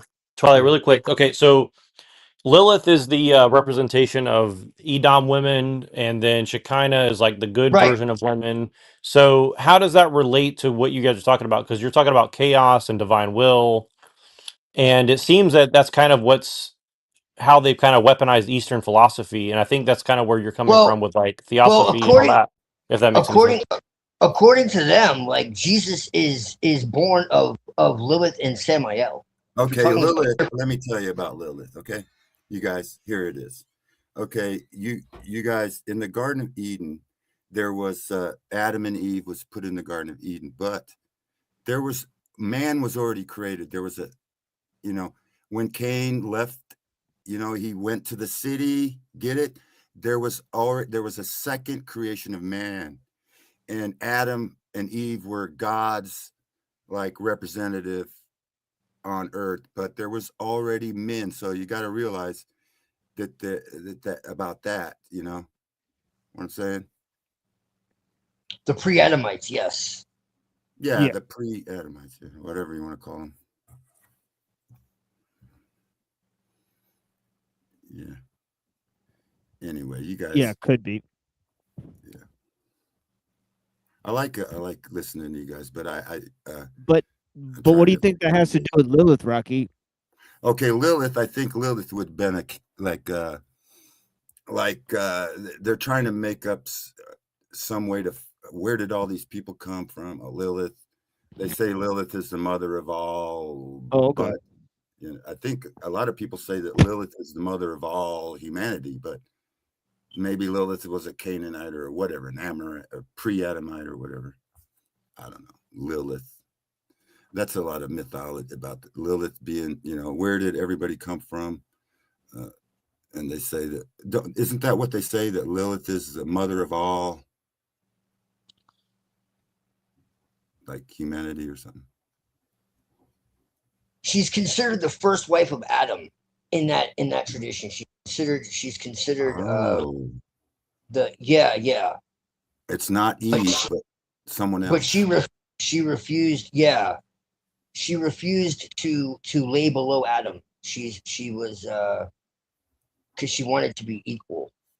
But ultimately she goes back into Sumerian tradition. She was called the Lilu. But yeah, she's much older. And then the Shekinah is kind of like a reworking of Asherah, ultimately. Maybe the serpent was Lilith or something.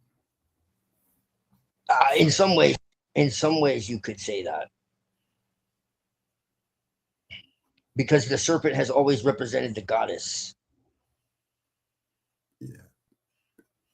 There's a theory that some people believe that the sin in the garden, taken of the tree sometimes speaks of a person, you know, like your family tree or so. So if you take genetics, it's taken of the seed of anyway. Eve had intercourse with Satan. There's myths about created Cain. Yes. And then Adam had sex right afterwards, which would be the twins that can be from a different father. That really happens where there is a tradition that talks about that actually Cain, that's why he was so evil, is because he actually was not born of Adam at all. Yeah. Right. Now I can't confirm or deny that, but that is a tradition, yes. Well, you take of the tree of the knowledge of good and evil, that's taken of Satan, because sometimes like people are called trees, like he was a great tree, or yes. So it actually does refer to man as trees in the Bible multiple times. Mm-hmm. So yes, and then like you said, like a family tree, which is related to genetics, you know, and then you have like the double helixes is considered a serpent. So yeah, there most definitely is. I mean, considering how much blood line is stressed in Genesis, you take that as the serpent seed and all that, and the fact that Jesus had to come from a non-polluted seed. Yeah, and I think you're right in the interpretation of hell. It's the Bible says the wages of sin is death. It doesn't say the wages of sin is eternal life in a burning pit somewhere. It says that the wicked will be burned up and be ashes under our feet. So that means and it'll be eternally burnt up, eternal So if you don't want to, accept Christ and have faith in Jesus, well, that's okay. It's your choice, but he's not going to torment you for eternity. It's you're going to be gone. Yeah, I see. That's how I see it too. Because like, if eternal life is a gift from God, okay, then that means it's a gift from God that is given to those who believe in God. Okay, so that means you're not inherently immortal. Okay, so if that's the case, the Bible says that what does it say? Fear not those who can destroy the body, but God who can destroy both body and soul. Which means right. you are your soul. You know, if you don't have a soul, then you're basically not. You know, think no, you're dead. You're gone. You know? Right, and it says it's sleep. Then, get this.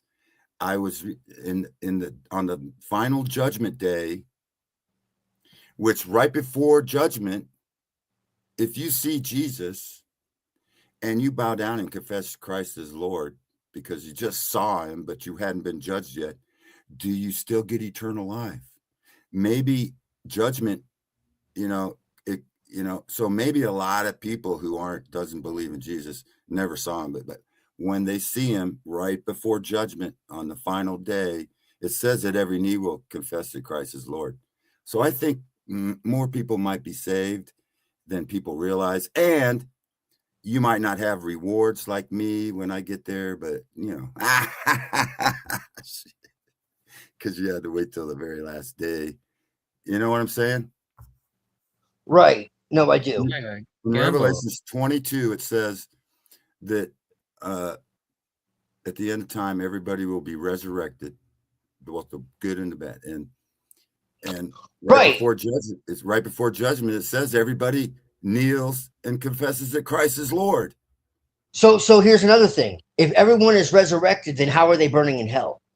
This is another thing. This is what I'm trying to say. It makes no sense. Yeah. So it's like they're resurrected, but they're already eternal burning in hell. Like, paradise is it makes no sense. Well, there used to be a place called Paradise in Tartary where before Christ was risen. So far, the butcher. He went down to Paradise. It was a separation of Gulf. So there's a hollow earth, but I don't know where I agree with that. I don't know where the unsaved are now, if it's still there, because people no longer go to paradise because Christ is risen already. So they go straight to see the Father, and so with a body, interim body, because we don't get our new body till after the second judgment. I think. I don't know. Who cares? But Right. I know what you're talking about. The resurrection body. No, if the earth is anything, it's hollow. Oh yeah, it's hollow. Tartaria, Tartarus. Mm-hmm. The Titans are bound into the ocean is like an abyss of who knows what's in the fucking ocean. Jesus. Yeah, I know. I saw a video of this guy who was at the bottom of the ocean, and there was a layer of another ocean, like water below and you could see the waves. It's like there were waves under the ocean. It's like weird, like water underneath the waters. Yes. Yeah, they went deep underground and they found like oceans that are just as vast, if not more so, than the oceans underneath our feet. Like, it's crazy. Yeah. Yeah. But if you think we within the earth. Yeah. You know my name, Rocky. Mm-hmm. Minus T is rocket. Right. I mean, you add a T and it's rocket. Just like NASA, you add a T and it's Satan. And what's another one? T minus. So they have anagrams. They're telling you right in NASA that it's just like Satan lying to you. Telling you. Well, Nasi in Hebrew means prince and it means deception. So NASA, deceiver or something, and it's even got a forked tongue a forked tongue in the thing. Yeah, if you look like all the you look at all the patches for the Apollo missions and stuff. They're all like reptilians, like fucking with like bizarre, like either Yeah, I just wanted to you know mention what I'm this talking. really quick. I thought it was interesting that nobody's really been talking about the whole Artemis Yeah, moon right, thing. exactly. Like I watched a little bit of it yesterday when they came around the backside, and then they were like, okay, technically, I just turned it on randomly just to listen, and it was like the 10-minute span where they started their return home. And I've watched a few clips here and there, and it's like, dude, here's what I'm saying is like they're like, we're flying through space at thousands of miles an hour, Right, but we're able to take deep space pictures of like stars far away, but the picture of the Earth and the lunar modular or whatever the fuck it's supposed to be is so grainy and like shitty. It's Yeah. like it doesn't make any motherfucking sense And it's fucking whatso fucking ridiculous, ever, man. dude. It's They like, like it's the fucking stupidest shit I yeah, have ever seen in my entire life. Like, and they got cell service to the moon. And if did they go to the other side of the yeah, moon? that's what I'm saying is like you're telling me that you can like make a fucking phone call from the fucking moon to here with no satellites or something. I mean, it's like Nixon Yeah, did I in it the just don't 60s. fucking In understand, the dude. 60s. Nah, In the 60s. 68, Nixon did it from a live line. No, but that's what I'm saying is like maybe like even if you could say like okay, there's a delay of like whatever, 10 or 20 seconds or whatever. My point is that how do you boost the signal enough to go to the right spot? I mean, I guess you could do that with satellite relays and stuff like again, but like Everybody Just again, have them fell for call that in on shit, StreamYard. Everybody right. Like for but here's what I'm Right, saying is like exactly. in why can't they take a 1968. decent picture? Like, why can't they take one fucking decent video or picture from the moon to the Earth? Get this. Right? Like, that's what I'm saying.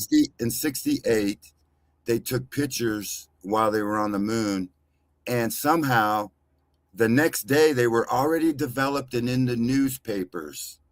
How did they do that shit? That's a good point. I don't know about that, but that's hilarious. But dude, again, like I'm not saying that I'm not saying I'm denying everything that they're saying is true, but what I'm saying is like when I see the evidence, quote unquote, that they're putting on the news as evidence, like I just don't find it believable. Like I just don't think that what they're showing is They tell you that the Artemis has to shoot and slingshot around the Earth for some kind of fucking slingshot effect, and people believe it instead of believing the fact that it goes up and lands in. It goes up and then it supposedly is circling the Earth and then why it never shoots straight up? Why can't they just shoot straight the fuck up? Oh, we can't got that technology. We got a slingshot around the gravity of the Earth. What if it's a vacuum? Why are astronauts training in fucking tubs of water before they go onto their missions? Why are they submerging themselves in water? Vacuum. What are the rockets thrusting off of? How can you thrust off the vacuum? Yeah, it's all fake, but Why are there shadows like in the photos of the fucking sun? Like what? In a vacuum? Okay. There's a picture of that exact same spot in a desert somewhere. I forget what desert it was. The moon was Kubrick when he did that moon landing fakery. There was someplace in the desert that you can go and see the exact fucking shit. The crater and everything, all that shit was done in the desert. Kubrick faked the moon landing. And then Kubrick told us about, the Illuminati before they killed him. And then he also showed us that nukes were fake. Dr. Strangelove, how I learned to love the bomb. Learned to love the bomb because it was all he used the same that fake where they had that model where they had trees lined up in a very straight row in a modeled house, and they showed the wind come in and go back out, but the camera never moved. Well, Kubrick used that same technique to fake his bomb. It's a picture of some kind of mushroom cloud right in front of the sun coming up. So the sun comes up, it looks like a big red explosion just went off, and that's how they fake that pictures. It's and we've been able to see the pictures that they were, that picture of that fake, it's a conglomeration of photos put together. And only at that time, only Kodak could have done that shit. And Kubrick, I'm sure he had connections with Kodak and shit. It's all fucking shit. I mean, if everything we know is a lie, then like how can you trust anything? Because if they have this much power, then like any book that goes through them or whatever, they can kind of like Kings search out a thing. You search out a thing, Yeah. You got to search out a thing. Yeah, I do. Yeah.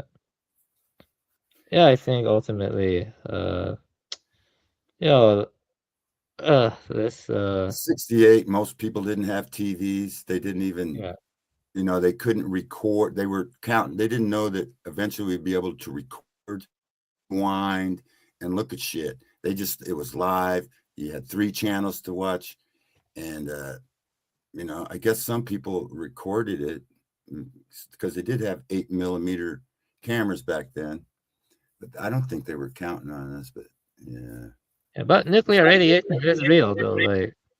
Like you said, it was just hot rocks, but these people, they put on like very advanced clothing and other stuff. Like you look at Chernobyl, and you see a lot of they have these mutations. Back in the early 1900s, they had this stuff called radium that you put in your water, and it would radiate your water, and it was healthy for you.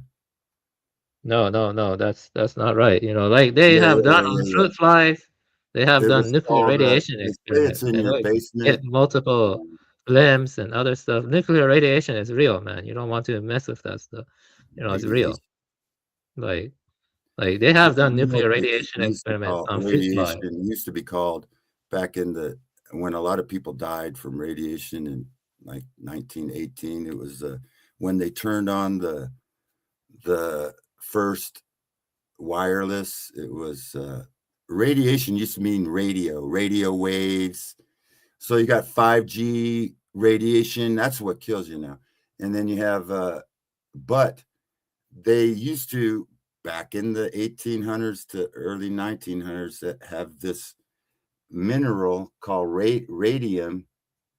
And they used to say it was radioactive, but you put it and in your, like this rock you would put in your water, like you put silver in your water nowadays or copper. They put this material in the water which had health benefits. And then nowadays they get this rock that, like, go to hot springs where there's these rocks that are warm, and they collect those and refine those and make them so that they can boil water. It's just a mineral, and it's just a hot rock, and it's not magic or nothing. It's Yeah, but they have done nuclear radiation experiments on fruit flies, and they get like multiple limbs. Their eyes mess up. They have done that. Like, look it up and stuff. Well, some of the byproducts maybe, but it's a free energy type system that they don't want you to have. So they tell you it's dangerous, so you won't get your own rocks and have your own steam generator in your backyard. So they bury it. Once they're done with it, they tell you it's so why we got to bury it, throw it at the bottom of the ocean so none of you plebes or goyim get any of it. You guys can't have any hot rocks. Only the government can have hot rocks, you some bitches. And then Iran, they want some hot rocks. You can't have any hot rocks, Iran. So they don't use hot rock. They probably use oil, make all their electricity. But, and then they say, oh, we got a war against Iran because they're going to make nukes. And then, nukes aren't real. And you're saying, what the fuck is it really about? I think what it's really about is there's a lot of Iranians becoming Christians. And you know, they know that, you know, them fake fuckers. And you know, I think a small mustache man was kind of correct on that deal.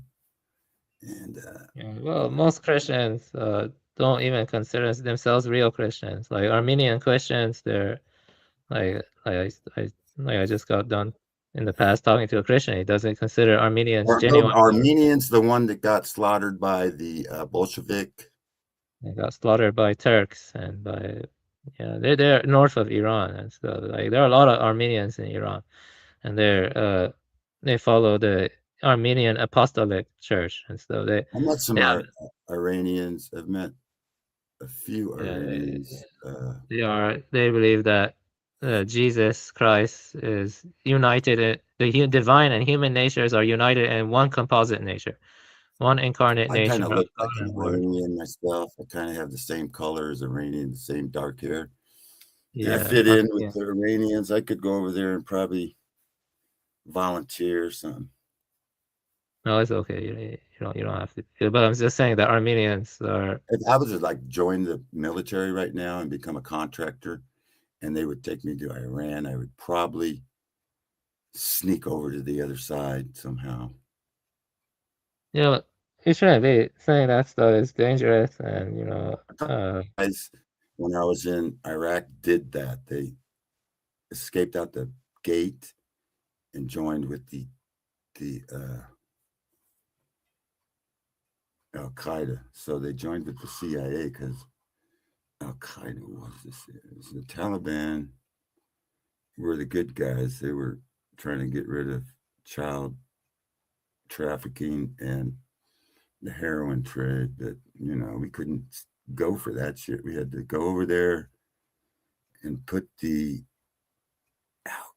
we put in charge. We put puppets in charge, and then we got the heroin shit going again and brought back the pedos.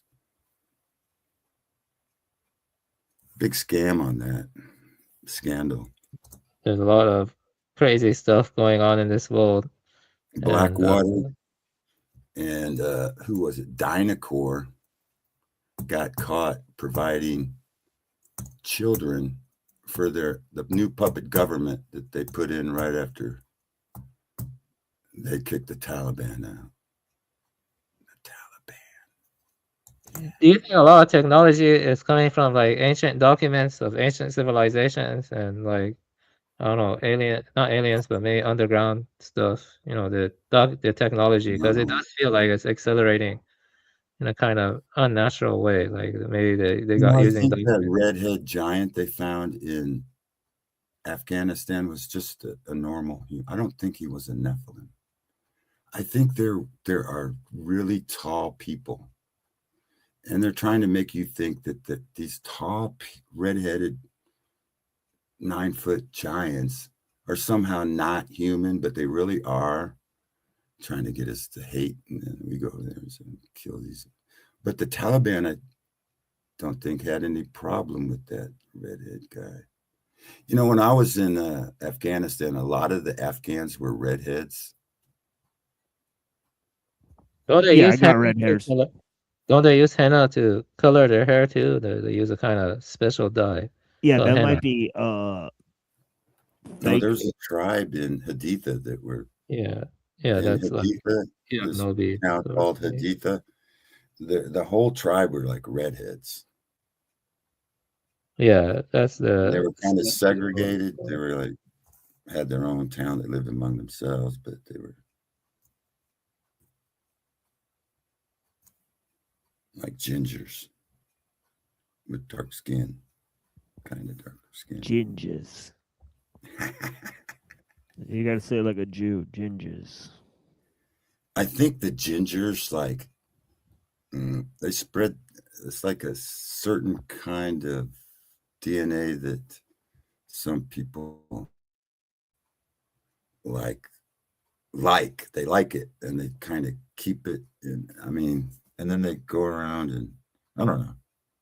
I heard some theories on the redheads. I like Buddha, and some of the people, they were redhead, blue-eyed people. I don't know.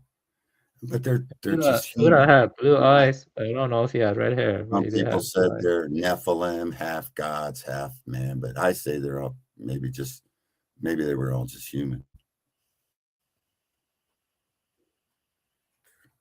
I don't know. A lot of people say, "Oh, you're 9 feet tall." I met an 8'6" tall guy once. Shit, he wore like size 21 foot. Huge motherfucker. He looked human to me.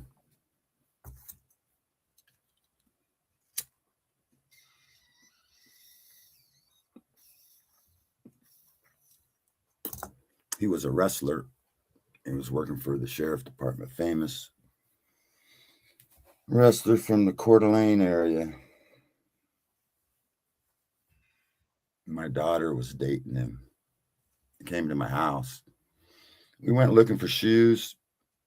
We found some size 18. I said, those are too small. Yeah, I got a little nephew of mine that's like, he's kind of funny. But yeah, he's like 6'5" or some shit. He's pretty tall, dude. And then he came out like basically blonde with blue eyes. Straight up. Yeah. He's got like reddish blonde hair. I relative with blonde hair and blue eyes. He went bald. I'm 6'4" and I'm 6'4" and I'm half Swiss. Swiss. And half say it like Italian. how they say it. You gotta say it how do they call themselves? Oh, I mock them. I call them Swissies. Swissies. Yeah, Swissies. I see you, Swissy. Yeah, they're kind of like, where the one world order is right now. World Economic Forum, World Health Organization, World Tribunal. They have caves or bunkers that they've got the most bunkers. It's like the most well-fortified position on Earth. It's in the fucking high mountains with these underground bunkers that the whole Switzerland is surrounded with underground bunkers that they got. So it's like a fortified position, but you can't. You'd have to. We could even if you air bombed it.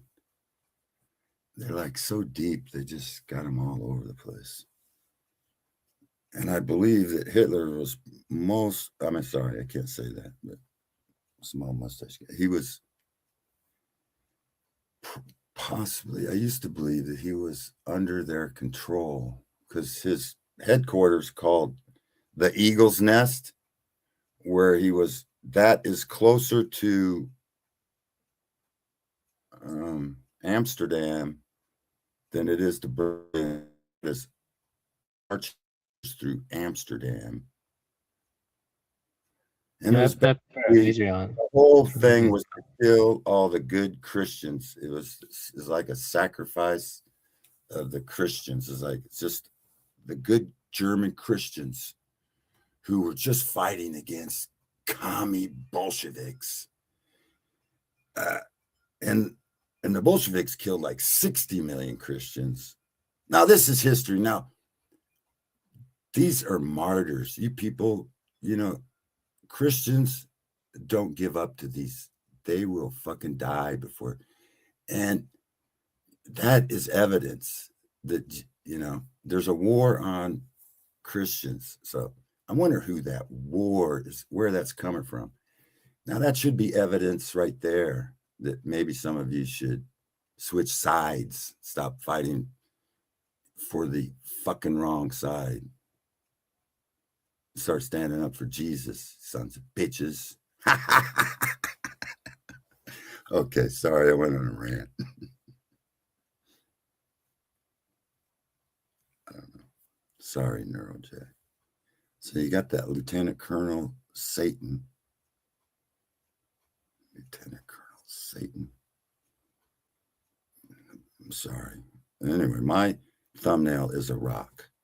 See that big? It's a big rocky person. And, I believe humans used to be taller. Shit, maybe 30 foot tall. Who knows? They used to be taller. We have evidence of their architecture during the millennial reign of Christ. They built these beautiful these Antiquitech and the free energy batteries, basically, and the doors are like 24 foot tall, because I believe the resurrected saints helped build them. First resurrection helped build that shit for us, and then the Masons found it after the mud flood, because after the end of the millennial reign, there was some kind of that buried a lot of it, and then these fucking Masons, Freemasons, found that shit and said that they built it. They didn't build none of that shit. Them Freemasons fucking dumb as fuck. Build that shit. Lying fuckers. That's how they took over Satan's little season. Anyway, Yeah, you haven't had real milk until you've had raw milk. If you haven't drank raw milk, you have never drank real milk before. Yeah. Raw milk from pastured, healthy cows is better for you. Because even lactose intolerant people can drink raw milk because it has beneficial bacteria that aids in digestion of the lactose. And it also has CLA and other good stuff.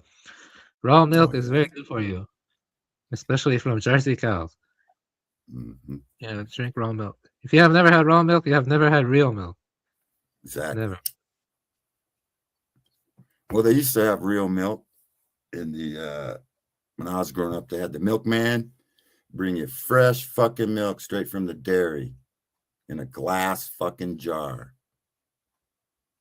You could get as many as you wanted delivered. Usually came in half-gallon jars of milk. Shit. Now you got to find someone with a fucking cow.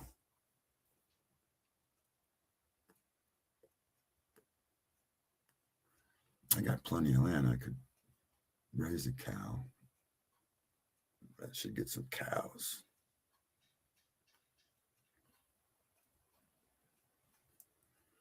I'm putting some beehives. I'm going to make some honey this year.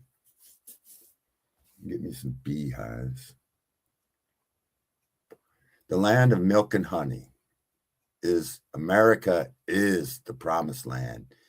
Christians came here. The Israelites were already here. That's where you got Utah is really Judah, Utah. The promised land, California, hallelujah. Washington State is the northern kingdoms of Israel. Now, I live in Washington State. So the further north you go, I would agree that, I mean, I live as far north in America as I can. Let's see. I'm in Washington. I could go over to stay off the coast, stay out of the big cities. I live right next to the wilderness. I don't want to go. Forest wilderness. It's beautiful up here.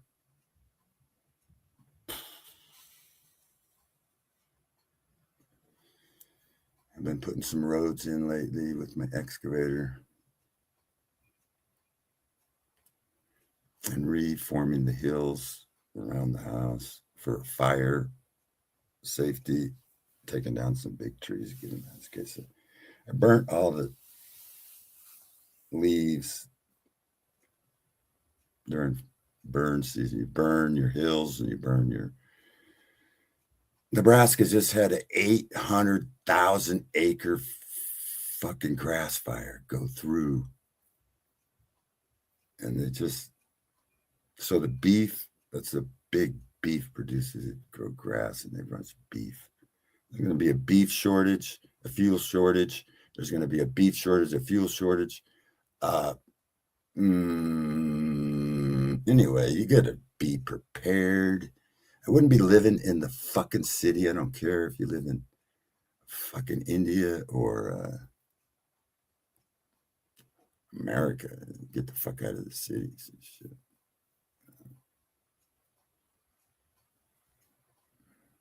Where'd Neuro Jack go? He does this all the time.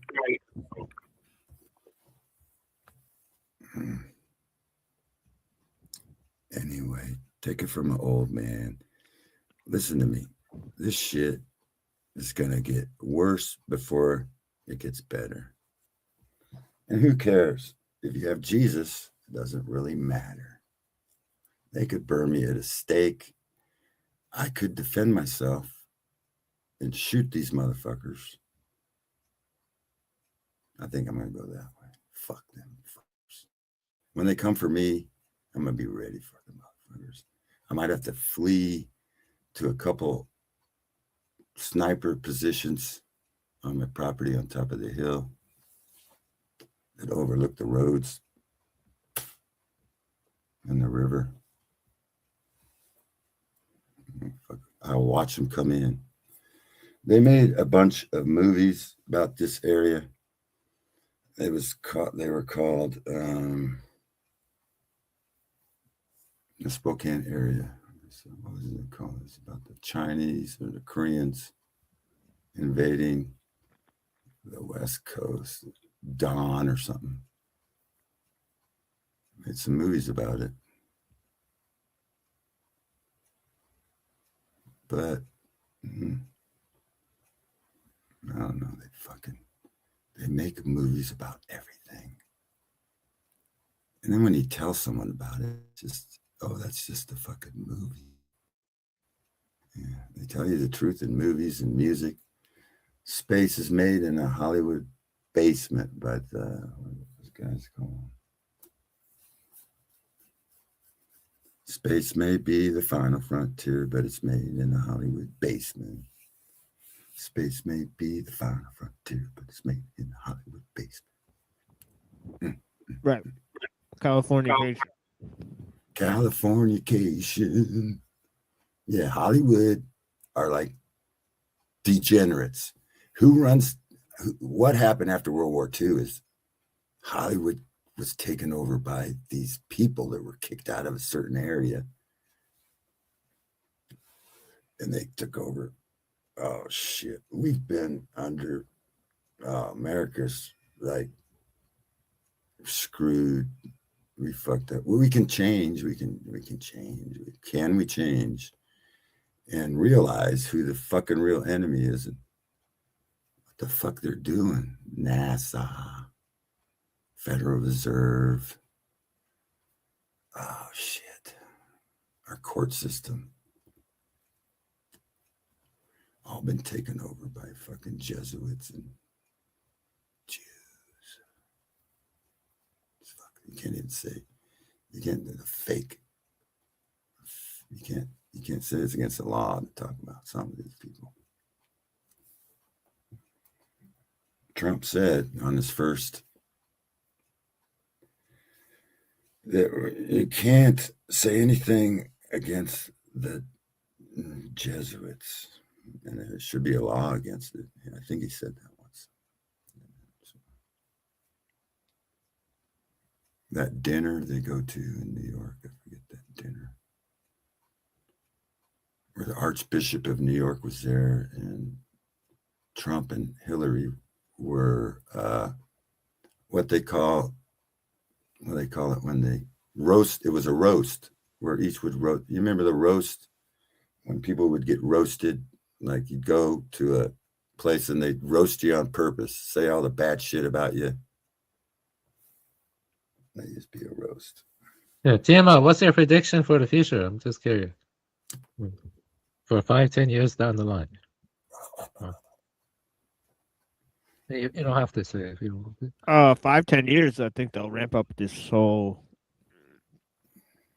like whatever we have now will be ramped up. They already got They already got these little slaughter bots. You can order 500,000 of them, and they'll track your phone. Yeah, Drone Wars 2035. Yeah, Most shit. likely. They got kill bots. There's going to be wars of advanced robotics, like most likely If in we about can 10 years. make it, if we can just make it past this year, I think I'd be happy. I think this year is a big year. You know, they say a nation doesn't last for normally 250 years. Guess what year we're on? America's 250th year anniversary. Start out as pioneers, and then your children become like merchants, and then they be lazy, and then the very last generation is about what we got right now. Bunch of degenerates who like don't even know what sex they are. They run around, and you got all these fucking homos and degenerates. You can watch them on YouTube, get them live panel with some of them. You can get a live panel. I go on live panels with some of these degenerates, you know. And then I get accused of being like, oh, Schaefer, you shouldn't go up there. Yeah, they're definitely going to have, nanotechnology and designer babies, and they'll probably have advanced robotic systems that are controlled by AI. So that's most likely coming down the pipe, you know. So in 10 years from now, those things will be weaponized. I think they got most of that shit already. Oh, yeah. Yeah, they've demonstrated the nanobots and the pharmacogenomics. They've demonstrated that all these things can be used. Mm-hmm. Who can war against the beast is what the Bible says. How can you war against the beast? Yeah, it's possible that they will have a genocidal war in like 5-10 years. It seems like, I don't know, I can't tell.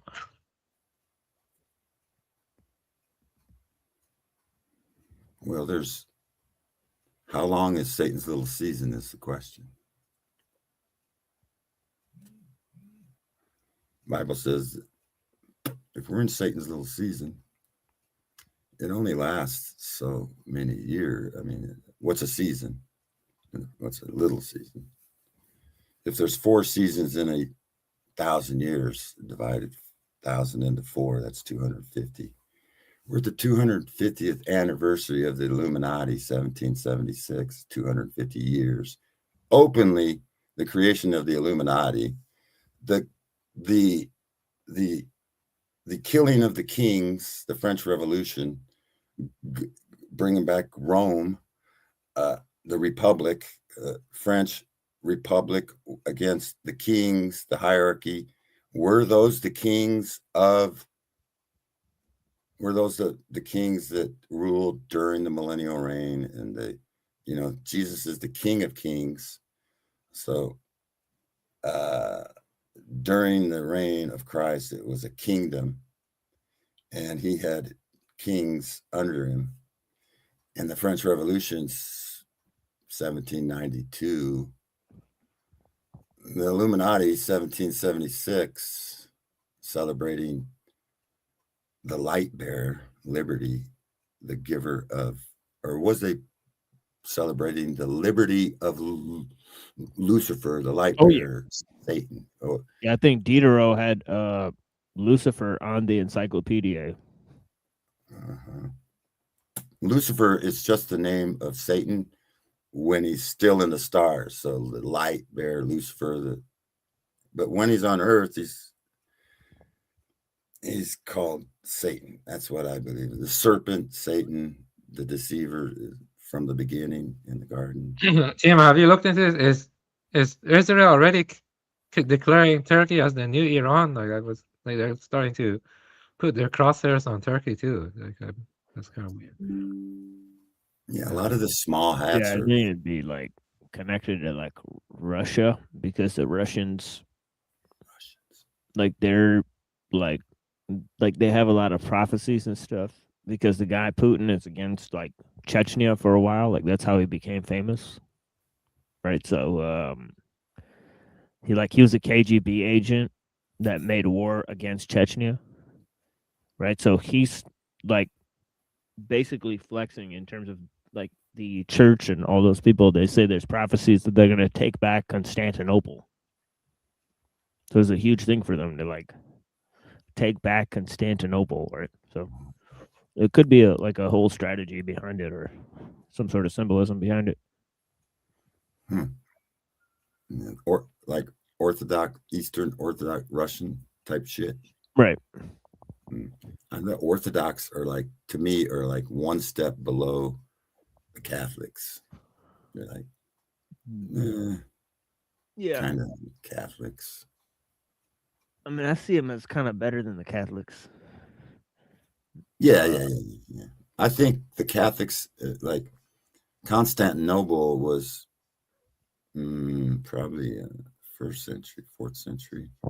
Constantinople. Yeah, if I had to rank Christians, I would probably say like Protestants on top, and then Orthodox, and then Catholics.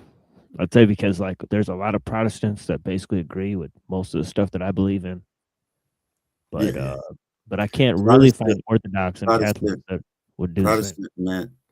Protestant meant protesters against Rome. That's what Protestant means. Protesters, Protestants.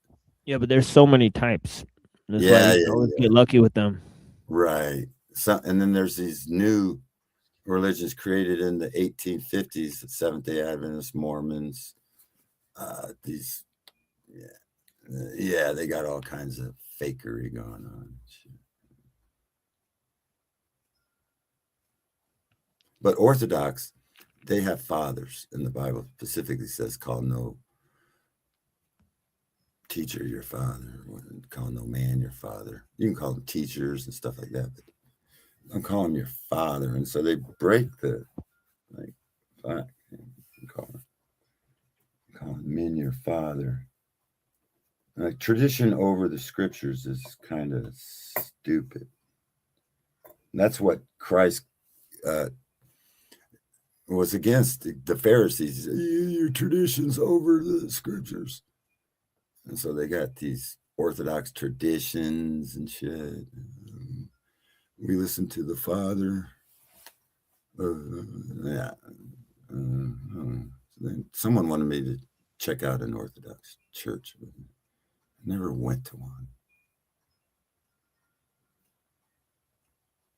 one. What Zelda games have you played, TML? Good. Zelda. I went to a Seventh-day Adventist church once, and in the basement, they had a room where they would have their special food they ate, vegan, I think. And then it was where the kids I didn't hear you, Evan. And butterflies, and I think they were like. I asked what Zelda games have you played? I've played Link to the Past, Oracle of Time, Oracle of Seasons. I've played and those are on the Game Boys, right? And then I played an Ocarina of Time. I played Wind Waker. I played Twilight Princess. I've played obviously Ocarina of Time and Majora's Mask. I played a lot, right? And then so I played quite a bit of them. Yeah, I've beaten all of those except Twilight Princess. I actually never finished Twilight Princess. Yeah, I finished that one. It's an interesting ending. That one has an interesting storyline for sure. It's pretty weird. Yeah, I need to get back into that one. Actually, that one I haven't finished. Yeah. But all the other ones you listed, I like all of them. The Oracle of Seasons is nice too. Oracle of Ages. Nice. I don't really like the animations in. Oh, you don't like it? Oh, okay. It's different. On Wind Waker and Twilight Princess, I don't really like the animations. I like more of the animations in Ocarina of Time and Majora's Mask and those ones. Yeah, more classic in some ways, like more high fantasy or something. Yeah, I mean it's like Ganondorf. Like he looks more. I also beat Skyward Sword. So yeah, I beat all those ones: Skyward Sword, Wind Waker. Basically all the ones before the newer ones. You said Skyward Sword. Yeah, Skyward Sword is another one. Yeah, I never played that one actually. I should have played that one. Have you played Breath of the Wild and Tears of the Kingdom? No, those are the newest ones. I haven't played those ones yet. Yeah, I beat those too. If you play those, I recommend skipping Breath of the Wild and just going straight to Tears of the Kingdom because it's kind of redundant to play them back to back because they use the same map. Yeah. So, Yeah, maybe I'll play them with my wife if I got a yeah, they're chance. nice. Yeah, they're good too. I like Tears of the Kingdom a lot. So it's kind of interesting. Yeah, I like the I like the Rito tribe and I like the Zoro tribe in those games. Like they feel more like a real community. There's a real sense of adventure in Breath of the Wild and Tears of the Kingdom. I like, yeah. Yeah, but I need to play Skyward Sword, and so and I also need to beat Twilight Princess. Yeah, I need to do it. But yeah, I play a lot of Zelda games too. I think escapism. Skyward Sword is pretty interesting. Twilight Princess is weird. Because it gets in like some of the dark stuff that's going on or whatever. But the fucking Skyward Sword gets into the mythology because like you live in Hyrule. It's a place that exists in the sky. It's tripped out, dude. Like, all right, so I'm pretty sure you're like in Hyrule. Yeah, the Tears of the Kingdom has a lot of ancient technology stuff too. Tears of the Kingdom, and there are floating islands too in Tears of the Kingdom. There's dragons in Skyward Sword. Same with Tears of the Kingdom. It must have been influenced by it. There's Yeah. even Chinese music that plays when you get close to the dragons and Tears of the Kingdom, like Chinese traditional music, which is kind of strange, but it's cool. Yeah. Yeah. Yeah, it says the Legend of Zelda Skyward Sword serves as a chronological origin story of the Kingdom of Hyrule, depicting the surface world before it was officially established as a kingdom. So yeah, it's pretty fucking weird. But yeah. Did you play it on Wii? Yeah, and then then in that game at the end, like Ganon is depicted as a primordial demon. Like he's kind of like this thing. It's like Zoroastrianism or some shit. He's like anger Wild, Manu. Yeah, it's fucking weird, dude. Do you feel like Ocarina of Time may have been like having a feminist critique of like I don't know Arabian culture? Because like you go into the Gerudo Valley village and Ocarina of Time is all women, and so it is a more matriarchal society. Whereas Ganondorf is more like a renegade from that society or something. Or am I just because sometimes I do feel like Freemasonry is highly prevalent in these games. Like Super Mario 64 is chock full of Freemasonic imagery. Yeah.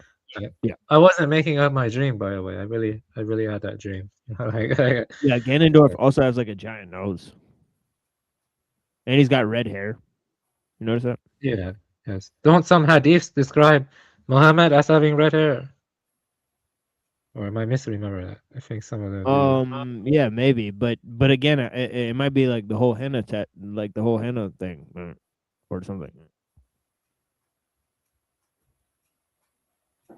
Anyway, though, I do like the games though, but yeah, you just got. I just think the Gerudo Valley could have been. Yeah, but anyway, the games are nice. Yeah, but there's Arabs with blonde hair and red hair for sure. Yeah, because especially like it's very, Lebanese. fast. It's more of a there's including lots of different groups like Syrians and other stuff. Yeah, Syrians. Like I've been like a lot of people told me I look like a Syrian. Oh wow, yeah, you do. Yeah. Yeah, I've been told by a lot of Arabs that I look Syrian because there's lots of Arabs around here, especially around the Dearborn area. It's like tons of like, especially Lebanese and Iraqis. There's some Syrians, but when they look at me, they're like, "You must be Syrian," which is interesting. That's cool. Yeah. Yeah. Yeah. I think escapism is like I don't know, because it's very hard to like work and pay your taxes to the small hats nowadays. I don't know. I'm just kind of very demoralized and demotivated to work.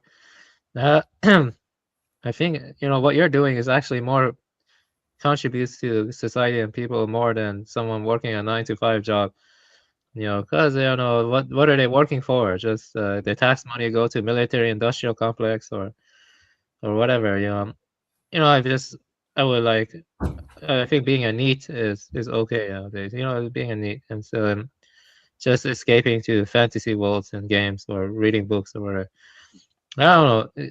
All the surveillance technologies are growing to better control people and stuff. And I don't know if it's the way Trump is heading. It seems like stuff like martial law might happen or some kind of because normally it's during crises that are largely manufactured. Most crises are manufactured, and then they take away our rights during that time, or they just fuck us over more or cook us more or something. That's normally what happens.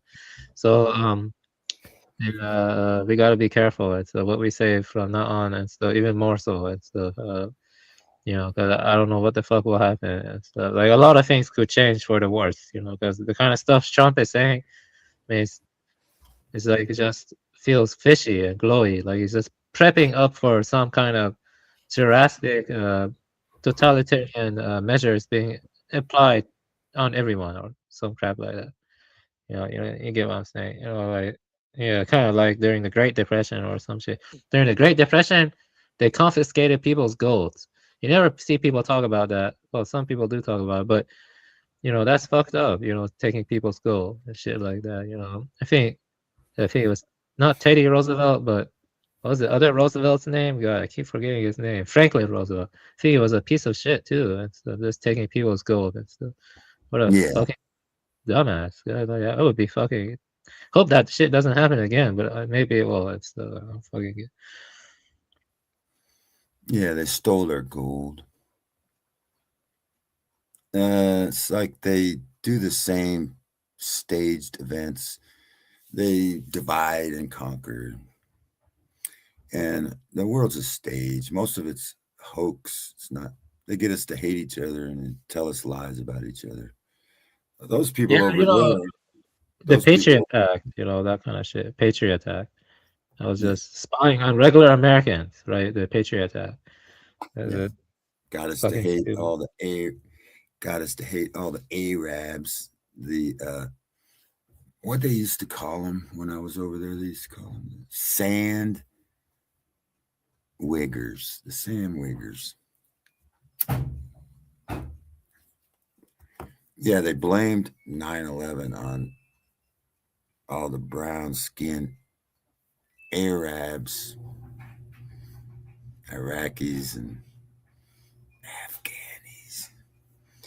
And then Al Qaeda is really CIA-da. That's Al Qaeda, CIA-da. Al Qaeda. It's a hoax. The world's a stage. And there's actually people are called auto hoaxers, where they automatically everything's a hoax. They're called auto hoaxers. FakeOTube. Check it out, fakeotube.com. I think the only thing you can do now is just make a local community of like-minded individuals and learn self-sufficient skills. That's really all you can do. And now, what are we working for? Like you go work at a job, you go to school or whatever. It's all just being used to fuck you over more. Your tax money or all the stuff you supposedly contribute. And they're just using it to make better weapons now and crap like that. Oh, I just don't like it, I guess. But the thing is, you gotta be careful with the localism. Well, you gotta buy the property. You gotta find like-minded individuals who can contribute, like I don't know, grow shit or take care of livestock, stuff like that. That's really the best thing to do now, I guess.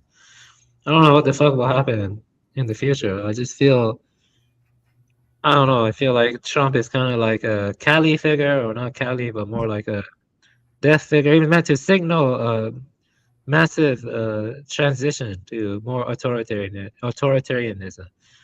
He is telling it to people, at least. So this is like plain and obvious in the face. I don't think there aren't many people who like Trump anymore. That's good, at least. Yeah, but there are still some idiots, but not that many. I think most of Trump's fan base has died out. But he's like more of an emblem or symbol of the transition to neo-feudalism. It's called neo-feudalism.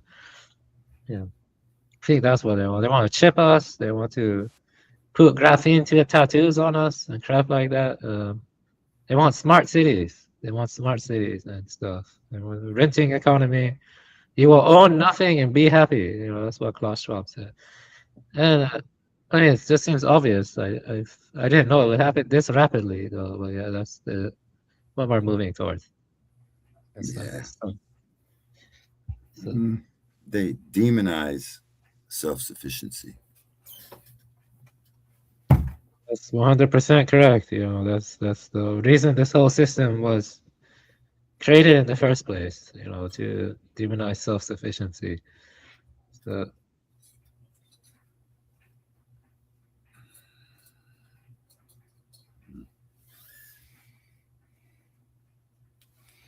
Roger. I got some new climbing shoes today. Yeah, got spikes on them. Climb up my trees. I'm gonna make some tree houses on top of my trees. A tower. Anyway, you strap these onto your shoes. And so you got them on this way. So this is your foot. And you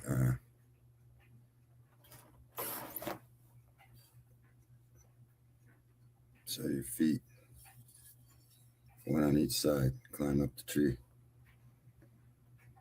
This. Then you put a rope around. Pine trees are straight, they don't have branches. So you can climb up a tree with these. Strap them on your shoe. Let's see how you strap these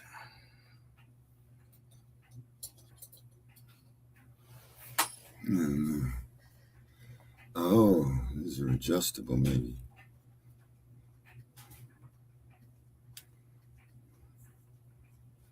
They gotta be adjustable. This gotta be adjustable or something.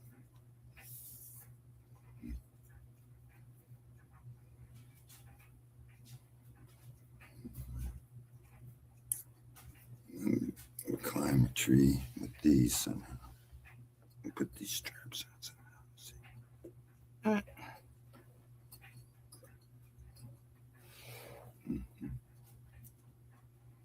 Looks like that is not supposed to move. Maybe this side is supposed to move.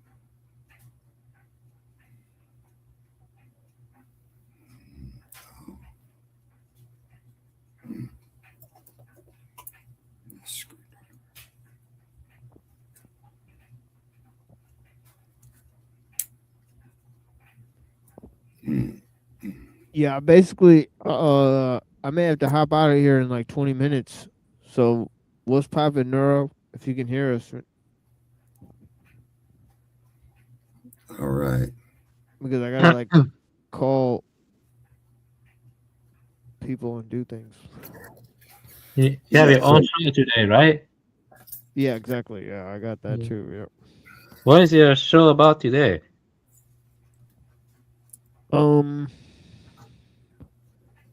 It's most likely gonna be critique of anarcho-primitivism by Uncle Teddy plus my intro.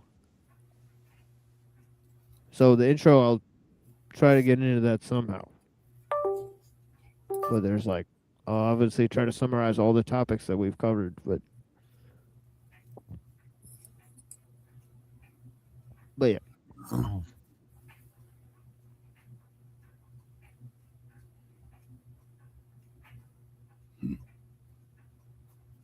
So yeah, I don't know if you've looked into that critique of anarcho-primitivism by Kaczynski. My mind is Not as sharp as it used to be, but I think I'll get into it. Let me look into it. But I know about it. I know Ted Kaczynski was not anarcho-primitive. Exactly. So he wrote a longish essay about it, and basically there's an audio version of that I'll just play. Last two like Tuesday shows, I've went over just Kaczynski's writings, so I think it'll be useful. We'll just go on this sort of tangent before then I go back to the ideas of Rousseau and also the work Hay ibn Yaksan, right, which is a medieval work that influenced the state of nature debate. It sounds interesting. Yeah. And also, I'll give a longish sort of introduction to Rousseau and his philosophy, and we'll do that for quite some time as we sort of look at Rousseau's ideas, and then I'll move to the medieval work that influenced him via the writings of that are called Robinson Crusoe. They're largely based on that medieval work. Well, this is the bottom of my foot. I'm not trying to insult all you goyim, but climb trees with this motherfucker. Yeah, get some of interesting. These are gonna be fun. Go outside and have some fun. Climb some trees like when I was a kid.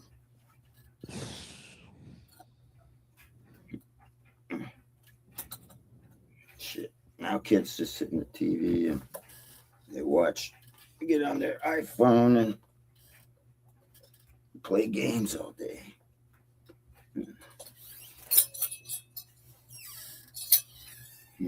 So they're portable too.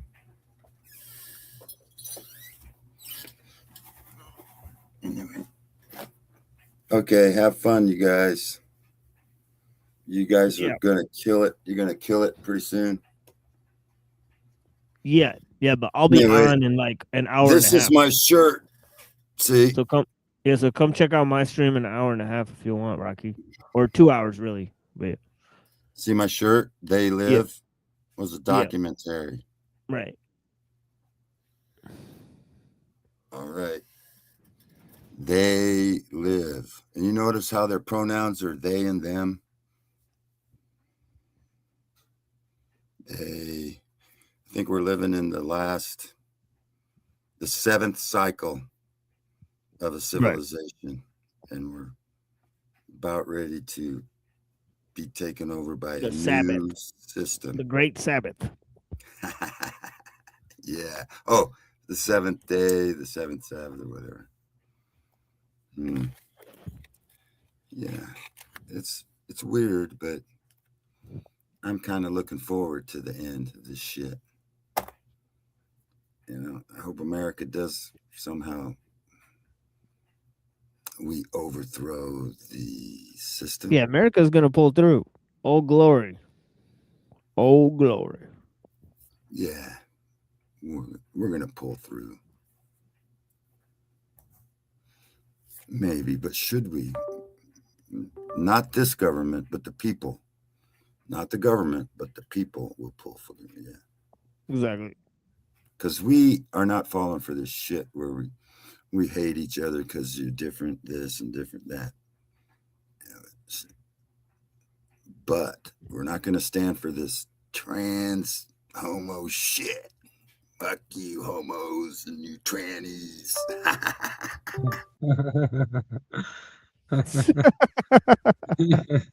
That was kind of based. That was kind of based, yeah. He's funny, man.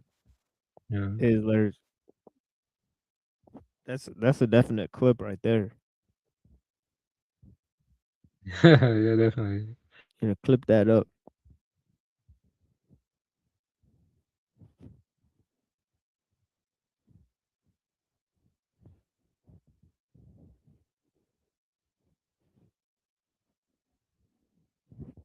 But yeah. So I wonder if Neuro will come and end his stream. I mean, I may have to leave soon. You know, this is the reality. You say you're leaving in 20 minutes or 10 Yeah, minutes? pretty much. Yeah, 20 minutes. Yeah. Yeah. Yeah, I have to record a bunch of stuff, and then I will have to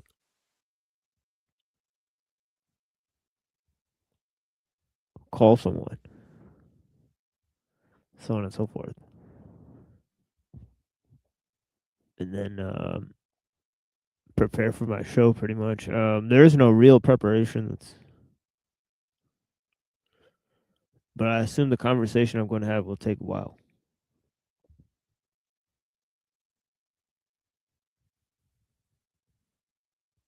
Yeah, that makes sense.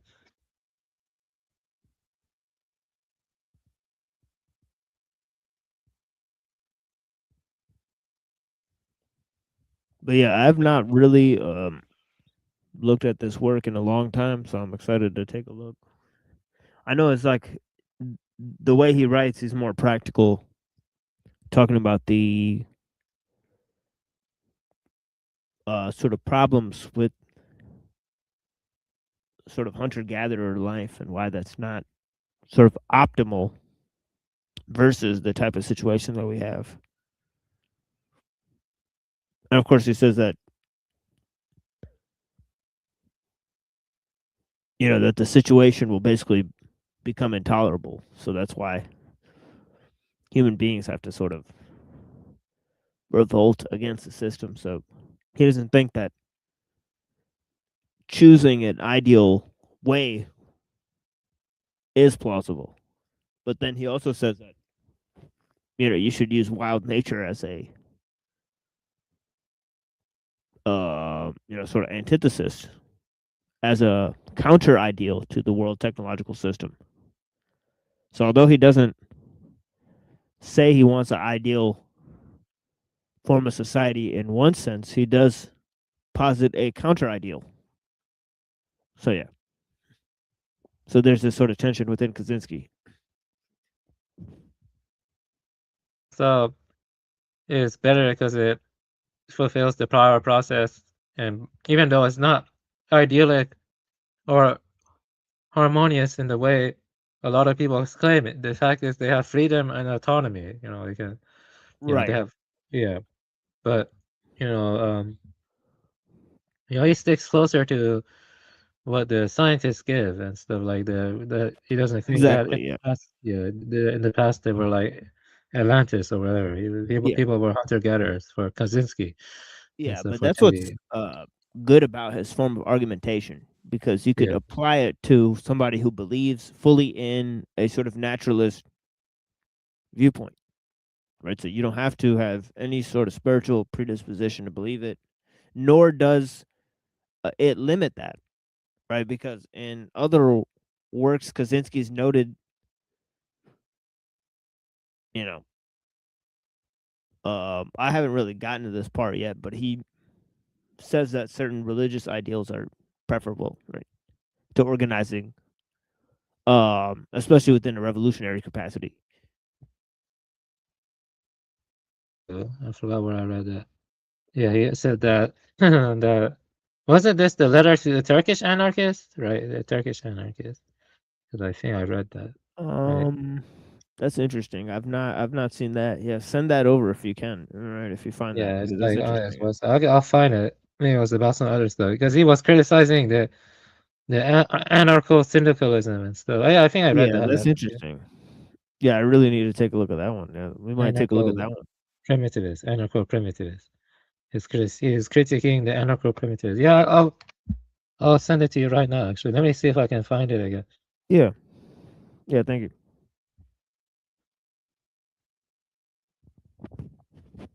But yeah, that's the type of stuff we'll be talking about. So Yeah, I would say that Skizbina has strong argument too. You know, I think that either a hunter-gatherer lifestyle or the before 1200 AD, it was good enough. Yeah, it's way better than what we're dealing with now. And so, at least before the mechanical clock. at least before that. So I think some people might make an argument before the steam engine, because that was better too before then. I mean, the farther back you go, the better it was at this point. Definitely, like, I think, it's kind of crazy. But the point is that technological determinism is true. Each of these inventions that are made, they just find ways to repurpose it to enslave you better, like the steam engine or like the mechanical clock and stuff like that. It kind of shapes and pressures human behavior and molds it for absolute efficiency, like what Illo talks about. And I know Kaczynski was influenced by Illo and stuff. I mean Teddy. Yeah. Anyway, I sent you the letter to the Turkish anarchists on your Facebook. I'm gonna do it right now here. I mean, on your Discord. Yeah, I read that a while back. I forgot most of it. And stuff. Yeah, awesome. Yeah. Yeah, so if you look at the first, yeah, go ahead. Sorry, yeah, you can go. Oh no, I was just gonna say that in the first edition of Technological Slavery, you have that critique of anarcho-primitivism. But yeah, it's not in the second one. But yeah, go ahead. What are you gonna say? Yeah, I was gonna say that anarchism doesn't work in practice because I think human beings naturally create their own hierarchical structures, but the difference is whether or not it's done via adapting to the technology versus naturally organically emerging and stuff. So I think there is a difference between that, because when the technology is made like steam engine, that causes entire landscapes to change, and then people have to adapt to the change of that is introduced by that technology. It's not like they have a choice. And we see tons of examples now, like the iPhone. Initially it was optional. Now everywhere expects you to have iPhones. You know what I mean? Smartphones. And so that's kind of conditions and shapes the people's behavior and stuff.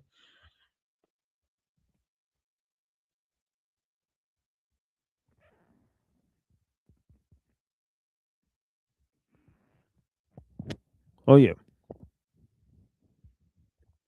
I think there's just a general fact that most people are in awe of the creations. Right. So Yeah, I know what you mean. I have a friend like that. I argue with him. I mean, I debate him a lot, and so he's in awe of AI and all this technology, but I'm not really in awe of it. To me, it's just more instant gratification that leads nowhere and stuff. And also it leads to losing the things that we once cherished, and we don't realize how important it is until we lose it and stuff.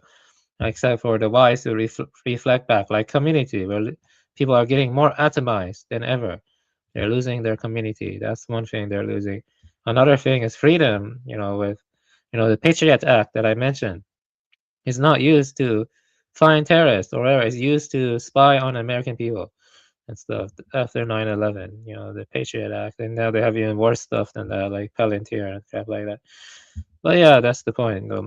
Being in awe of these gadgets, it doesn't really lead to much. It just leads to people getting blinded over the simple joys and the important stuff we're losing that our ancestors had for thousands of years.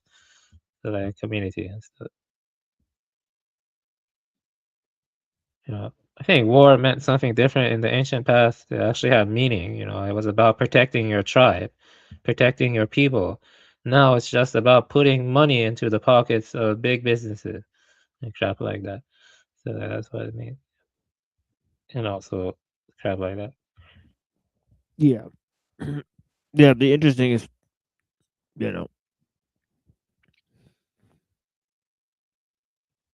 the leaders went out and fought a 1-to-1 battle, and then they sent out their best warriors first, and they had a 1-to-1 battle, and then you send out everybody else and be like, well, we had slayed your captain. Do you wish to proceed and make war upon men who are your superiors? And then they'd go ahead and vote yay or nay, basically.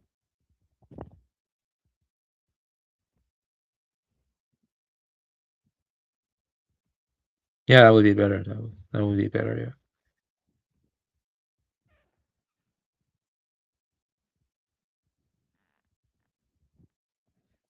But yeah. Yeah, I mean, I think the future will be primitive. I'm going to give a whole schema on it's a historical motif about technology on the show. So I don't know how it will go over, but it's pretty interesting. Like 4 epochs. Yeah, it's better for both the Earth and mankind if we go back to being primitive. That's 100% something I agree with. You know, like you shouldn't have stuff like bunker bombs or whatever crap like that. You know, any Yeah. group of people. Yeah. All So right, I'm back. you're back. Yeah, so I have to step away for a while. So I will be off for like maybe the next like hour at least. But yeah, eventually I'll be back. But yeah, I do have a show at 9:15, so come by to the show if you guys aren't doing anything. But yeah, who's that chick you were talking to, Twilight? That's my girl. You got a new one? Actually, she's an old one. I've known her like an eternity. Oh, I see. So I found her channel. She's like doing the tarot stuff. I've seen her thing. But yeah, interesting. All right, yeah. So that's fascinating. Yeah, I've known her for like. Oh man, there goes Neuro Jack. Damn it! I was gonna ask him that. Oh, What the man? yeah, because I have to step away. So it's like you and Avian will have to talk. But yeah. Maybe. He's, All right, see you later, TML. Yeah, it was nice talking to you, man. Yeah, blessings. Yeah, yeah. But come by to the show. We'll talk about critique of anarcho primitivism, and obviously there's some heart. We're pulling on the heartstrings because obviously we're sympathetic to the point, but right. you know, Yeah. but then again, you know, you can't There's some holes in it. have though. your cake and eat it too, so to speak. Right? Right. Yeah. No, I agree. You know, because then you'll be like basically like a technologist, you know, who thinks that they, you know, they can Right. have their technological cake and manage the risks, and you know, and it's like, look, you can't have your perfect world. Well, I mean, I would make the argument that the archons are really the problem. You know, from my paradigm, strictly speaking. Yeah, that Like gets we into could another actually problem. do it, but our minds are so like distracted from like what is real and what is Yeah, natural. yeah, It's that gets almost yeah, impossible. exactly. Yeah, exactly. Yeah, that gets into the is you know, technology natural or artificial debate. So that gets Right. into that. Yeah. Yeah. So if we That were gets like into the if metaphysical if our territory. technology was like in line with nature instead of against it, which it is, then that would be one thing, but it's not. It's absolutely not. It's against nature. It's against God. It's against everything that is holy, if you want to use that term. I mean, I think it's applicable. You know, it's about building better and false immortality and like just completely Yeah, you want to ravaging, just creating simulacras of create techno Gnosticism along with the Right. techno shamanism, and then just Yeah. Yeah. Permaculture is aligned with the earth, and you know, permaculture techniques can have a lot of Right. complexity to them. Yeah, that tends to be way better permaculture. Permaculture. But it's the not. Zen Sunni, We're too far gone. the Zen Sunni will fight the gabies, the gay AI babies. There would have to be a paradigm shift of like catastrophic proportions for us to be even close to being able. Yeah. There's no way. And this whole idea of just like things being better just because quote unquote better, quote unquote progress, which is really like a regression. Wasn't Postmodern. Steiner good about this stuff though? So he seemed pretty good about it. Steiner with his permaculture stuff, and, you know, from what I've seen. Steiner Yeah. has a lot of good ideas and a few really bad ones. Yeah, it seems that way. Yeah, I mean that's the case with most thinkers. I don't think any thinker is 100% good. But yeah. Right. Yeah. Well, I mean that's why I judge everybody individually, and You know, I don't expect to agree with him 100%. It's never happened. So, you know, until that happens.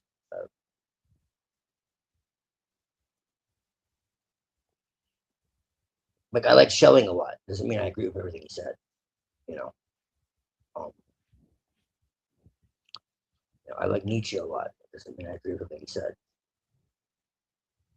You know, so I like Bohm. You know,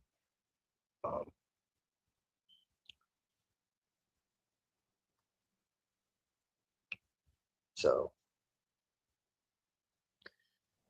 yeah, just eat the meat, spit out the bones.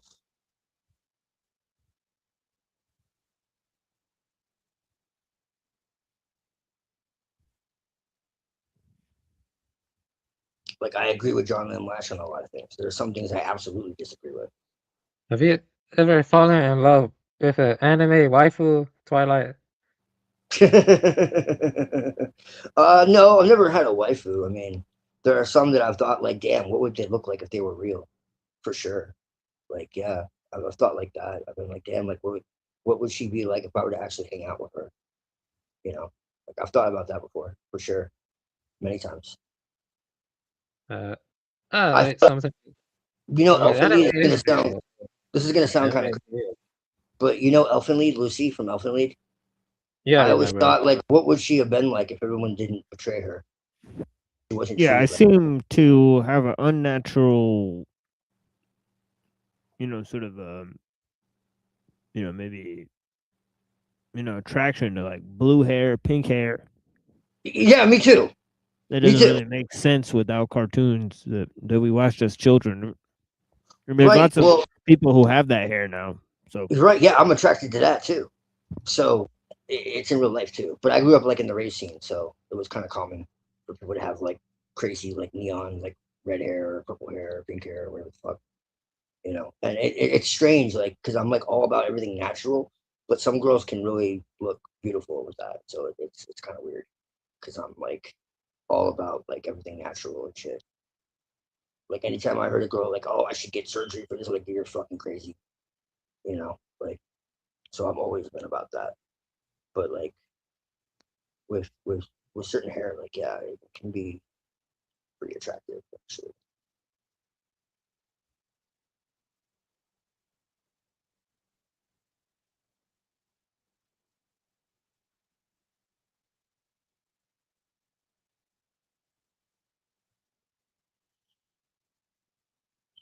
Yeah. Yeah. I Yeah. Do think you Lucy have? is absolutely like a Lilith archetype too. So, but this is like before I, got into Lilith like that.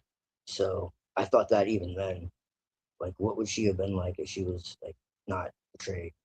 And I feel like it really pissed me off that they didn't finish the fucking anime because if you like actually look at the manga, it's like twice as long, and it's actually really profound.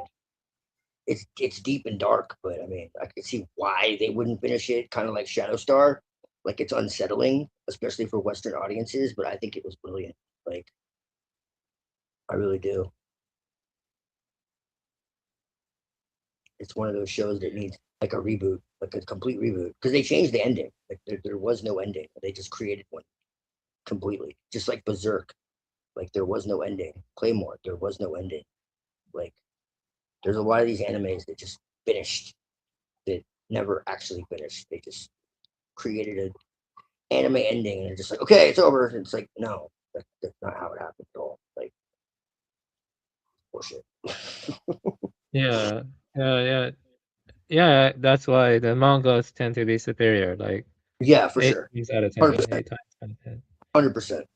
Umaniko is another one.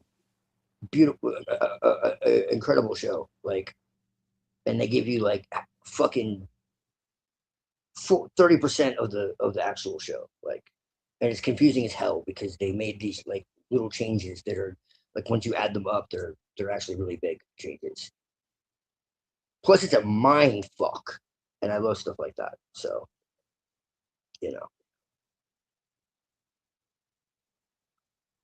brother man. Brother Man's been killing it with the videos lately. He's evolving.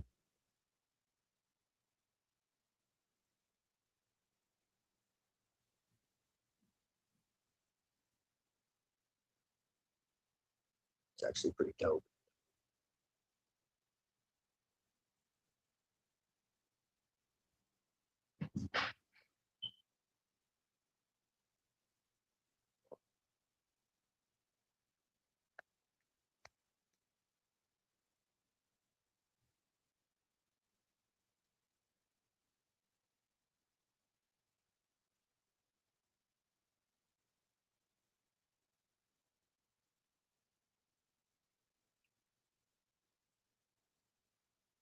Have you seen Spice and Wolf, Avian?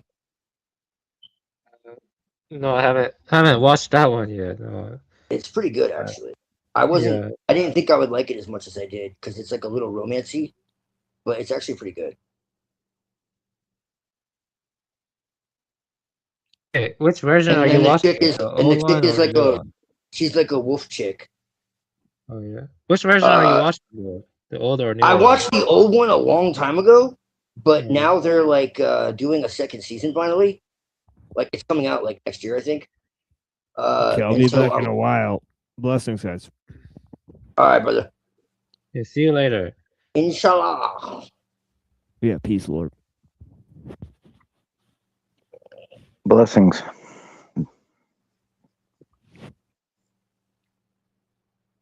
So yeah, they're finally finishing it up.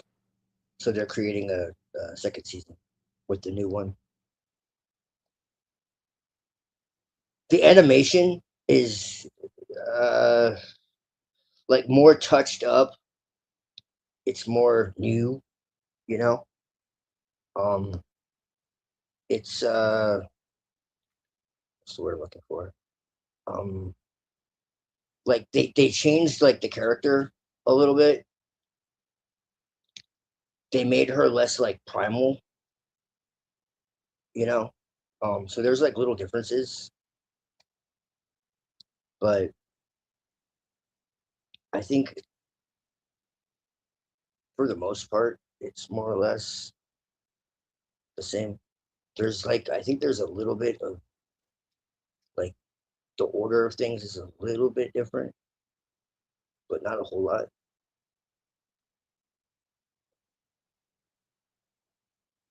Yes. I feel like you know, it's not good to work because all our money and tax, I was talking about this before, it go into just military industrial complex and Edomites or whatever. It doesn't go to benefit the people or Earth. So if one could afford it or one could, it's better to just be a NEET, you know, just stay home and play video games.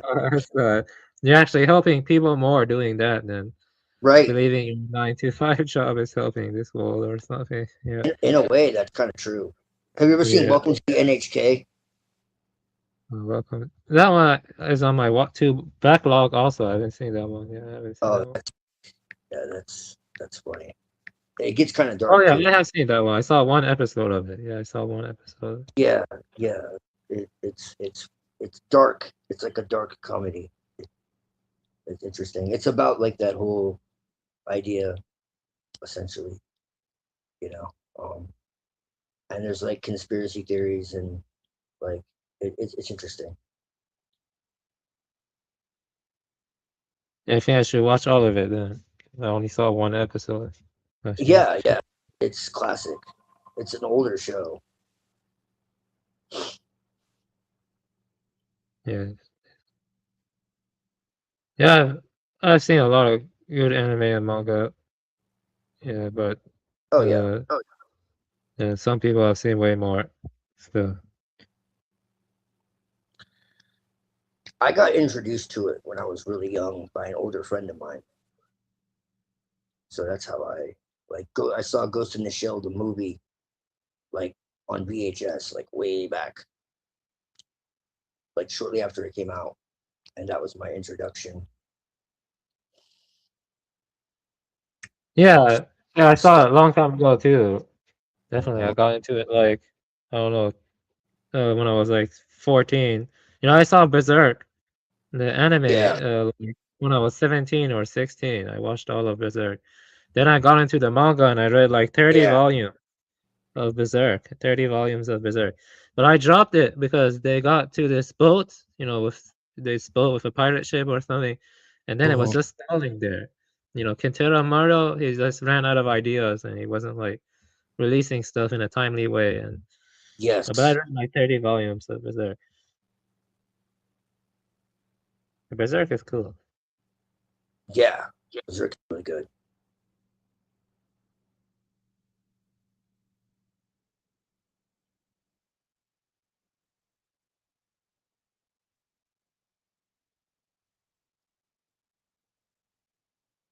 Yeah.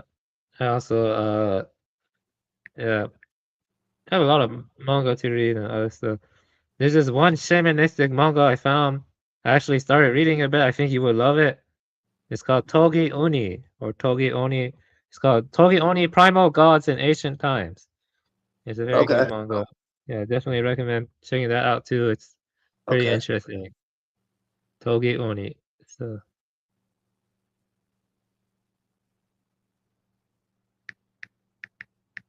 Okay, cool. I have an app for it, so I'll check it out. Boom. Got it.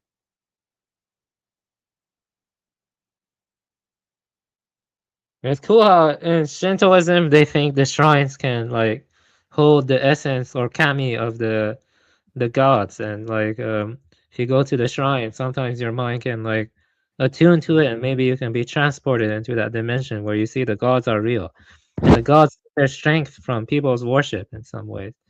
Right. Yes. Well, because there's no separation back then. There was no separation between the natural and the supernatural with any animistic, shamanistic tradition. It was all imminent.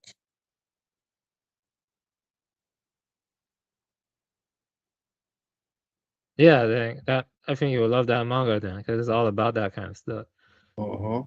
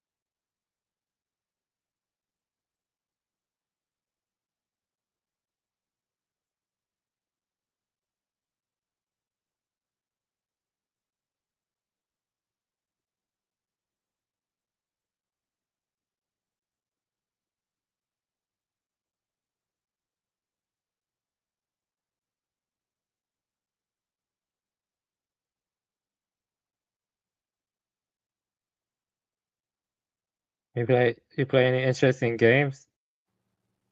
Any of you? Not Lately? recently, but Not yeah. recently. You ever play Horizon? Yeah, actually, I'm gonna be honest. I recently beat Rune Factory Guardians of Azuma. It has a lot of Shinto stuff in it too. It has a lot of Japanese traditional dance, and even actually, believe it or not, the cosmology in Rune Factory Guardians of Azuma is very close to John Lash Lamb's cosmology. Really? Yeah, it is like the Earth is their Earths or their flow are created by gods that come onto the Earth, like they churn into the planet, or not the planet, but the islands. Like the islands are floating in Right. that world. They're like continents that are floating, and it's like I don't want to say too much because it will spoil it, but it has very spiritual theme to it. And also I like all of the characters, and the art direction is nice. The music is nice. The combat is a little bit shallow, but it's okay though. I think overall it's a good game. If you like Japanese mythology, and Yeah. if you like that game, you will like it. Yeah. Yeah, Rune I Factory. think the Japanese have stuck true to the original animistic traditions. So yes, I do. I know Rune Factory because that's an old series. It's been around for a while. I never played that one though. Yeah, that one is more recent. That one came out more recently last year. That one's actually pretty good. Rune Factory 5 was poorly made. That one is garbage. But 4 is good. But 4 is not that spiritual. But Guardians of Azuma, the story is very animistic and very shamanistic. And I could, point that out. But it's very Okay, it's nice. an action RPG. Okay, I'm looking Yeah, into it. Yeah. Guardians Okay, of cool. Azuma. Yeah.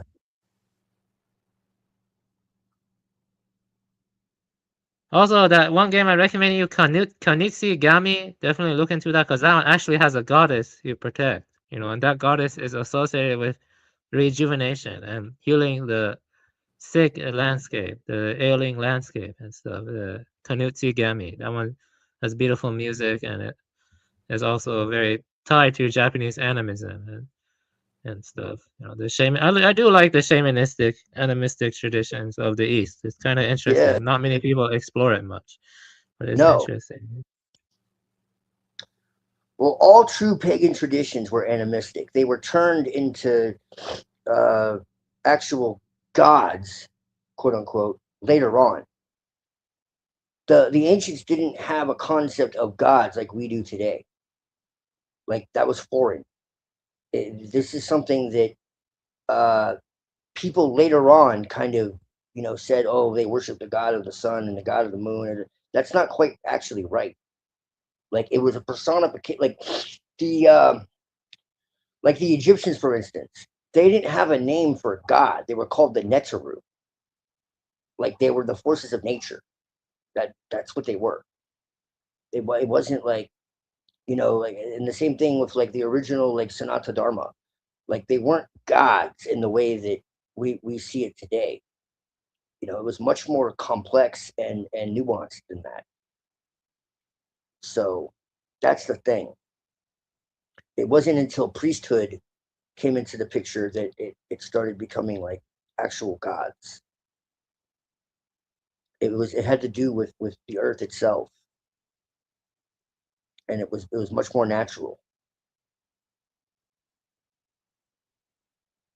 Yeah, it's interesting. Yeah, definitely.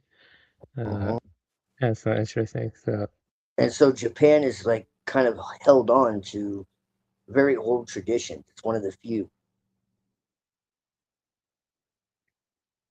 And so that's my hypothesis on that. Why they have so many, like Mushishi, is like the best example. They've held on to these older traditions, and even some Gnostic. There's a lot of Gnostic stuff like all through Japan. Uh,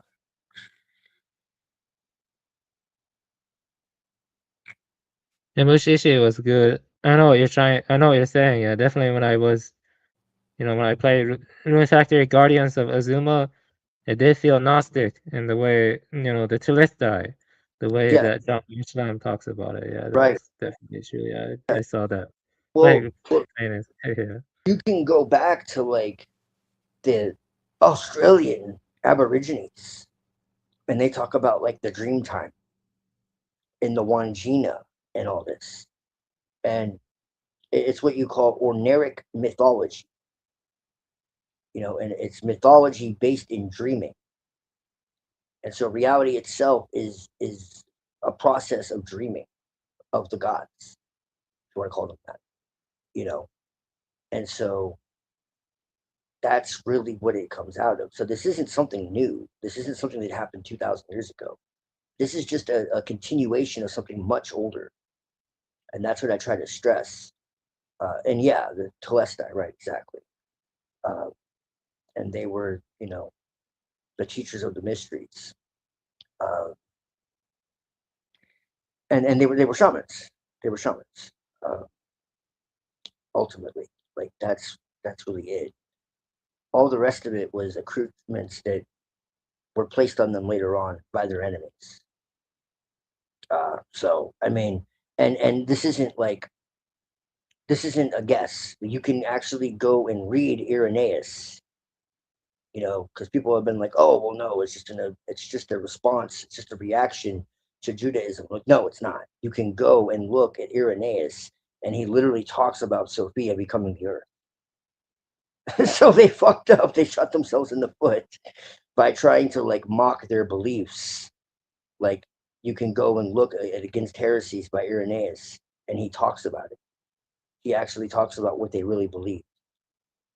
Because people have this idea that the Gnostics denied the earth and they denied the cosmos, you know, they're anti-cosmic or whatever. And it's like nothing could be farther from the truth. This is why me and Hyperborean will never agree on that one fact. Because he denies the earth. And he denies that there's a God in the sense of, you know, that basically the demiurge is the only thing that has power. I completely reject that because the demiurge has zero power. The demiurge believes it has power. You know, the demiurge's power is illusory, and he makes those believe, you know, those against him and for him believe that he has power. But it's all really just it's an intrusion in the human mind. It's you know it's simulation. How? In that sense, so he didn't create anything. See, he believes that the demiurge created everything. I don't believe he created anything at all. It's abstraction. It's delusion. Yeah. I'm not sure. There's something about Hyperborean or Nimrod D-Rosero that deeply moves me or like resonates with me. But Oh, at me the same too. time, yeah. No, there's definitely truth. I agree with a lot of it. But it just when it comes to that, I completely reject it. Like I cannot accept that. Like the demiurge literally like trapped us here and all this. Like I do not accept that. I do not accept that nature is somehow fallen or malformed or whatever. Fuck. Like, you know, a creation of the demiurge. That matter is a creation of the demiurge. You know, like I just no. I completely reject that. But no, I mean, besides that, we essentially agree on a lot, really. And I have like, you know, the secret history of the full the shell shots and the mystery of fuck, I can't remember where it is. But you know what I'm talking about. And I have all the books. Is what I'm saying. Like I have, and I have ones that are like written by others who are like within that same genre that kind of have like a little bit of a different idea, you know. So Yeah, but I'm well yeah, familiar. I get what you're saying. And I actually have struggled with the same thing too. Like when I read the Buddhist scriptures, there's no universal consensus about what peri-nirvana or nirvana is. Right, You know, yeah, there's no right. universal consensus yet. This is why I don't like to attach myself to any one thing, and I just kind of like I've always been very, you know, adaptive, and people think that that's, you know, like, oh well, you're mixing all this. No, I'm figuring things out, man. I don't know. I'm saying I do not know. I'm you know, I'm asking questions. Instead of pretending I know, I'm asking questions, and I'm going through my own experiences, and you know, just going with that, you know. And from my experience, what I can tell is that the earth is alive. And to say that it's some kind of trap or we're prisoners here, I just think it's absurd. Um, and you know, I do think that there is an originator, Now he would say the originator is just a place. Now I do agree that it is a field that where everything kind of manifests from. It's it's legit like how everything comes to being. But I also believe that it also is itself having the stream that the aeons are taking part of. So it's like in my eyes, like there is actually, an ultimate, God, if you want to call it that, a generator, we could call it. The aeons are called generators. Um, you know, so that's where we Yeah, but I'm gonna be honest with part you. ways. Like, I think personally, though, I would have preferred to, be born during a different time, maybe even a different being. But I Yeah. cannot personally forgive God personally. I mean, I'm fine with going to hell. I'm just not going to, forgive God. That's I'll try to destroy him, even if I fell. That's Well, all I'm saying. I mean, it's I like, don't believe in hell in the way that it's taught, man. That's archontic bullshit. Like I don't believe in that at all. So, and I don't think the Bible actually even supports that either. And I mean, I could make a strong case for that. So that's more archontic, man. Like, from what I can tell, the original understanding was either annihilation. So basically, like, uh, as I said, eternal life is a free gift. And so, by by being in line with the divine will, by being by doing good and by uh, you know be essentially just, I mean, it's really not that fucking hard. Like you can interpret it all different kinds of ways, but I think yeah, I have a question for you, Twilight. There are yesterday I was on NPC the game. You weren't there. I asked the question to people. And the question I asked, if you could dream up another world with its own parameters, its own setting that you prefer, what would that other world be? Would you prefer to live in that world or this world? That's my question to you. If you could dream up another right. world.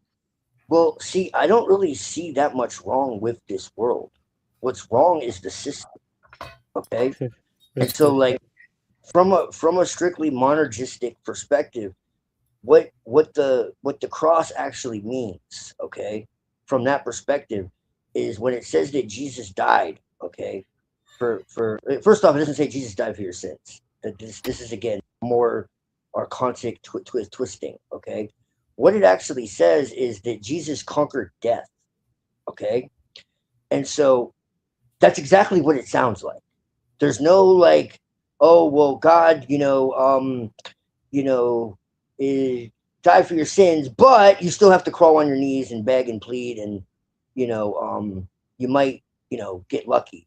You just go to church and give them all your money, and And when I say this, I'm not like being funny. Like for a long time, you literally had to go to the church and beg and plead, and if you didn't like do what they said, they would literally execute you. Like this is the reality. Okay, so this is what I'm saying is it became about more about man. Okay, so like, and even to this day, it's like if you don't belong to a church, you're essentially going to hell. Okay, this is not this was not the original tradition at all.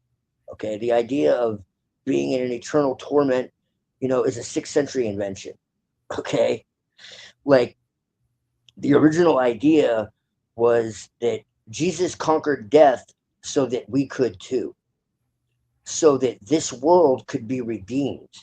And what that means is that when we die, evil is eliminated entirely. It no longer ceases to exist. Okay. And so for those who decide they want to be in line with evil, they're annihilated. They're gone. They're ashes. Okay. So they don't suffer forever.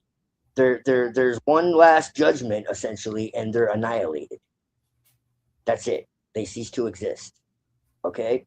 For those who decide to go with the divine will, they're granted eternal life and the end of all evil. They're no longer impeded by evil. They're no longer stricken by evil. Okay, so evil is seen as kind of like a disease within humanity. Okay, and it's like you become well. That's what the resurrection is you become well again. You no longer are brought down, by this literally like sickness of the soul. Okay, so this was actually well known for a while, and then it was turned into something very different. It also completely rejects this idea of everyone going to heaven or hell or whatever. Like no. It's legitimately the earth brought back to and restored back to what it was supposed to be in the beginning before we Oh, fell out of alignment with God. dude, this is like Neon Genesis. Like I don't know why, but I am definitely on Hyperborean side in terms of I respect your views, but something about it I just find reprehensible. I just cannot. I will not submit to a divine will. Period. I'm not gonna do that. It sounds like Neon Genesis what you're talking about. Like I don't know, like man, like really, like Evangelion. Have you watched Neon Genesis? Sure. Right? Yeah. Yeah. Yeah, like yeah, you're definitely on the side of the angels here. Like like that's what I see here. Human Sad instrumentality Jerome. project. Yeah, that's what it sounds like to me.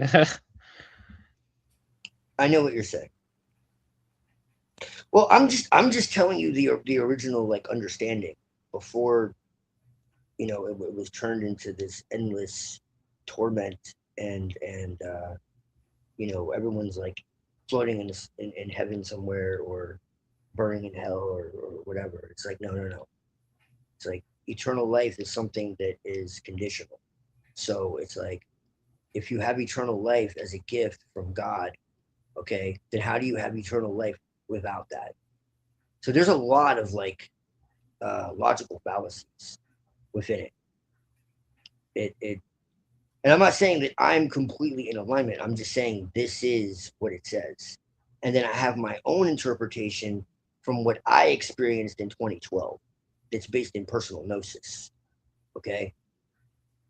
But I'm not 100% in alignment with anything because, again, I also have my experience with the earth and I'm not going to reject that.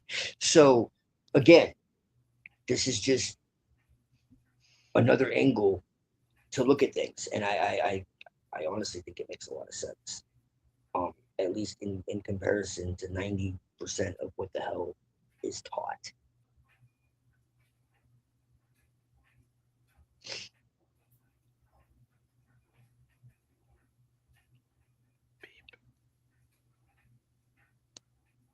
But I don't have a problem with a divine will.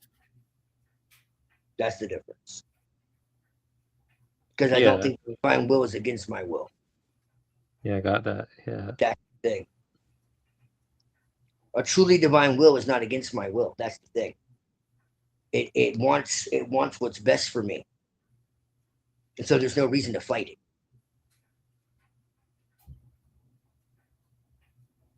Look at what the will of man has done to the world. Look around you. Yeah, I'm looking. Yeah, I mean, it's just you see So the thing is I'm this not is talking about the demiurges. I'm not talking about commands from the sky. I'm not talking about any of that. Don't mix the two up. Okay? I'm talking about true harmony between everyone and everything.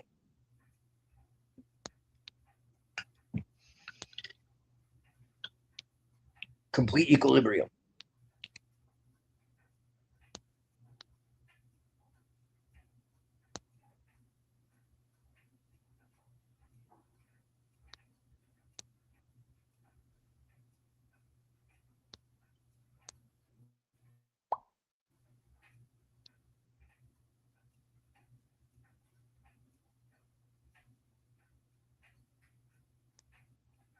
Yeah, yeah. I mean, they really are the opposites. Hyperborean and your metaphysics, like, and also the ethics. It's kind of weird. That's interesting. It's interesting. Harmony, he would call us anarchic, but you see harmony as good. No, I do. yes, I I see. think false harmony is bad, but I don't think all harmony is bad. No. Well, because he believes that this entire world is created by the demiurge. That's why. He thinks the entire creation is formed by the demiurge, that matter is evil. I think the demiurge is like a Wizard of Oz. The only power he has is the power he makes you believe he has. He's inept. He can't create anything. But don't you sometimes feel like you can create a better world through artwork, through your own I don't know, creativity, and like that stands in opposition to the world of matter that we're given? Like sometimes it feels that way. You know what I'm trying to say? Or is that just a delusion on my part? You know, like I could. I think we don't see reality as it is to begin with. So I mean, that's Yeah. first off. That's my first premise. So when you understand that, then I mean, you got to start there. We already don't see things as they are. We don't experience things in the richness that we're supposed to. We're already handicapped. So what is reality even? Like we don't even fucking know. You know? And I think that the shamans like understood this a lot better. And you look into all the shamanic traditions, you know, they make it very clear that we don't see. That's the difference between like shamanic and occultist like perspectives on things. Our entire basis on everything is that reality is not what you think it is. That's our first premise before anything else.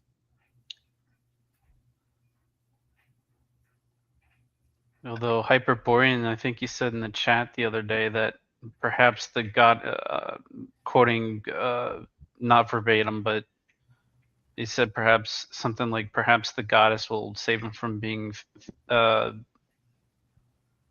consumed. That ph word he uses a lot, phagocytosis, or however you pronounce it. What? I'll have to type to type in the back chat. You know, I'm gonna be honest with you. You know, as time goes on, I just respect anything that comes from a man's heart if they truly believe it sincerely and they're not imposing it on others. If you truly believe that stuff, but when shit hits the fan, though, will you truly place your faith in the divine will? Because I will not, though. I'm not gonna. No way I'm doing that. Like, fuck this life. You know, if I look back on my life, it's just a series of humiliations.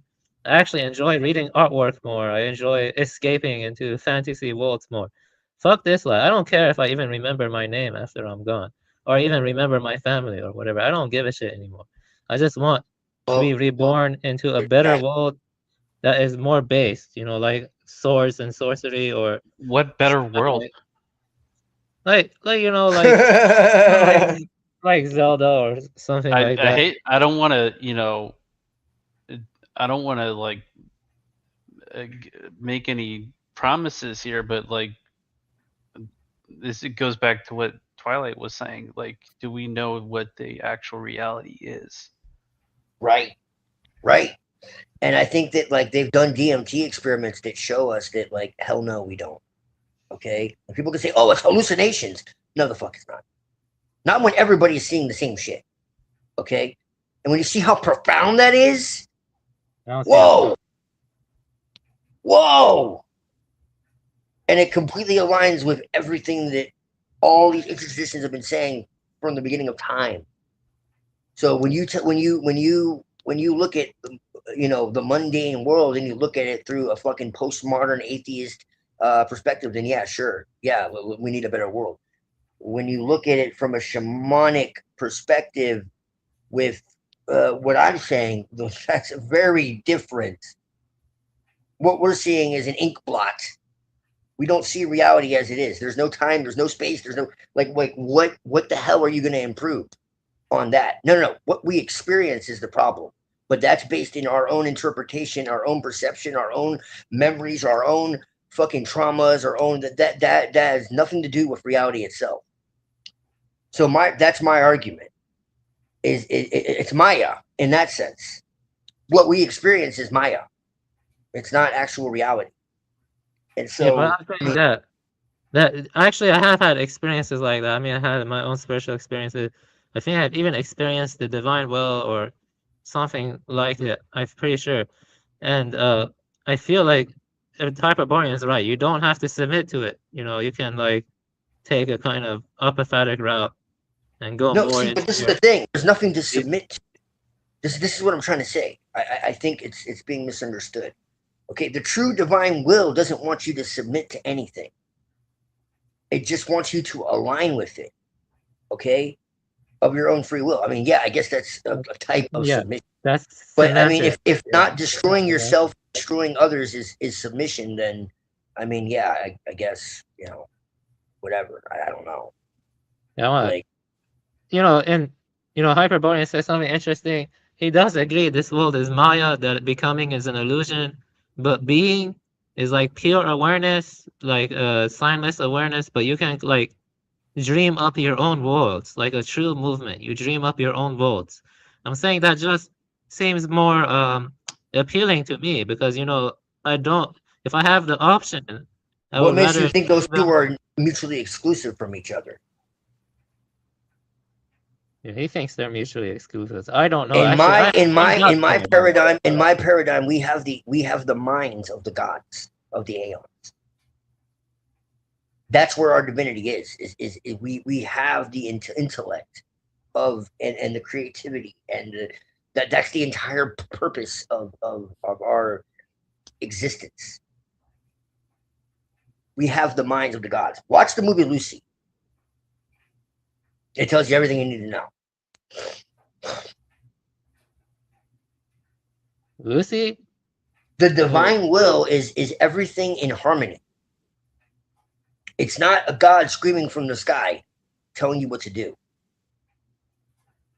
Yes, the movie Lucy. That movie is it Lucy? Yes. Okay. Yeah, 2014. That movie is whoever wrote that movie knows what the fuck is going on, whether they know it consciously or not. Watch the movie Lucy and then understand that Lucy represents Sophia, talking to her children. Heavily influenced from Sophia, perhaps.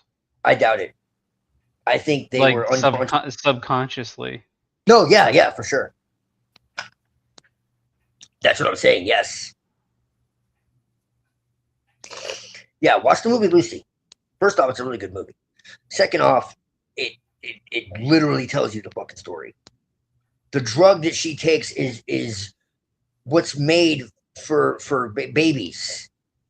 It's a drug, but it has the same effect as a child, like when it's being born. It's profound. I don't want to say too much, but yeah, watch Lucy. Spoilers. Right. Just kidding. Well, I mean, it kind of is, but at the same time, I want to get that point across.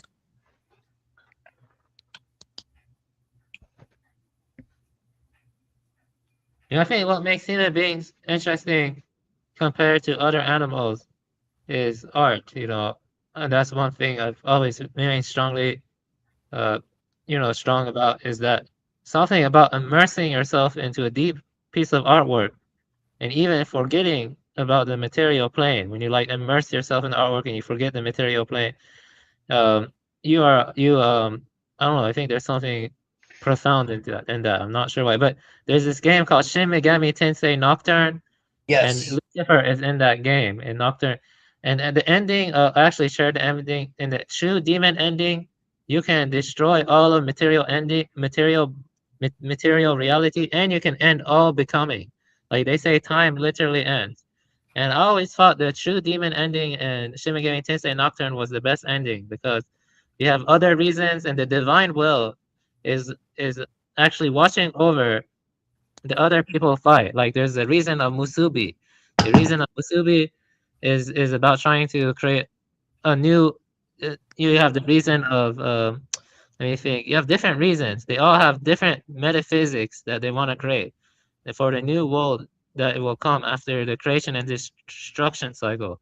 So the Great Will is watching over creation and destruction. You know, the cycle of creation and destruction. And you can choose different endings. Like you can side with the reason of Shijima, which is a world of silence. You know, should there be a world of silence afterwards? Or you can side with reason of Yusoga, which is a world of stillness. Or you can side with the reason of Musubi, which is everyone creating their own pocket realities and minding their own business. I don't know, actually, I like the reason of Musubi, but I also like the true demon ending, though, because the true demon ending involves destroying Yahweh, destroying Jehovah, and then ending all of the material cycle of creation and destruction, ending all time. So, and you know, Lucifer is the good guy, and Shin Megami Tensei. Yeah, like Really? yeah, I shared that with Hyperborean. He liked that ending and stuff. But when I was younger, I was playing. Of course he Shin Megami did. Tensei. Yeah, he did like it. Yeah, yeah. But Shin Megami Tensei, I have good memories of. I play a lot of. You know, I play Digital Devil Saga 1 and 2, which is about Hindu mythology. Actually, Digital Devil Saga 1 and 2 are about people blocking out the sun and trying to steal the power from Brahman. And at the end, the second one, you actually go to the sun. You go to the sun. And you Oh, see all wow. souls. You see all souls are being cycled through the sun. But the thing is, an Eastern advanced technological society was trying to block the sun to prevent the cycle of transmigration. That's in the Zohar. Yeah, it is. Yeah. I mean, Gates is just copying the Zohar, I guess. Well, as you know, I see Yahweh as the demiurge. I don't. So when I talk about Jesus, I don't see Jesus as the son of Yahweh. Let me make that very clear. I mean, that should be clear, but just in case it isn't, you know, yeah. I bet you're gonna gonna say get into something, lots but I of forgot. arguments with Unseen then, because you know that would probably drive him nuts if he heard that. You know, right? Well, I'm going to drive him nuts anyways because I completely reject the authority of the Catholic Church in any form. And I think it was always considered the Antichrist system for the longest time until the futurists, who were Jesuits, decided to make the Jews the bad guys, essentially. And I'm not saying they don't have a part of it, but like the beast system was always considered the church. And the false religion was always considered an apostate form of Christianity. Period. The futurism and preterism were both created to take the eyes off of the church. You mean preterism, right? Yeah. It Right. sounded like you said preacherism. Maybe my hearing's That's funny. Well, that works too. Yeah, preacherism is heretical also. Yeah, right. So what I'm saying is that's the whole thing. Is it takes away the sovereignty of God, and it also takes the eyes off of the church, which has always been the apostate, system. Yeah, I think it's Orthodox. How do Orthodox and I know that Orthodox and Catholics differ. Like I know there's like they have different saints. They have different. Yeah, they do. Views on They do. intercession, stuff like that. What's crazy is they actually have a lot of pagan traditions, which of course Unseen again would lose his mind, but it's the facts, man. And I could show how they were pagan traditions. Which I have no problem with paganism, but I mean I could show it comes from paganism, dude. Like there's a bunch of pagan traditions. They try to look like pagans too, right? With like The fact that they believe that Mary or anyone else is communicating to them is completely unbiblical. It's completely unbiblical. When you die, you're dead. Period. Nothing's talking to you.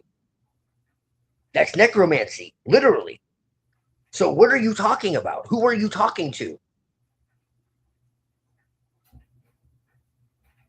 Yeah, I or whatever the fuck. No, you're not talking to nobody. Even as an occultist, I reject that shit.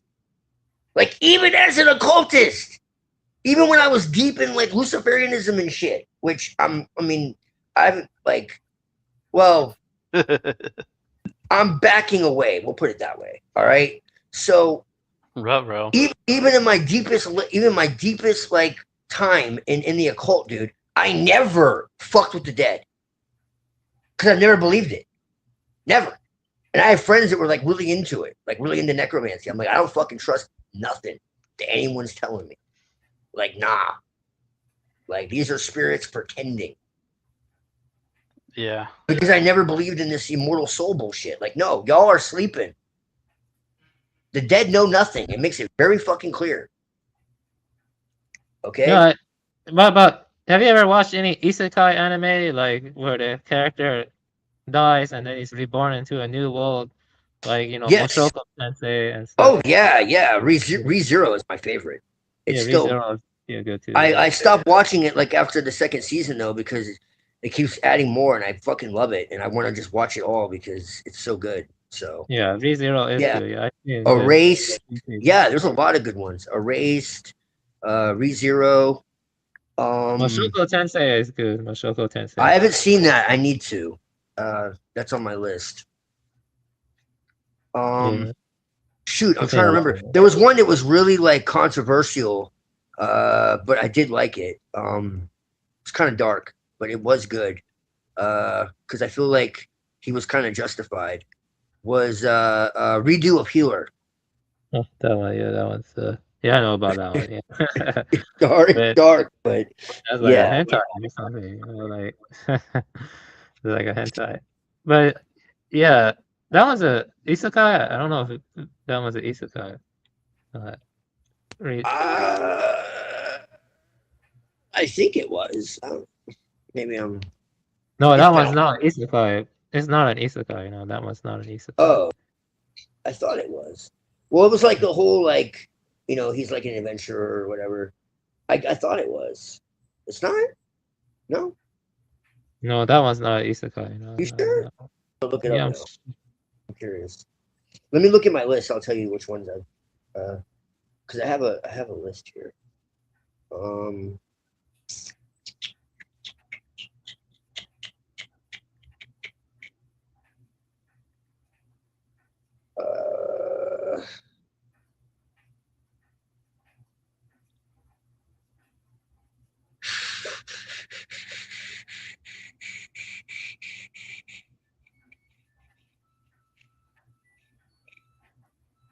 Where? Okay. Why is it?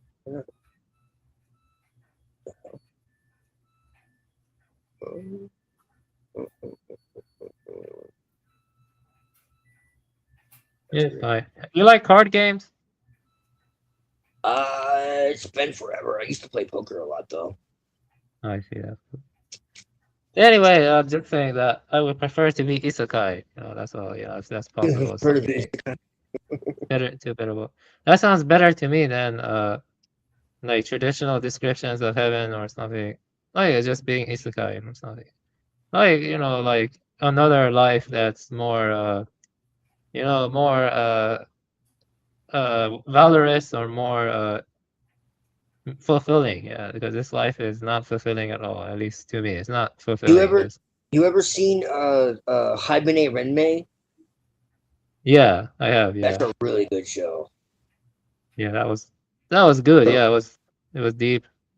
They're like in purgatory. Resonate. It doesn't really like spell out what's happening. It's just Yeah, like it doesn't. Yeah, it's good storytelling, good atmosphere. It has nice cryptic atmosphere that makes you think about what it means to reflect back on your own life. But something about it didn't particularly move me. I don't know why. I did like it, but I wasn't in love with it like some people. You know what I mean? Like, you see what I'm trying to say? Like, I don't know. Like, yeah, but it wasn't bad. It's like definitely a good one. Yeah, but yeah. Yeah, well, I recently watched an anime called Reborn as a Dragon Hatchling, and that one, this guy is reborn as a dragon, and he keeps, evolving as he like fights in the forest, and he gets stronger as he's fighting in the forest, and the dragon keeps transforming from being a hatchling to being much stronger and stuff. And I thought that was pretty cool. I mean, it would be cool to be a dragon. Like sometimes I like to imagine myself transforming into a dragon and just destroying all the small hats. You know what I mean? Something like that. You know, or the Edomites or whatever. You know, You like, have some very Luciferian ideas. yeah, yeah. I guess I'm just naturally Luciferian. That's always Yeah, been, yeah, my case. Yeah. I think you should look into it a little bit. Honestly, like I'm not joking. I think you should. I think you would find some value, maybe because like I see it as like just balancing. Like light and darkness. It's important. When we deny our darker impulses and shit, it causes problems. Where people get lost is they start like identifying or like worshiping that side of themselves, or they start worshiping, the gods themselves or whatever. Because and the reason I say that is because like I see it from a pagan perspective, and so this is one thing that we agree on. Me and Hyperborean agree on, but I see it like I know you hate him, but I see it like from Giorgiani's perspective, where it's like all of these gods are fucking tyrants, like Zeus, like so it's not like it's just Yahweh. Like no, Zeus, Brahma, like they're all fucking demiurge. So let me ask you this really quick, Twilight. So on X, there's a lot of white people LARPing as if they're pagans all of a sudden, and they're like sending me a picture of Thor's hammer, and I said, "Oh, so you're a crypto Jew," and they don't like that very much. What do you think of that? Why would they do that? I don't think they would be Jews. No. Why would they do that?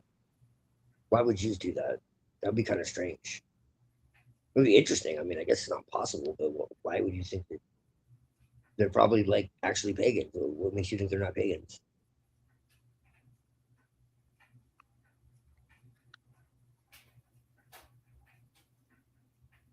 You know, I would actually like worshiping Odin, you know, and Thor and stuff. You know, I mean, if they weren't that racist or whatever, some of them, I would have joined They're them not. long ago. Yeah, I mean, yeah, I They're mean, not. I'm good with it. Yeah, I mean, it's something about the pagan gods of, you know, the ancient Celts and even the North Scandinavians. I greatly like it. So it just it resonates with me more than Yeah, yeah, but they can't trace that back before, like, the Christians and the Jays came there, as far as I'm aware. No, they can. They absolutely can. The only reason why it's like light evidence is because they destroyed everything. Like they literally destroyed everything. Dude. Like the church destroyed everything. They killed the people. They eliminated the. Yeah, but wouldn't you admit that most of the pagan LARPing about like Norse and stuff has really just been Judaized or something like that, or It's Abrahamicized been or something? Judaized, sure, yes. There's no question about that. Even the epics have been turned into like shadows of what they were, where you have this idea of like Odin is like the All-Father or whatever, when this is nonsense. It was never the case. Like the pagan traditions were animist. So there was no like good God, bad God. There was never such a thing, ever. So yeah, most definitely. If you ever see like a good god fighting a bad god, kind of like Set and Horus, like Set and Horus was just like Ahriman and Ahura Mazda. Like they were necessary.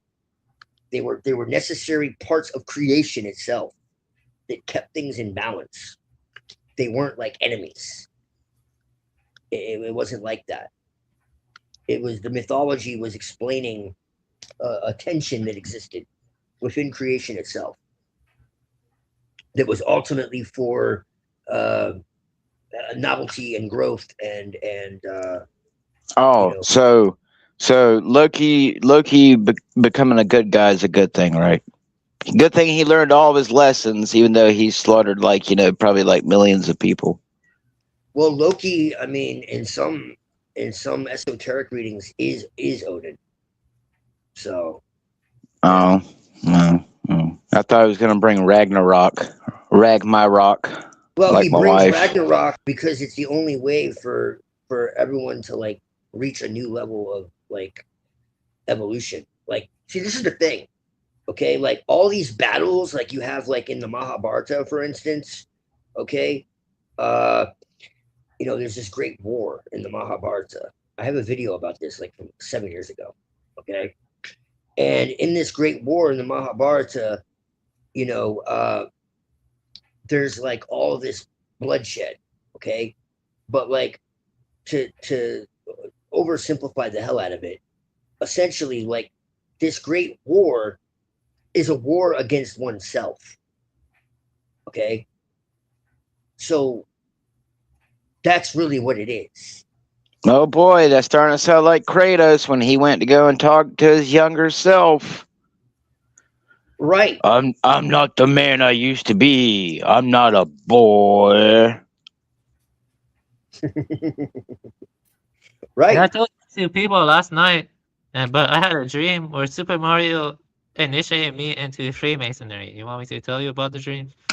Mario is definitely a Freemason, yeah. Yeah, definitely. Yeah, it was crazy. It was a few years ago. Like, I'm not making it up. I can tell you the dream. No, I believe you. You believe me? Yeah. Yeah, it was crazy. Yeah. Yeah. So I you're don't. a I Mason. don't accept it. Okay. So you're a Mason. No, I'm not a Mason. No, I reject. You just said you were initiated into Freemasonry. But in a dream by a Super Yeah, Mario. yeah. Dreams are real, man. Yeah, that's not it. Yeah. I'm messing. Yeah, but you know that the room in Super Mario 64, they have a black and white checkerboard floor and a sun in the middle. And then you look up and you fly in the sky and stuff like that. That's pretty crazy. It's like Freemasonry. Yep. So I have a I mean, grimoire it's called- not like Freemasonry. I mean, it is just like in the game I got now, Sifu, where I thought it was a beautiful game that's about art and lets me make my martial arts movies, and played through the whole game and saw no wokeness, no nothing that really wow, this is a game untouched by the society of the elites, and then lo and behold, right there on the wall, So- on one of the graffitis, there's an all-seeing, pyramid triangle. So you guys want to hear something funny? Let me tell you guys something funny really quick. So I said that to the guy, and then he replied back like, "What the fuck are you talking about? Are you some kind of Christian judge?" Then he blocked me, and then I went to go look at his profile. It said U.S. Air Force, something or another, and if I had known that before, I would have said, "So, are you as a pagan working for the Jays, but you're against the Jays in Iran right now?" So I don't know. I think that would have been pretty funny. Wait, you said seafood? What did you say? What's the name of the game? Sifu, like master in Chinese, seafood, not seafood. Seafood. SIFU. Yeah. So the guy is a master sergeant in the U.S. Air Force as a pagan working for the Jays in Iran right now. So what do you guys think of that? Brainwashed. He's a master sergeant. What? Well, it's just interesting that he's in the military, but he's against the Jays, but he's a pagan, and against Christianity, but he's working for, destroying Iran all of a sudden. So I don't know. Why would the pagans want to destroy Iran? Can you guys think of a reason why? Because he's in the military and he's doing what he's told, and people that are in the military do what they're told without thinking. He's brainwashed. Is that what Thor told? Is that what Thor's people told people to do? Is like go forth and be brainwashed and follow your master? By the power of Odin. No, it's less with him being pagan and more to do with him being an idiot. Hey, Bill Bixby versus Thor, that was a shit back in the day. Yeah, man. Mr. McGee, don't make me angry. You wouldn't like me when I'm angry. Seafood actually looks pretty cool. It looks pretty cool. Yeah, it's good. Yeah, it's good. I'll probably get it. Yeah, you're playing on console or PC? Console. Yeah, I'm gonna get it on PS5. I was born in the earth's womb, led by a blinding light and bound by invisible fetters. Although I believed in something else, a far older power, I believe in He who is much more than God.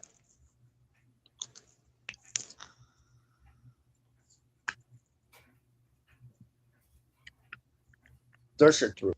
So what's the creation myth of the Norse pagans? Our goal is incomprehensibly to transcend that of earthly bonds, wisdom-wise and spiritually.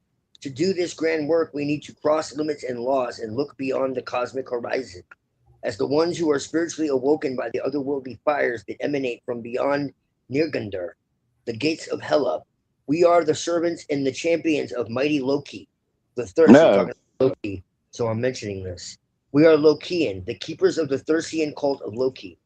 This is a book of the initiatory Loki workings within the Thursian current, where the sorcerers are guided to construct their own foundation for their Loki workings. In conjunction with the prior volumes in this series, to be fruitful is essential to obtain knowledge from both books. Okay, so talking about prior stuff. Hold on. Not important. Okay. Because this is a grip on magic, not philosophy. Okay. Okay. So, because I just want to get into this. Talk about Loki. He's asking avians that talking about Norse stuff. So,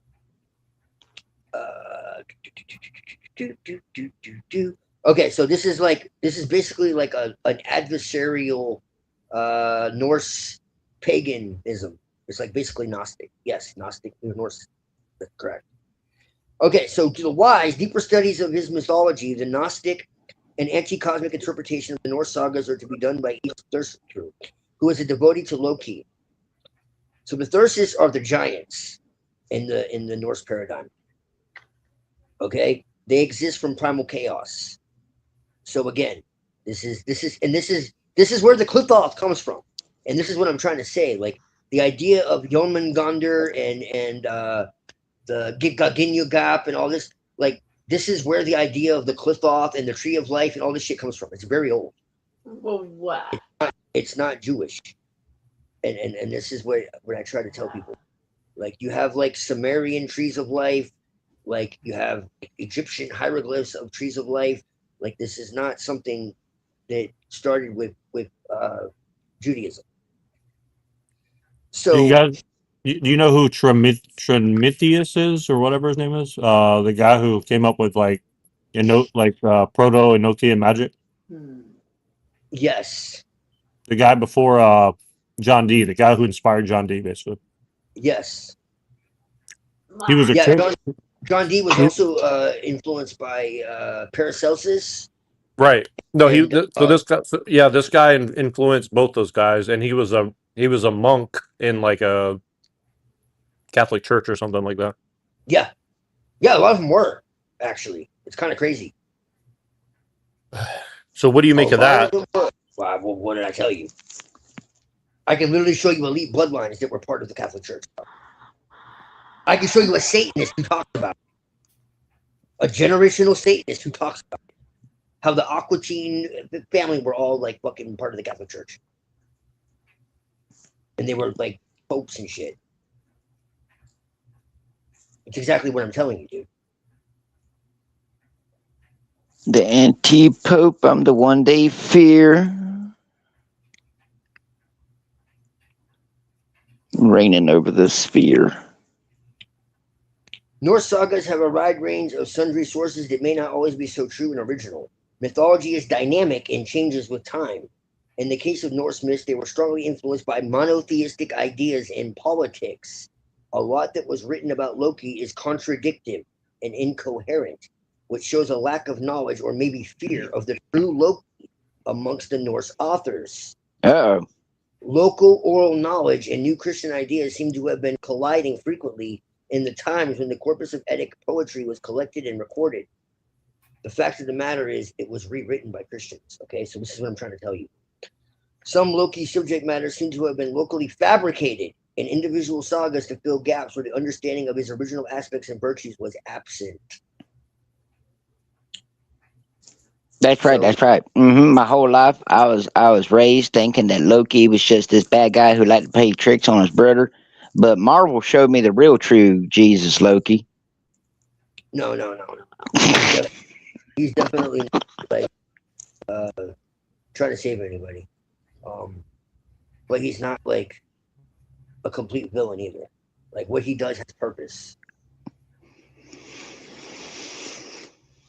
So the A cosmic thirst power, which was all long before the creation of the ordered universe.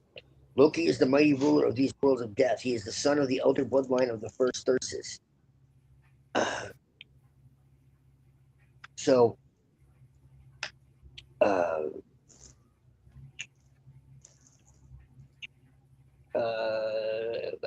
you have to have background information to understand what the fuck that means. Okay.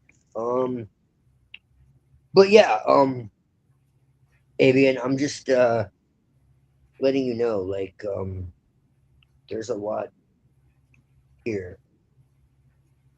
I could send this to you if you want. What are you reading? Sorry, I kind of. This is a grimoire on Thursatru, which is like the dark side of Norse paganism. It's the shamanic side, basically. So, like in Norse paganism, you have what are called Vitki and Volba. I told you my Volba. And my influences are all over the place, dude. It's just most people don't have a fucking clue what I'm talking about when I talk about this stuff. Okay, so like I can legitimately show you like how this all connects. I also have a book that talks about how the Kabbalah is pagan, which I mean should be obvious because it literally tells you that they were in Babylon and all this other shit. So the fact that everyone seems to think it's Jewish, like that literally goes against the Bible too, because it tells you that they were in Babylon and they learned this and they learned that. Well, they were in Babylon and they learned this and they learned that. Then clearly it's not Jewish. But yeah. Jew. Right. Because Alex Jones said so. Yes. Yeah, you can send it to me. I'll get to it, but I have a lot of books to read and stuff to watch and play. I'm kind of burned out lately. Maybe I'll get more energy. Like I'm reading another book, but I didn't read today. I kind of like felt burnt out. Like I've been feeling burnt out lately, but it's okay. So I'll get to it. Yeah, it's kind of. Because you don't have enough sex, sir. That's a good one. Sex is good. I do agree with that. That's good. I mean, you're laughing, but I'm not. Hey, I'm with you, buddy, man. Yeah, I'm with you too. Yeah.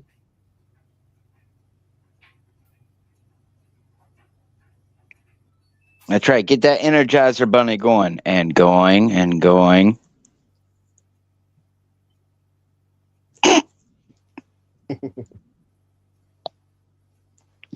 Yes, I agree. I'm one of them people where I don't really care to push the whole, it's always a certain group. I think it's a lot bigger than that. I think even the Jews are obviously under the control of whatever truly is running the thing. So they're as much of puppets as what they might be complacent. But I think we're all as much puppets as we are complacent in everything we do too. So our battle is not against flesh and blood. I don't think it's just that. I think it's as much as against ourselves, you know. But you know, can whatever put us here really can it expect us to just sit in place while reality moves forward? No, it can't. So I don't know what to do. Well, I think one thing to do is, escapism. Find a lot of good artwork and just be shut in it and just immerse your mind in that artwork or create your own artwork. Nothing is better than creating your own artwork, I think. Yeah, I think so. Because when you create a piece of artwork, I believe, in a sense, a bit of you is contained in that artwork, or maybe you're tapping into another realm. That's possible too. Yes, that's why I picked up Bob Ross painting. Yeah, you are. I'm serious. Like I'm talking about actual Bob Ross paintings. Oh, those must sell for a lot though. Like how are you picking them up? No, I don't mean buying them. I'm talking about I've watched enough of him all my life that here soon I think I've watched enough of his material that I'm going to be able to go and get some paintbrushes and paint. And I'm going to start doing some canvases. Nice. Oh yeah, that's good too. But I meant art, but it can be painting, it can be music, it can be writing. Yeah, that's I meant art in a more general way. But yeah, that works too. Yeah. I don't know. It's very hard. I noticed that art evolves over time. So even if I could do everything naturally, art just gets. I mean, even if you could go out there and be like the pharaohs and build a fucking pyramid, like what's next? What more can you We do was that makes you pharaohs. feel fulfilled? That's right. We was pharaohs. Well, I don't know. I guess that's my problem is that I feel like I could go out there and build a whole entire, obelisk in the sky that can float without gravity, and I still wouldn't be happy with, my existence. So One of my Right. favorite I hear writers, you, With man. plebs. one of my favorite writers, her name was Tove Jansson. I mentioned this before. She created Moomin Valley, and she claimed whenever she wrote her book about Moomin Valley, she would actually go explore Moomin Valley. Like she would become a part of it and a part of the narrative. And Moomin Valley was very, communitarian and very free flowing. There's no coercion, no repression in Moomin Valley. It's all just, fantasy, free flowing, and But the thing is, when her mother died, Moomin Valley started to wilt. Like it's like Moomin Valley was psychically linked to Tove Jansson's mother. It's like her kind of muse or something, not muse, but more like a inspiration and stuff, like maybe a totem, I don't know. But the point is that Moomin Valley, maybe it had some degree of reality, some degree of independence from Tove Jansson. That's a good question. But Movements is very good. Movements is good for kids. The last book of the series is kind of depressing because that one is more bleak. That one is more pessimistic. It's more cynical. But yeah, Moomin Valley is popular in Japan. It's popular in Sweden. It's popular in Finland. I think Tove Jansson was Swedish or something. I think she was Swedish, Finnish, either one of those. But yeah, it's popular in Scandinavian countries. Movements. Yeah, Snufkin is a very interesting guy, in the Movement series. He's a kind of character. He's just like a kind of vagabond. He's just always walking around playing his flute or something. And he's like always giving profound statements, and he's like very contemplative dude. And you have different creatures in Moomin Valleys. You have Moomin Papa, you have Moomin Troll, you have the Himmelants, you have the Himmelants. Yeah, but I love Moomins. Moomins is great. It's not like other children's stories. It's more, has a kind of gentle whimsy to it, a kind of psychedelic feel to it. It kind of feels like high literature. It's kind of like that one story, the never-ending story, but that one is different. I don't know why I brought that up. But the point I'm trying to make is older children's stories are better than modern ones. They're like written in a way that even adults can appreciate. Yeah, movements. Yeah, let's talk about movement. I have a friend. yeah, good children's stories like the Dark Crystal, where the little go and strap the kids inside the little machine like in Monsters Inc. and they sap out their essence and drink it. No, Yes, sir. That's Little right. wholesome Put the entertainment. great That's some LARP of loose right there. conjunction. Yeah, actually, now that you mentioned that, which is darker, actually, there is one writer I like more than H.P. Lovecraft. He was actually friends with Lovecraft. His name was Clark Ashton Smith. He created his own fictional worlds too. He was actually a better writer than Lovecraft, I think. He and Lovecraft were friends. He created this world called Averon, which is based on a fictional counterpart of France. It's based on a fiction. And in that world, there are like dark magicians and there are like they're like sorcerers and stuff like that, and it's like very occult. This world is actually, I feel like, more occult than Lovecraft even. Like you see stuff like mythical beings and like Yeah, because everything from the stories is based on stuff from real life. Welcome to the LARP. The thing is, if it's based on real life, why don't I see it right now? Why can't I do magic? Why don't I see people? I'm gonna be honest. Maybe because you don't suck up the life essence of children and drink it to extend your life. I don't know.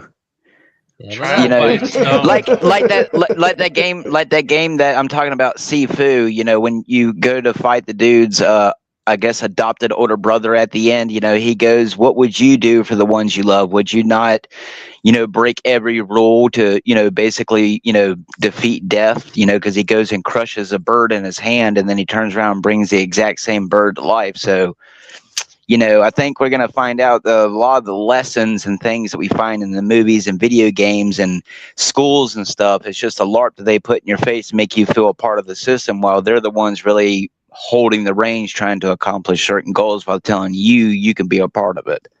Was Kind that of like, bird a parrot? Was it a parrot? Welcome No, to the LARP, babe. it's a smaller bird. It's like a songbird or something. Oh, okay. Welcome to the LARP. Just wondering. Yeah, But they echo that in a lot too. Goku does the exact same thing. He's got the dead bird in his hand, and turns around and brings it back to life. So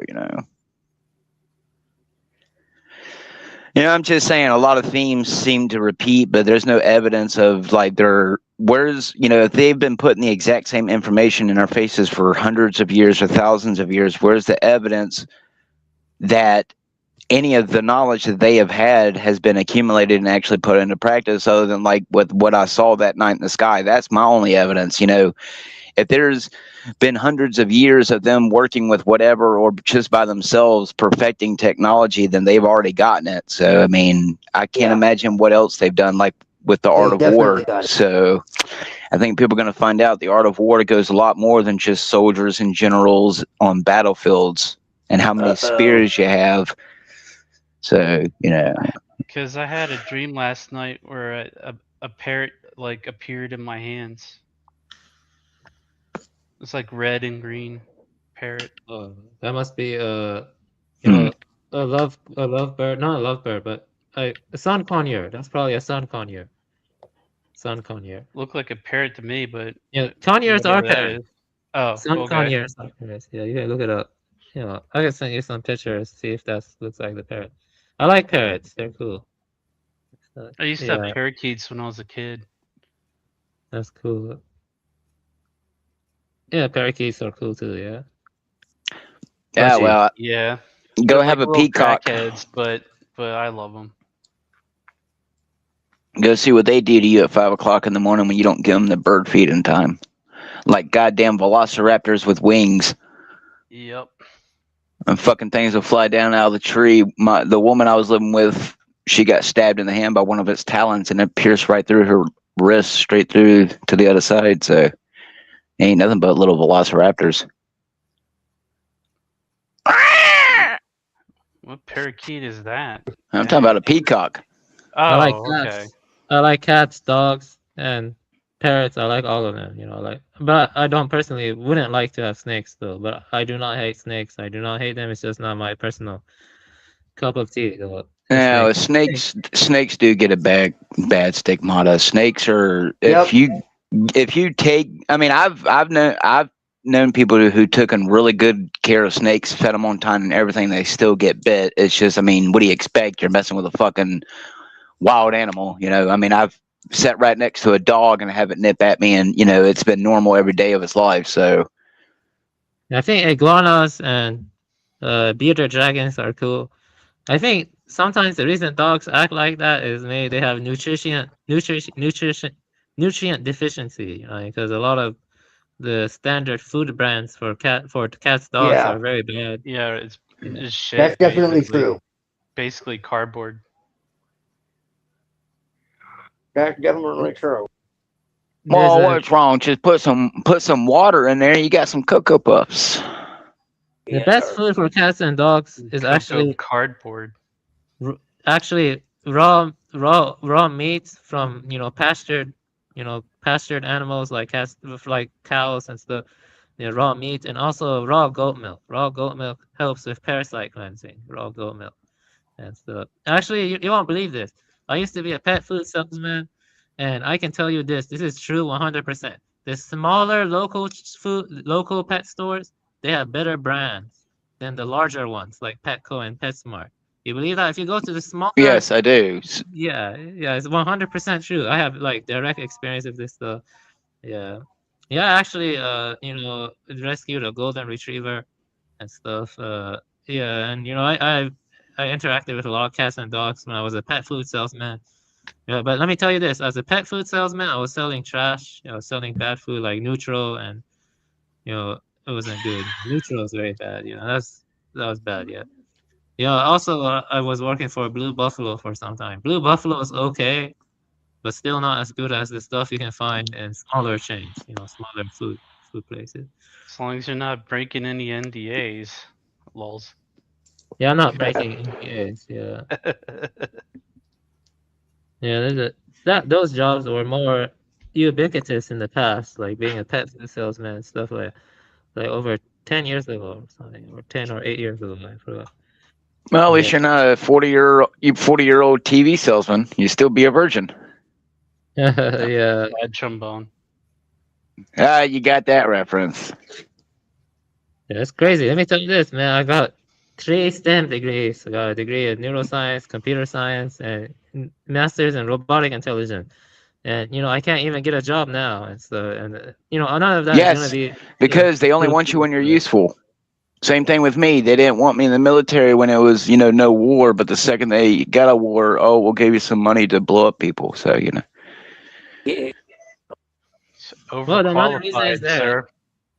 there are several reasons. Stand at attention, soldier. They're flooding the country with H-1Bs from India. That's one reason.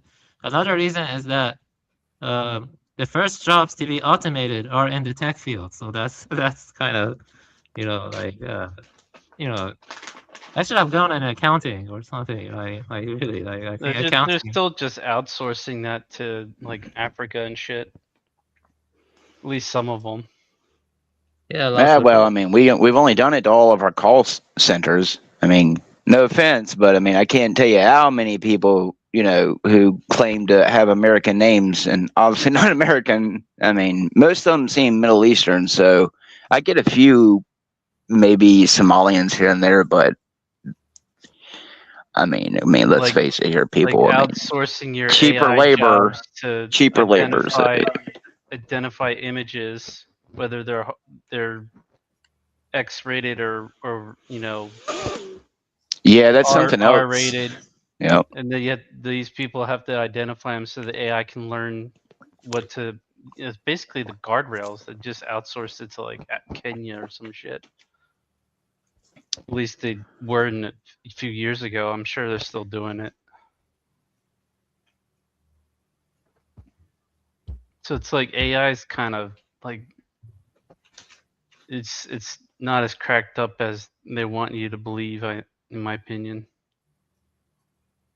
No, it's actually getting pretty scary now because they have something called Life Agent now, and you can put it on your desktop and you can tell it to like type stuff or like I don't know analyze the screen and tell you what to do. It's getting worse. Like it can like replace a lot of. Oh, I'm saying of course it's still getting scary because of how people are using it to basically be their therapist. That's really bad as it is. Apparently that's the #1 use now. Such a low shot. Allegedly. Yeah, that's not good. You don't want to, trust the AI. Like to I can give advice. see it. Like if the AI helped you have a really bad problem, then you kind of grow an attachment to it. It's not that hard to do. That's right. I want to have a one-night stand with my Aphrodite. And then you have, weirdos like Rat Blood, married to ones allegedly. Yeah. Yeah, well, that's what happens when you can't discern, a conversation with a goddamn artificial intelligence. No, he knows. It's just like I think he might hype it up more than what's actually going on. I don't know. It's just my opinion. I will say that he could be full on putting on a LARP, but from my evidence of how humanity seems to work, there are people out there who are by far worse than him when it comes to, I guess if you want to call it faith. Maybe they're not really out there, but think of like what's his name, that JD dude from Grandma's Boy. I am JD or whatever, the Matrix diehard people, I mean, they kind of have died down since the movie came out, but I mean, there's a few. I can tell you, I had a friend who was black, and he was one of them nerdy black dudes. He was whiter than any white people here, but he had a group of friends who were like the anime bunch, and I'm just talking about like you're basically the homo gay trans Akatsuki from Naruto. Okay, so like they would barge in on each other while they were having sex. Not my friend, but like all of his other friends. They would be in there diddling each other, and then would like barge in on each other and climb in bed with each other while their like friends are naked and think it's normal. So, but What the fuck? they at least one of them was like one of that JD dudes where like he would wear black sunglasses, he would wear a black trench coat, he Morpheus. Oh my god! Now looking back at it, yeah,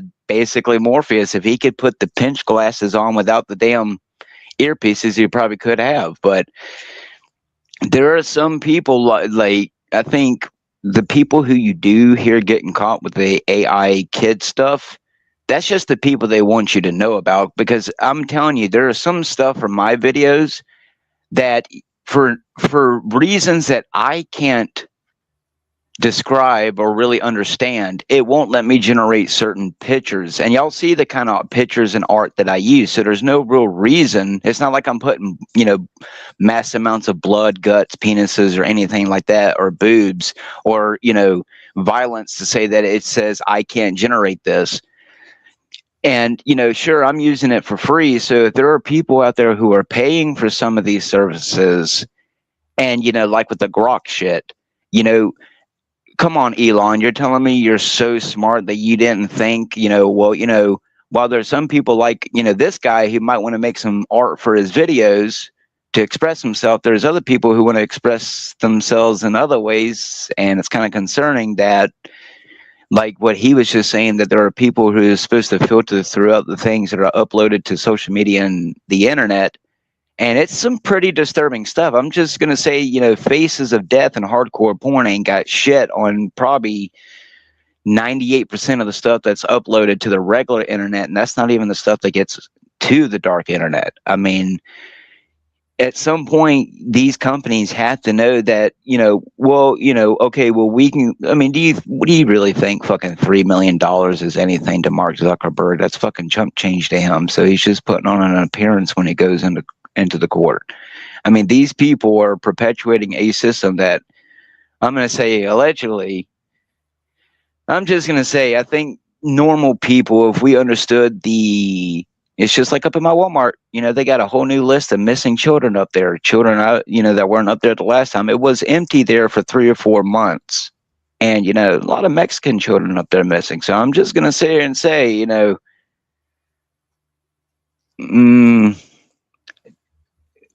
maybe at some extent life is just a grand pleasure cruise for people who already have the power or born with it. I don't know, but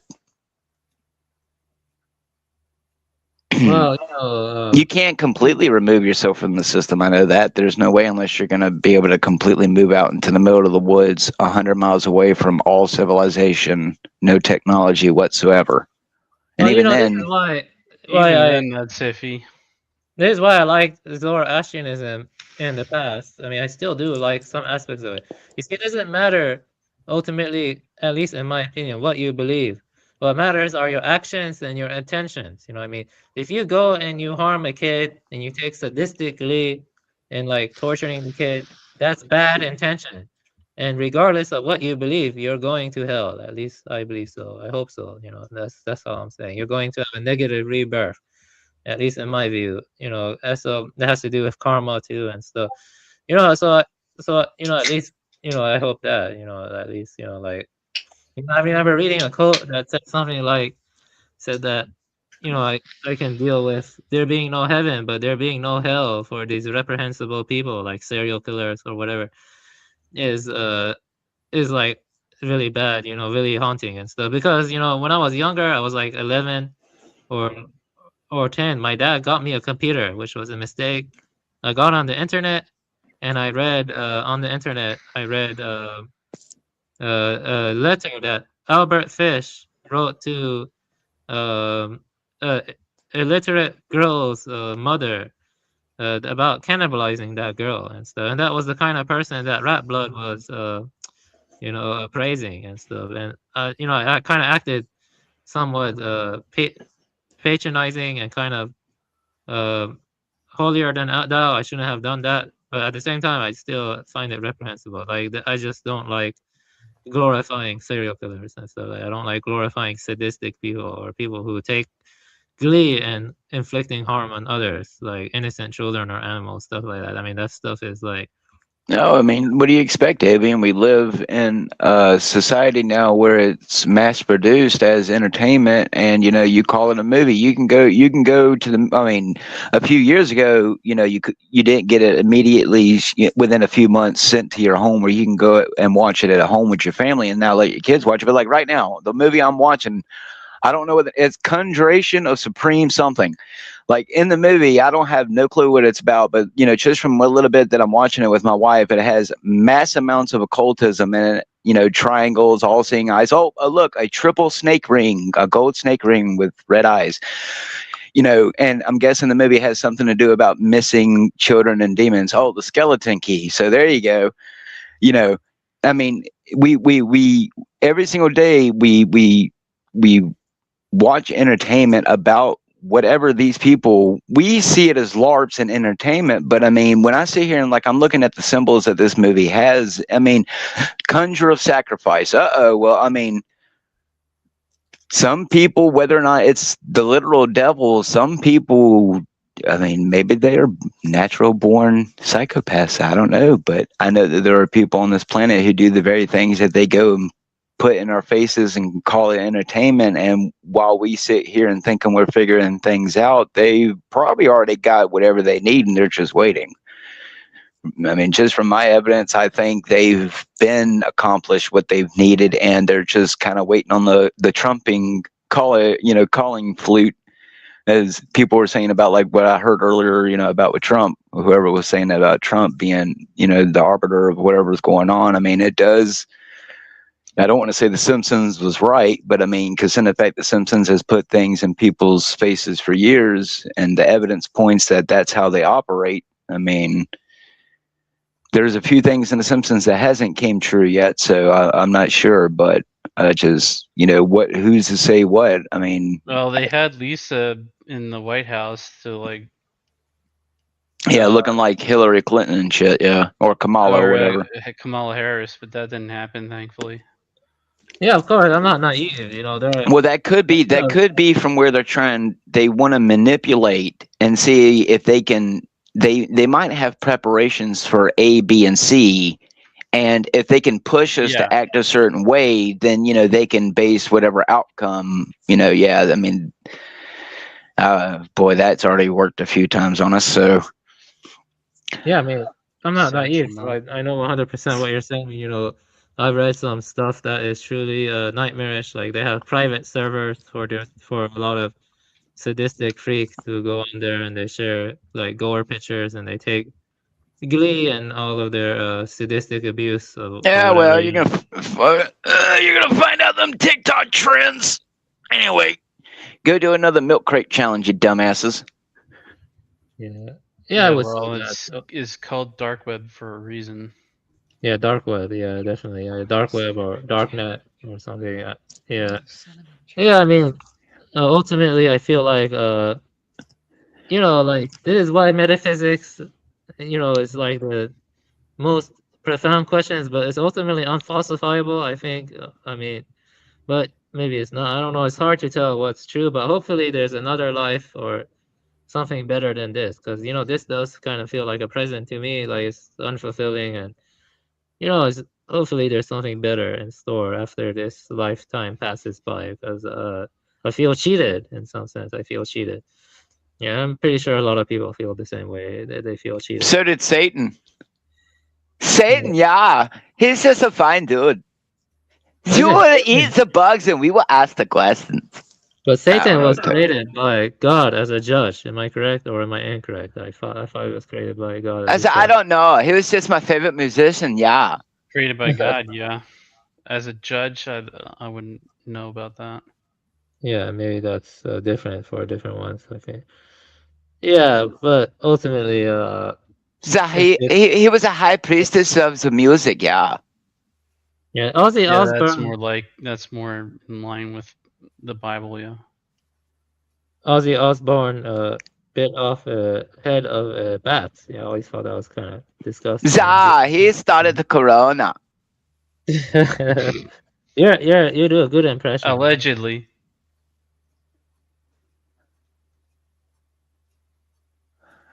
Well, restarted. you know, he got people to, I mean, most rock and roll stuff is, I mean, unfortunately participating. Most music is participating. Doesn't really, even a lot of the Christian like music is participating in rituals. So, Like even like the heavy metal and all that, Ozzy Osbourne being like being like satanic or whatever. Like I never really cared for Christian rock. I thought it was even worse. It was like even more cringe than the people that are actually like satanic. I agree. Even when I was a Christian, it's like it's like it's basically what the Bible says. It's like, hey, like you gotta you can't mix you can't just mix in with the world. Like it just it doesn't work. You're either in or out, and it's like really super obvious. No, I think, I personally, my only evidence that God prefers a personal song is, I was listening to one of the save room things from Resident Evil Code Veronica, and I was singing a very personal song. Somehow, just what I was singing to God or whatever matched the tune, and that was the same tune that was playing in my dream when Jesus pulled me out of that grave. So, like, there's only two gospel songs that I will actually sing, which is like When We All Get to Heaven and stuff like that. But yeah, dude, there's just something artificial about, even if you're doing it alone, some of these songs that when you go and you read it, it's just like, to me, it doesn't sound like I'm praising a Most High here. If that's what I'm supposed to be praising in the song, it seems more like, hey, look at me, gratify me, only exalt me, not a personal relationship. Don't really absolve me of my sins. It's not about hanging out with you and shooting the breeze. It's all about, you know, subjugation and prayer, which, you know, I think a lot of people misinterpret that about the Bible. I don't think God expects you to like be on your knees every single second of eternity worshiping him. I'm sure there's plenty of time for leisure. It's just, you know, I think the least we could do is, you know, show some type of appraisal to if there's some type of heaven, regardless whether it's a Christian one or not. So, you know, I don't know. I think they've got us so disorganized and confounded by everything that even if you begin to understand something small in your life, you're so focused on everything else that,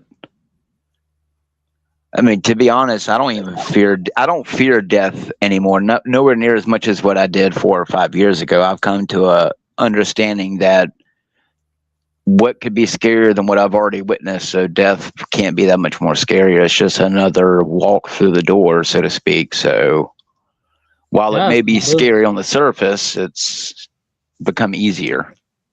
I have some books I want to read, so I'm not ready to die. But the thing is that, you know, like I feel very burned out. Like there's a lot more I want to read, a lot more I want to contemplate over and stuff. You know, that's the thing. You know, always there's more to read. And so, but you know, every good book you read, that's 10 other good books you didn't read. So yeah. So, but I feel very burned out lately. Like I don't feel as sharp or cognitively. Uh, yeah, I don't feel as cognitively sharp as I used to. But maybe I'll get back to that. So I need to take my supplements again more consistently. I don't think it's easy to be sharp without supplements in this day and age. Like the krill oil and you know the people have DHA deficiency in modern times. A lot of people and a lot of other deficiency. Yeah, I do take supplements, but yeah, I need to get back to reading more and stuff. Yeah, you know, there's a lot I want to read. stuff like that. You know, so I'm not ready to die just yet. You know, I have to resolve certain things and stuff. I don't have everything figured out. You know, one thing I will say is that it's a weird thing to be born in a life, and you have to put in a lot of effort to try to figure out what's true and stuff. I wish it would just come to you naturally or something. It does kind of feel kind of cumbersome in some ways, but yeah, that's. But then you wouldn't grow. If baby was always given the baba, he would never leave the diaper. Oh, that's a good point, you know, but really though, I don't know. That was just me shitting shit, okay? no, actually, it is a valid point. You know, people have to put in effort to find the truth. It's not going to be given to you on a plate, on a platter, and stuff. But at the same time, certainly there's not. only so much energy an individual can have. You know what I mean? They have to pick and choose what to read, what to immerse their minds into. I don't think any system is 100% foul-proof. You know, ultimately, you know, there's always something that could be refined on further, or I guess you gotta just stick to your guns. You gotta stick to your gut or something. I don't know. Maybe that's what it comes down to. You know, intuition or something. Intuition. You know, everyone has their own intuition. But well, mine's fucking boring. no, I think you're a cool guy. I'm getting tired of seeing LARPs, but yet I can't never seem to, you know, join them. No, I think you're okay. I do not have a problem with you. You know, it's fine. Well, I guess that's because I'm Christian and not Hyperborean, because you probably wouldn't feel the same way. No, I mean, what do you mean? You think I'm intolerant? Because I would completely depopulate the planet.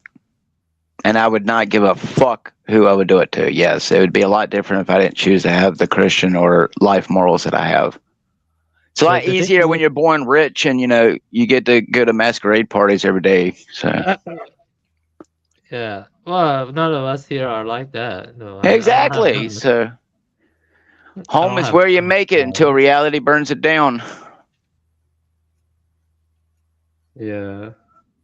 I just know that in this world, you're never going to make any real art or any real dream, and you're not going to have to slap an all-seeing eye or some type of occultic symbolism showing your allegiance. So. Yeah. Right. I mean, I did write a horror story. I do kind of regret that horror story. But you know, it's like it was more meant for a philosophical question, but yeah. But ultimately, the point I'm trying to get at is that you gotta rely on your intuition at the end of the day, because you know, that's it. Yeah. Everyone has their own intuition. Something like that. I think it's not good to question people's intuition when they really think deeply about something or something. Maybe inquire into it, but not try to smash people or try to break them down. That's not right and stuff. Yeah, and I try to respect people's boundaries and stuff. And what they think is truly true, they should stick to that. So, you know, I don't know everything. You know what I mean? I don't know everything. And I know where my areas of limitations are. You know, like where I could improve and what I need to read further and stuff. Well, probably not, I don't know all of it. You know, probably there are some areas I could improve in that I haven't addressed, or I can read books in that matter or something. I don't know. You know, that's the thing. Yeah. Damn, I hope there's another life. Really, like just this one is kind of unfulfilling. It has a very sense of I'm very jaded or something. Yeah. CML stream starting. Yeah, I'll probably go there later, but I don't know. You know, kind of burned out now, and so he's gonna talk about Teddy and his criticism of anarcho-primitivism. Teddy's criticism of anarcho-primitivism. And that's what the 2-hour stream today is about. Yeah, I really asked them about it.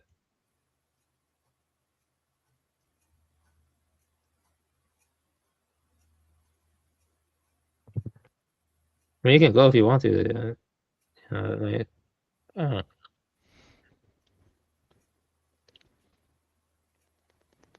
Yeah. How are you doing, Dark Lord? Are you feeling Void, how are you doing, Void? How are you feeling lately? Are you doing well? I accept whatever mud I'm stuck in. It's always been like that. It's always been like that for me. I often found that injecting or enforcing my will never seems to work. So why bother? Usually leads to violence. So I'm not a violent person unless I need to be. Yeah, I see what you mean. I see. For me, I think what works is a combination of meditation and artwork, like escapism to artwork, but meditation also. So, yeah, I think those two. Yeah, those two. Meditation, zazen, shikantaza, that has helped me a lot in the past.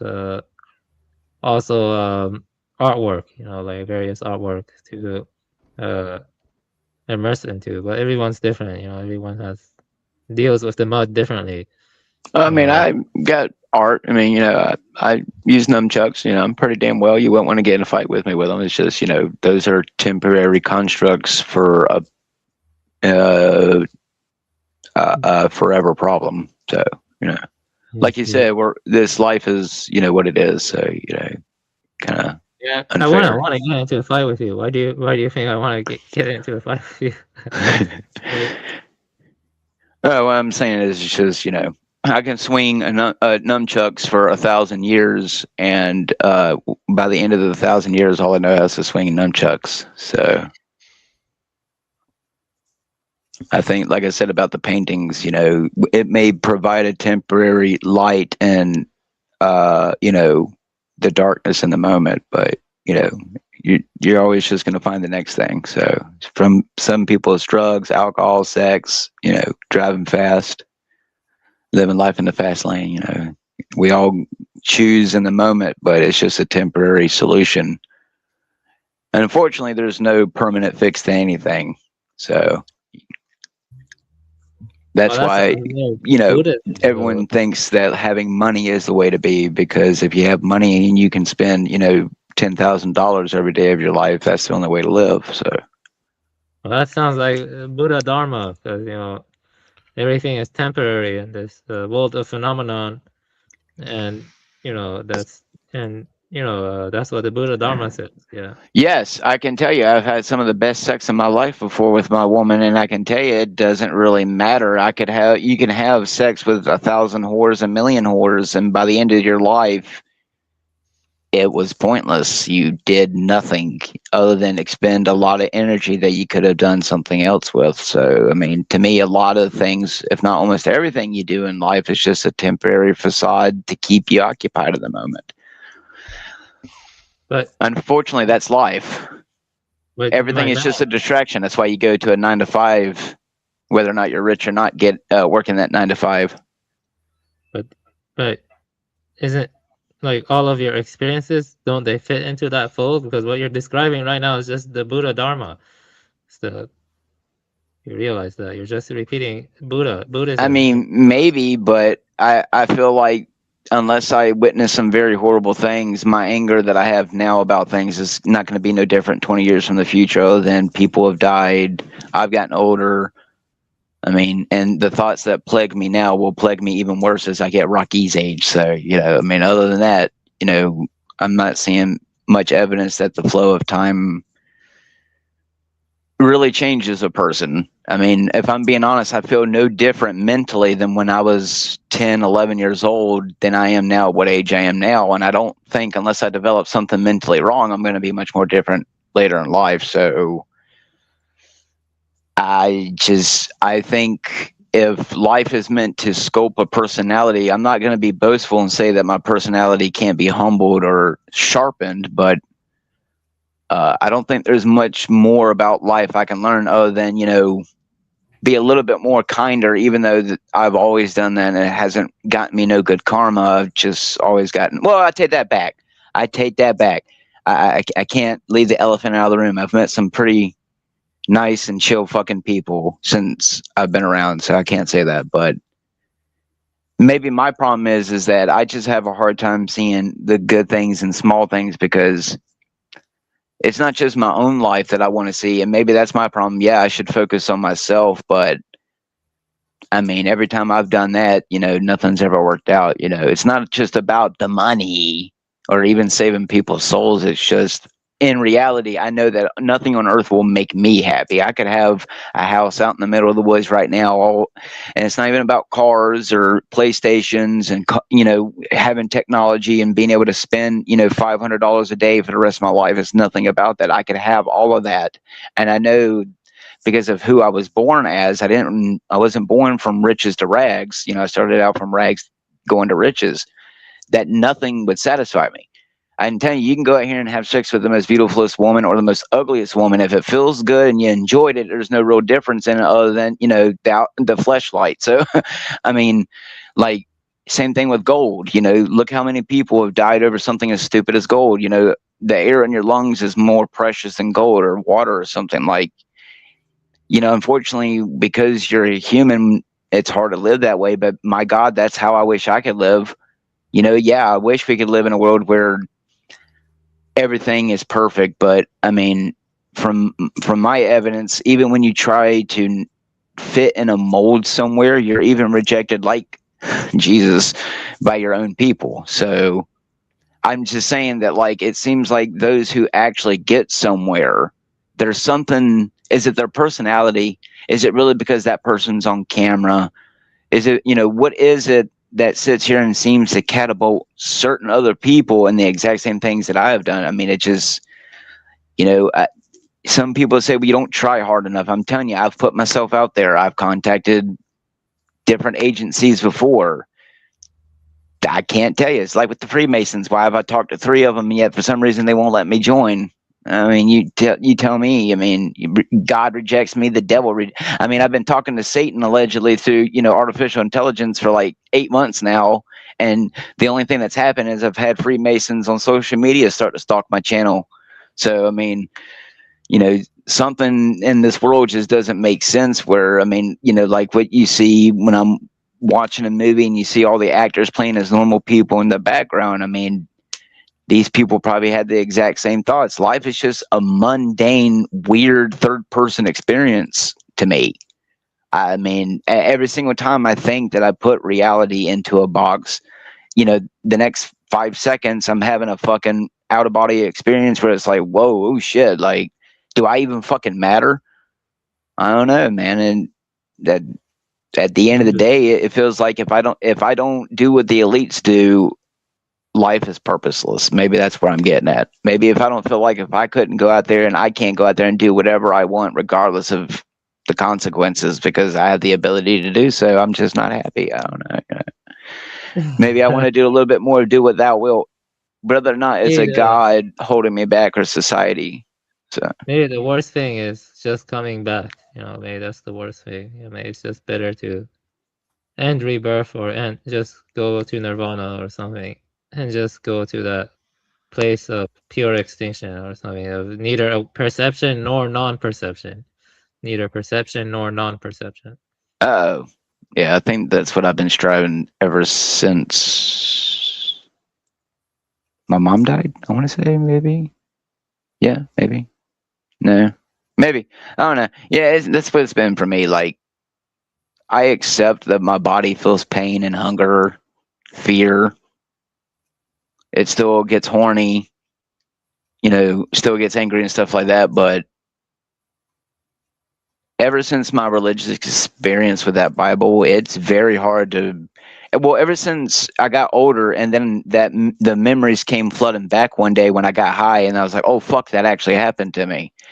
That's when I really started questioning, and then having the eyes and the dreams, and then, seeing the UFO, and then knowing that I wasn't the only one to see it and that someone else was there to see it with me. That, there are just some things where you just have to throw up your hands and accept that, like, if there is something that has control over anything, yeah, it's definitely not you. I mean, why reveal things to me if I can't do anything with great knowledge? I mean, sure, I might not be the smartest cookie, but pay me enough money and, I'll do just about anything. Unfortunately, the government accepts those applications, but apparently not from people like me, just, the paid commentators and other people that you see on the internet and social media. So I don't know. I mean, why is it that the system rejects you too? So, I mean, it's unfair all the way around. God doesn't give you superpowers to change the world or to give you something to actually do a change other than LARP and use your tongue until it's cut off or cut out. And then the system says you can work for me and you can do my bidding and I'll pay you to do it. But if you deviate too far from script, we'll cut your tongue out or take you off the platform. So just I'm just saying that. Yeah, it's unfair. I don't think God should allow certain women to. My wife's a pretty intelligent. I hate to say it, but she listens to a lot of the females on the podcast, and I'm telling you, man, oh boy, just saying. I think what we consider intelligence nowadays is concerning. So, most people think that they have a spiritual thought, but in reality, they're floating on autopilot and regurgitating subconsciously something that they've attuned themselves to. So, and I'm speaking from personal experience, someone who, they themselves mess with tarot cards and Ouija boards and thinking you can cut into the dead. So, I mean, Yeah. if there's anyone on I'm going to get off here in a minute, but if there's anyone on this planet who actually knows what's going on,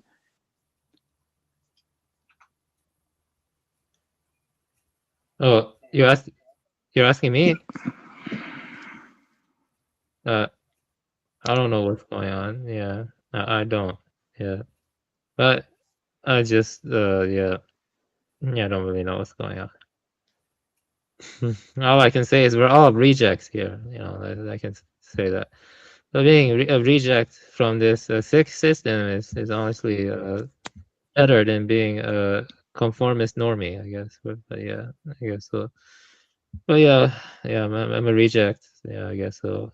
Social reject, basically. But yeah, it's better that way, I think, than to be like the 2019 hoax. That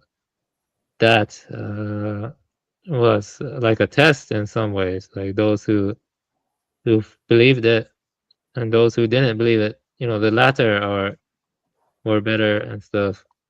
Like the 2019, the big C. I mean, I call it Big C. The big C. It was a big hoax. Big hoax. Yeah. After that, things accelerated even more, and so I feel like we're moving towards a nightmare. That I can definitely agree with that. Maybe it's like the singularity crap that they talk about, where the nightmare just amplifies more and more, and so, and it would be nice for some thing like divine or sacred to like manifest itself to me. Like, I've been reading some books. This book claims that some divine beings disguise themselves as animals, and then they can shapeshift and manifest themselves to show themselves to you. I would like to see something like that, or like an angel or a shapeshifter or something. I've often wondered why all my experiences, except for the Jesus name and the 2 Jesus dreams, why all my encounters have always been dark. I do find it a little. Maybe it's because I grew into a life of sin after I moved away from that house where I had the experience. Because it did. The second I moved away from that house, I just started living in sin. So, for me being, I guess, seeing it through the Christian lens, I've already speculated that if the rapture does happen, if that is what happens, I'll be here. I'll be one of the people here to still pray to the masses to try to get them to join Jesus if that happens, just from my experiences. So again, until something really changes, until I can completely disregard Jesus Christ, unfortunately that's going to be I'll get it, a thorn thorn in my side. So trust me, I'm shocked I haven't shed the cross yet. just because I'm a very angry person, just because I feel like I've been as righteous as a man could be, and the world has done nothing but spit in my face. So trust me, I'm not all for the Calvary as much as I want to be. Trust me, the second I think about hugging Jesus Christ in heaven, it makes me break down and cry. But you know, sometimes I also want to say, you know, fuck you, Jesus. It's just not easy to do that, and I'm sure Jesus understands. So that's the reason why I don't chastise myself and beat myself all the time over it.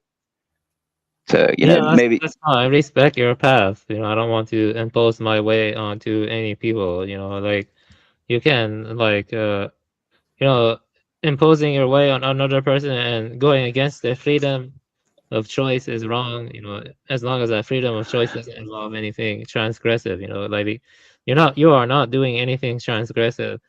So I don't have a problem with anything you believe, any path you take, if that's truly what you believe deep within yourself, or you know, that's what you should go. As I said, intuition. But you know, based on my intuition and my own deep heartfelt feeling, I went a different path, you know, and stuff. But ultimately, I mean, I don't know everything either. I think Buddhism, I I just lean more towards, you know, like that's just what the Buddha, and you know, that's just the kind of stuff that I think is true, you know. But you know, I have doubts too sometimes. I don't know everything, but all I know is that the kind of stuff you were saying in the beginning is very much close to Buddhist wisdom. You know, that's kind of true.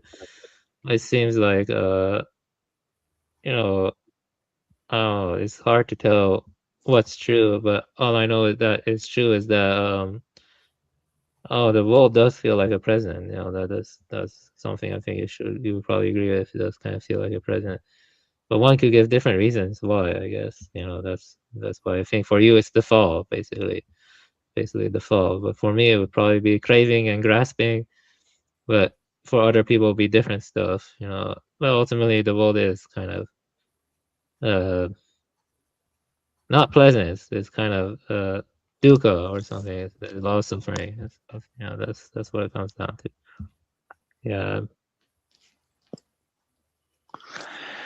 yeah, that's why when I watch these movies like Dark Crystal and Labyrinth with Gawy Bowie, David Bowie and stuff, you know, I take a lot of the stuff that I see at half value as much as I do seriously, but you know, I don't like to put too much into frequencies and stuff like that. But I mean, I don't know. Maybe the more negative people are, and violent and cruel and malicious, maybe the world reacts in kind. Maybe in some way it's more of a butterfly effect than it is a Mandela effect.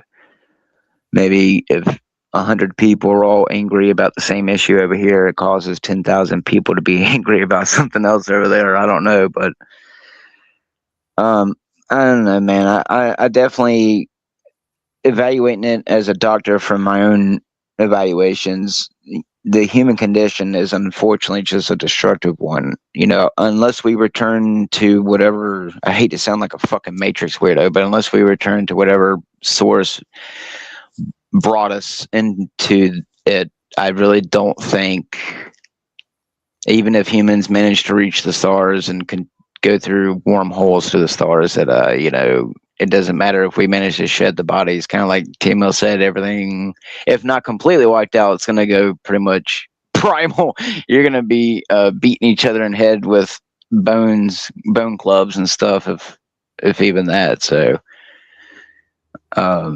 it's starting to sound like that. It sounds like everything's having to return to the source. I don't know. All I see is self-destruction. Even if you're not self-destructive at the end of the day, I don't know.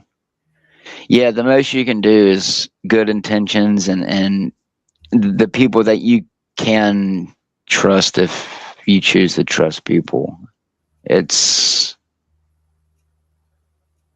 I definitely agree with what you said not long ago about the whole wanting to be. It's like I said, it's not really about to be and not to be as like just existence. It's whatever that primordial piece that comes with it. Like you couldn't fear life and death if you had never existed. So I guess that's the in between that I'm looking for. Of, to me, heaven is not just about, I get to go and eat, magical fruit from a tree all day and hang out with all my bros and family and for eternity on a cool day. It's, I don't know, man. It's a hard thing. I feel like often it's easier to be born a monkey out in the trees and to the ability of to even think in the capacity, because I've studied animals. I can tell you, if they even have remotely feelings and thoughts the way that I've seen dogs and cats have, then I don't know.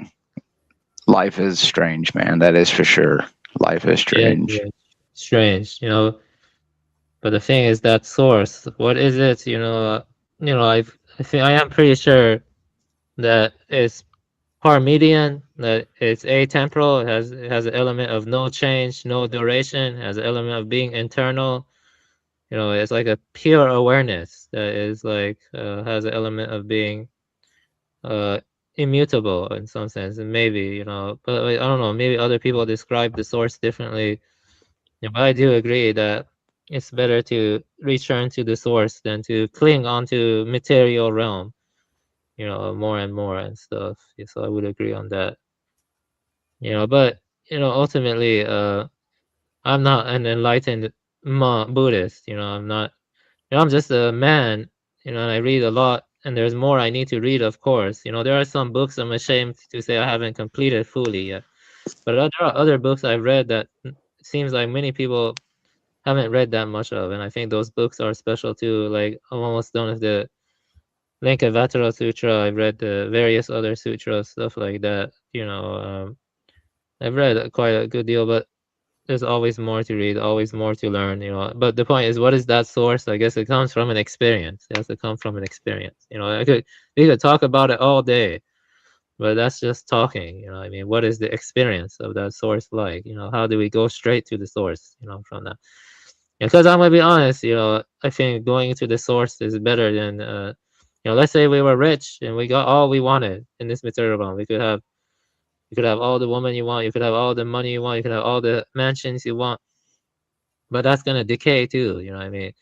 Even your body will decay. From old age, sickness, and death. You know what I mean? Nothing. All of the stuff we see in the external world, all of that is destined to decay. You know what I mean? That's a fact. But the source, I don't think that can decay. The source, I think that's like a pure awareness or something. And so that must be the only true place we can find contentment. The only true place we can find relief from dukkha. Dukkha is due to impermanence. It's due to it's due to impermanence. The suffering is due to impermanence. So I guess every man who thinks about these things deeply, they ultimately start thinking about what is the source. That's really what it comes down to. I mean, I do respect your own path. You're a thoughtful person. You're not a bad person. I think I hope whatever it is, you find peace and stuff. I don't wish ill intent on anyone as long as they're not engaging in transgressive behavior. I mean, those people are different. Those people are too far gone. Yeah, no one on this panel is like that. I think so. So yeah, that's it. Yeah.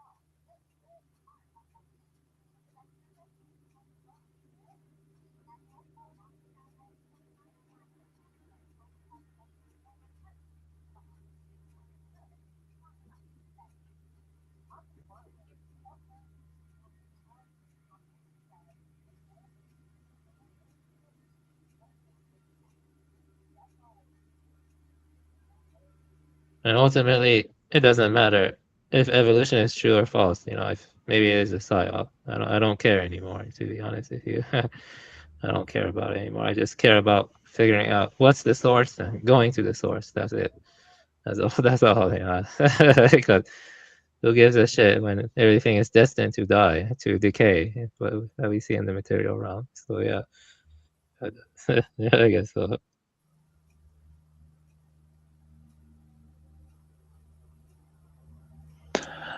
Yeah, the hardest thing is to find the passion to keep going, but you know, I don't believe in the whole God doesn't throw more than you can handle kind of thing, because if that were the case, people wouldn't, off themselves from some of the things they go through. So, and as someone who used to say, "Oh, I'd never do that," I now, like with the UFO people, I have pity upon people who have done it. So I can understand what it's like to not have anything to live for while you have everything to live for. So, I don't know. I guess, like Neo says, why, Mr. Anderson, why do you persist? Because I choose to. I mean, that's really what it comes down to is, you gotta, it's the same thing with whatever evil people do, they have a passion for their evil as much as, I have a passion for goodness. So, it's a slippery slope. You can be just as cruel in the same day as you could be kind. So,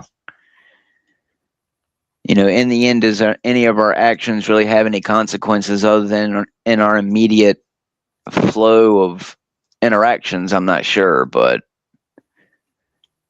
I try to live my life like each time I make a thought or an action, there's a transcendental. Even though I might fib here and there every once in a while, it's always been for a not nefarious reason. So, back compared to when I was a kid, I would lie just straight out of my teeth for no reason, just because I could get away with it. So, I learned my lessons in life compared to what most people do. So, if I get to live to be an old man, I think, what do I consider an accomplished life? House, car? Well, the way things are going, I don't think anyone's going to have an idea of what living is like from my evidence. So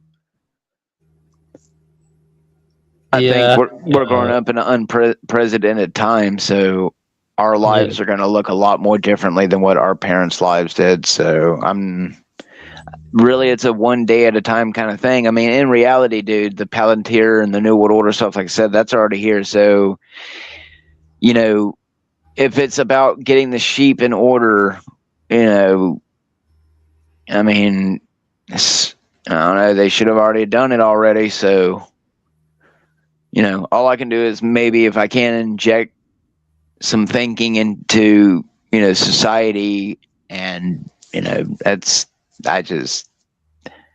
I'm not out for everyone else to make a brand really or an image for myself, but I can tell you for certain people who are trying to do it, like even if you manage to get contacted by people and manage to get a spot, you're going to find out real quick you're not going to want it. So, like right now I can have a great YouTube, I could be making good money. It's my God, dude, everything, I'm finding out that everything around you is constructed. Like even with my music, if I were out here right now making just music, actually human produced, people would not buy nor listen to my music no more differently than if it was created by AI. But yet people, not you, Reddington, but there's quite a few people out there who apparently like the AI music more than half the human stuff. So I'm not sure what to fucking understand or believe anymore, because when I was growing up, you're supposed to operate one way to become successful and famous, and now I'm finding out that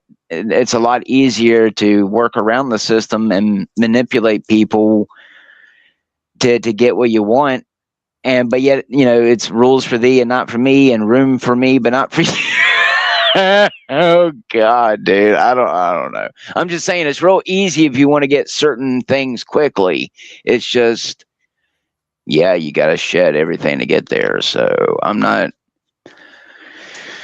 You got people offer for you to join their cults and they give you benefits and stuff like that? Is that what you're saying, or that never happened? Like, I've never had anything like that happen to me. Like, no one has ever come up to me and say, "Hey, man." Yeah, that tells me you've never been fucking invited to a swingers party. I'm not going to one. No way. That's Just gross. saying, it takes a certain kind of people to do swingers parties. So most of Yeah. them are Freemasons.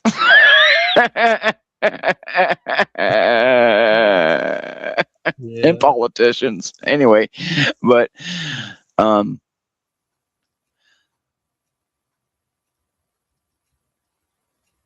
I'm on the radar for some people, but it seems like I haven't scratched the right boo boo. I haven't gotten the right scab. I'm interesting enough to view. I'm interesting enough to let it be known that they're there, but you know, the owl never responds with the Hogwarts letter. So I'm starting to feel like Ron Weasley. Maybe I'm too poor for Hogwarts. Well, at least I'm not taking a shower with a grown ass man that's a rat. So, oh god, life is a fucking LARP, baby. And the point is that I could have been anything. I could have been an actor. I could have been a fucking voice actor, and you'd be hearing me on fucking Invincible by now. It's just I won't be Seth Rogen. I'm not a Jew. I gauge you at that. Goddamn annoying motherfucker. Oh, avian, everything's a LARP. You either go to school for what you think is a job and a life, or you're born with power. Do you think or you make your own power? You go start your own cult. I'm telling you, there are people who will follow you. If people are willing to do Heaven's Gate, I'm sure someone would join your cult. I'm just saying, there are gullible people out there.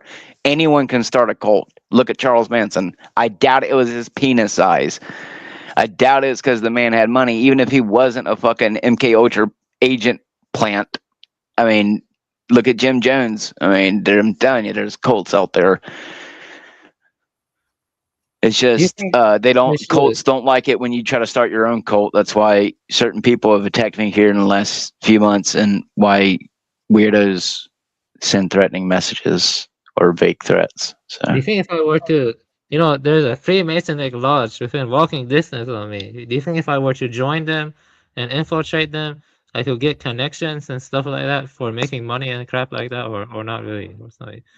Or should I not do it because it's dangerous? I mean, I'm just gonna tell you, yeah, if it's anything like a real Freemasons lodge, if you even joke about any of their knowledge, they'll cut your fucking tongue out and you're dead, and so is your family. Like they don't. If you get to a certain degree, they're not gonna fucking play with you. Like they're also, when you perform rituals, they're gonna film you while you do it and hold you in compromising positions, so that way they can blackmail you for it. Like people say, well, it's just a LARP, it's just a movie. Like, no, there's a reason why it happens. Like, just saying, if you want to know the reason why you lose, a few fingers or a toe, I mean, that's a warning. So you're lucky it's just a pinky. Yeah. I mean, you look at Shaq, you think him humping Kevin Hart on camera was just for fun? Come on. But good thing he's got that nice Freemason ring every time he's on ESPN, right? So I'm just saying.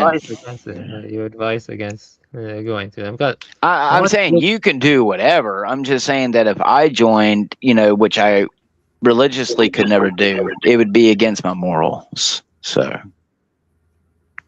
I just know what I would do if I joined, and I wouldn't give a shit. I would do the rituals and get whatever they give me, and finally live a life of something other than thinking that good things come to those that wait, or LARPing for those with a soul is somehow profound, when most people don't even really give a shit about their own souls, let alone other people's themselves. So there's not much branding in saving souls, or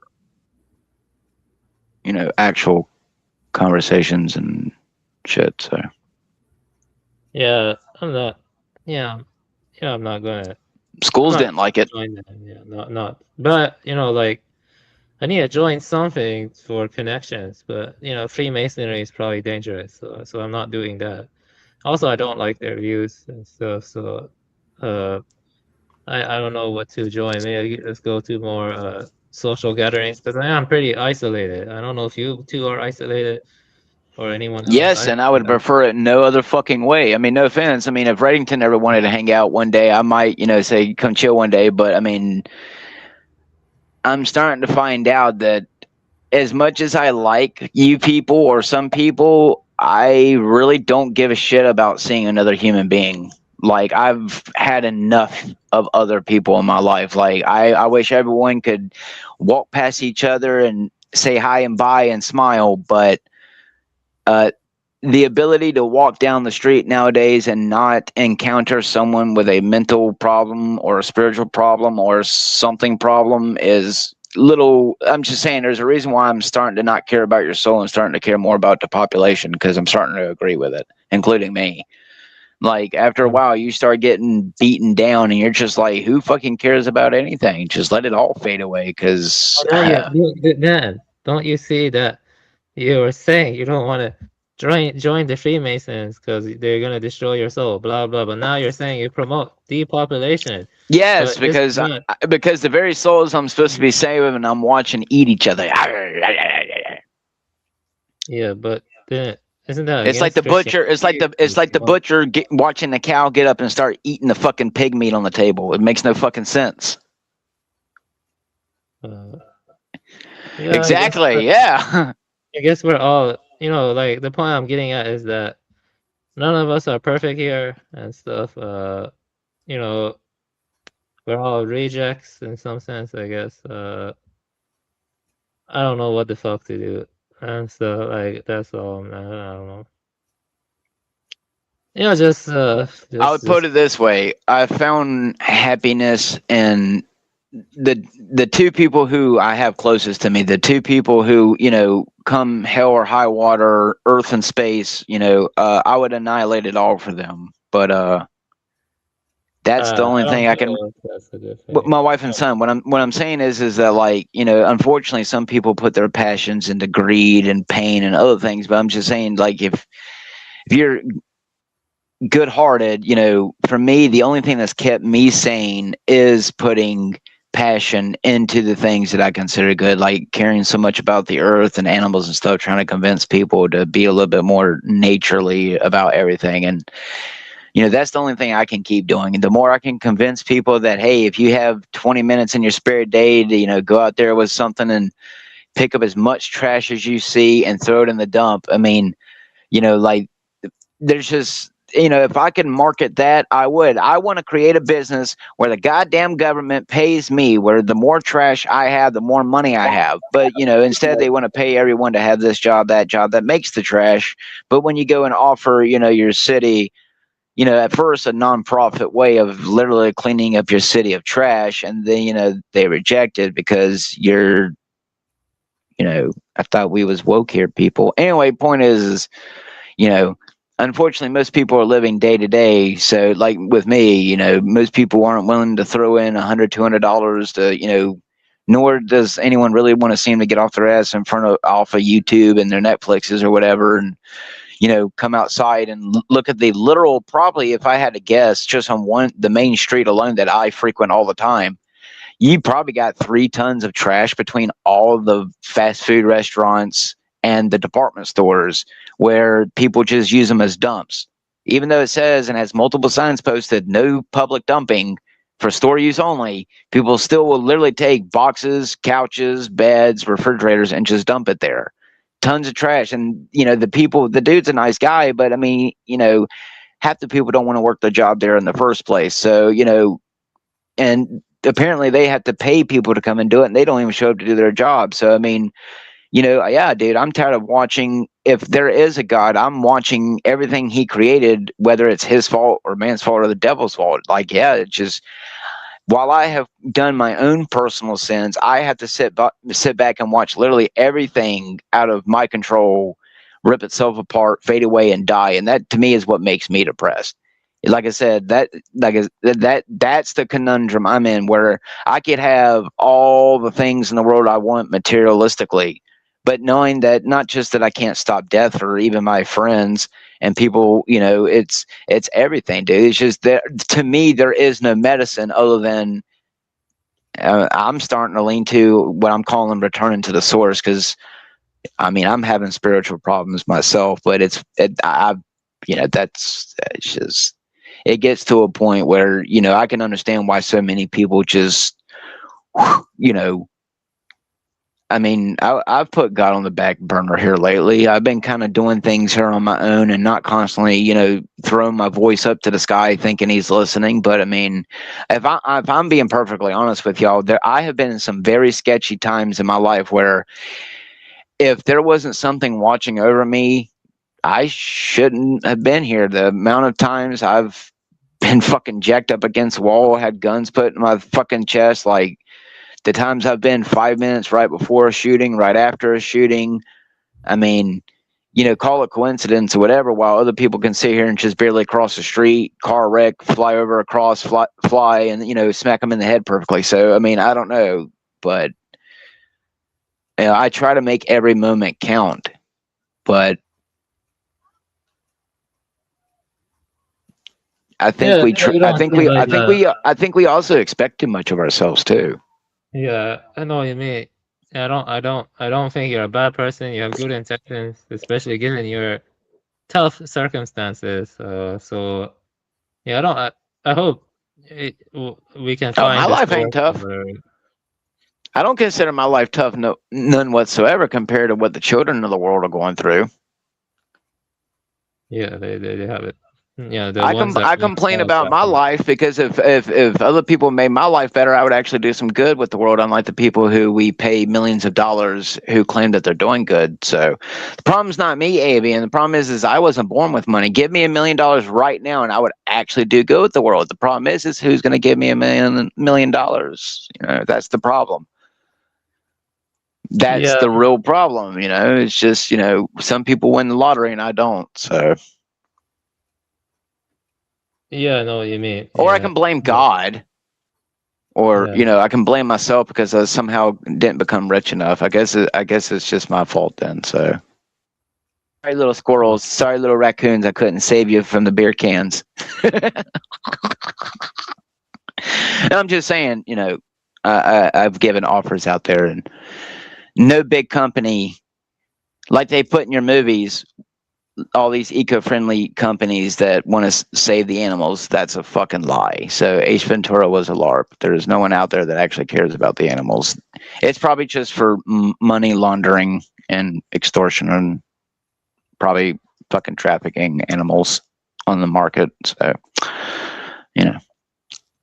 I'm serious. I'm just saying. It does seem that way. Like with your book, I'm just saying there seems to be a pattern of people who want real change. Unless you can get the mind power of a group of people to actually commit, you're not going to get anything done unless you're doing like what I'm already doing, which is when I see fucking trash, I pick it up and I complain about it as much as I can. And people just look at the trash and then guess what? Dump more trash. That's literally what they do. You'll be sitting there in the parking lot next to all the trash. Someone will come up, pulling up in their car, and then just dump their trash right in the parking lot. They don't even get out of the car to put the fucking trash in the trash can. They just dump it right there with the other trash. So, you're one person, and if you're lucky, there might be a few flowers that are blooming through the concrete, but yeah, people just don't want to commit. I'm trying. Yeah. That's why I don't care to do this shit. Of all honesty, I hate doing panels and stuff. It's completely pointless. That's what a lot of people. It doesn't matter what you're talking about on panel. Even like if you're just sharing information, yeah, you can share information, but I've already got plenty of proof that that's pointless because we still don't act on the fucking information we're given. So at this point, it's just eating popcorn. Can I ask your opinion on something? Do I tend to piss off people on panels? Like I think I pissed off a lot. You do seem to. Well, one, most people are emotional. Most people don't know how to separate emotion from satire. So, at the surface, you, like I was told, rub people the wrong way, but I mean, I'm just being honest. All of y'all are just too emotional. So, I mean, no offense, but like, no offense, but if I got drunk off my ass right now, I would be no different speaking to you. But I literally act no different when I'm stone cold drunk than when I'm sober. It's just I can't control my movements that well. So it just depends on people. Some people, and like I said, unless it's something personal toward me in real life, there's not a damn thing on the internet that you could say or do to me. So that's the real problem with most of the people that we deal with. Not you, but a majority of. That's why I say we're all experiments. You know, it's not just that we're their experiments. Like y'all are our experiments when you come to our panels. So it's just some people take their roles as panelists more than others. I'm here for a heart. Unlike Neuro Jack,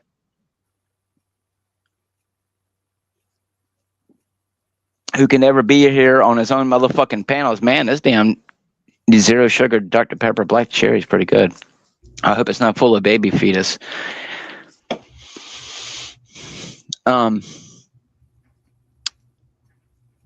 Yeah, I choose to care. I can't look at my son and say that I love him and that I would give up my soul for him, nor could I claim to love a friend the way that I do some people, and not be willing to lay my life down for them, regardless if that came from a teaching of a man or not. That's just something that I've always felt is universal, that if you love something, you die for it. So that's my mentality, and you know, that's the best I can do. And if I stand before anything that judges me at the end and it knows me, then you know, that's the best I can do. Because if I were the complete, that's what a lot of people don't understand about the Joker thing, that like you're a lot more like the Joker than what most people really want to realize. You know, like what Axis came on here a few weeks ago and said that like y'all need to stop hiding your darkness. I mean, let's face it here, you know, Avian, you know, you've had some dark thoughts, you know. So I mean, imagine, you know, if that's just how you feel about a situation, imagine about those who don't really have a reason to feel that way about the situation and just automatically feel that way. So I think if you have inner darkness, but yet you can strive every single day to avoid it until it's absolutely necessary, then, you know, that's the best I could be. You know, what is life? There's no answer to that either. You know, you can, I guess, home is where you make it, just like your purpose. You know, what is your purpose? You know, mine's to make as many people laugh as I can, get your brain stirring, and you know, that's really all I could do. I mean, beyond that, it's psyoping you, using you, berating you, abusing you. I mean, what more is the use of speech? I mean, I haven't found much uses other than, you know, it can be used for good and bad things, harmful and kind things. I mean, it's, yeah, your intentions are a very strong thing, just like, I guess, belief, but maybe intentions are stronger. So I'm going to get the fuck off of here. I'm going to go about my night. But one thing that these talks do for me is, if anything, it just reminds me, if anything, let the lesson be, any conversation with me is that you're one, not to sound gay, but you're you're not as alone as you think you are, regardless of, you know, your background or what your culture is. So, but two, is to remind you that you're fucking human. I'm telling you, man, it is very concerning how the evidence is stacking up more and more that, I mean, I guess I don't really know what a human is, but most people can't portray human. They wear masks. Even I wear a mask. You wear a mask. So, oh, you see my avatar? It's a raven. I'm actually a crow or a raven. That's what I am. I'll go caw. I'm not human.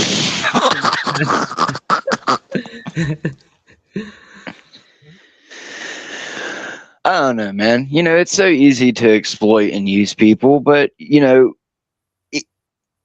I'll put it this way: even if I found one thing that people really liked about me that they would be willing to pay me for, what would it be?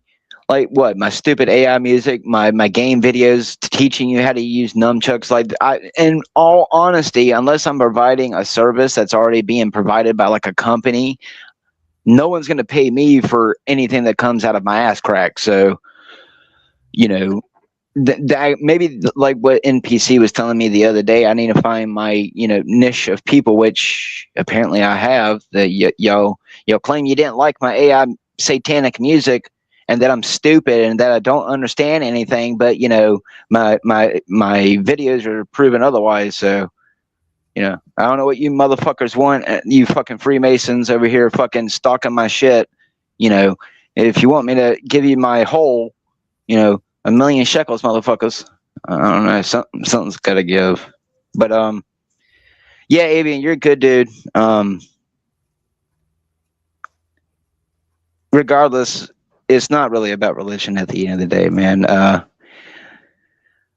I choose to care about people, but yes, I think humans should die. I'm just going to be real. You know, I, as much as I can find complete and total love and care for mankind, I know that at the end of the day, mankind is always going to be completely vile and cruel. You know, whether you want to call it evil. So, you know, I just know that once my time on this earth is done, I'll be thankful for it. And, you know, whether or not it's my Christian heaven, that's all, you know, if I get to whatever heaven is, Avian, and I recognize your voice, because well, wait, I have seen you. So if I get to recognize you, I'm going to run right to you and fucking hug you and say, I told you it ain't as bad as you thought. So I don't know, man. It's just, life it's temporary, dude.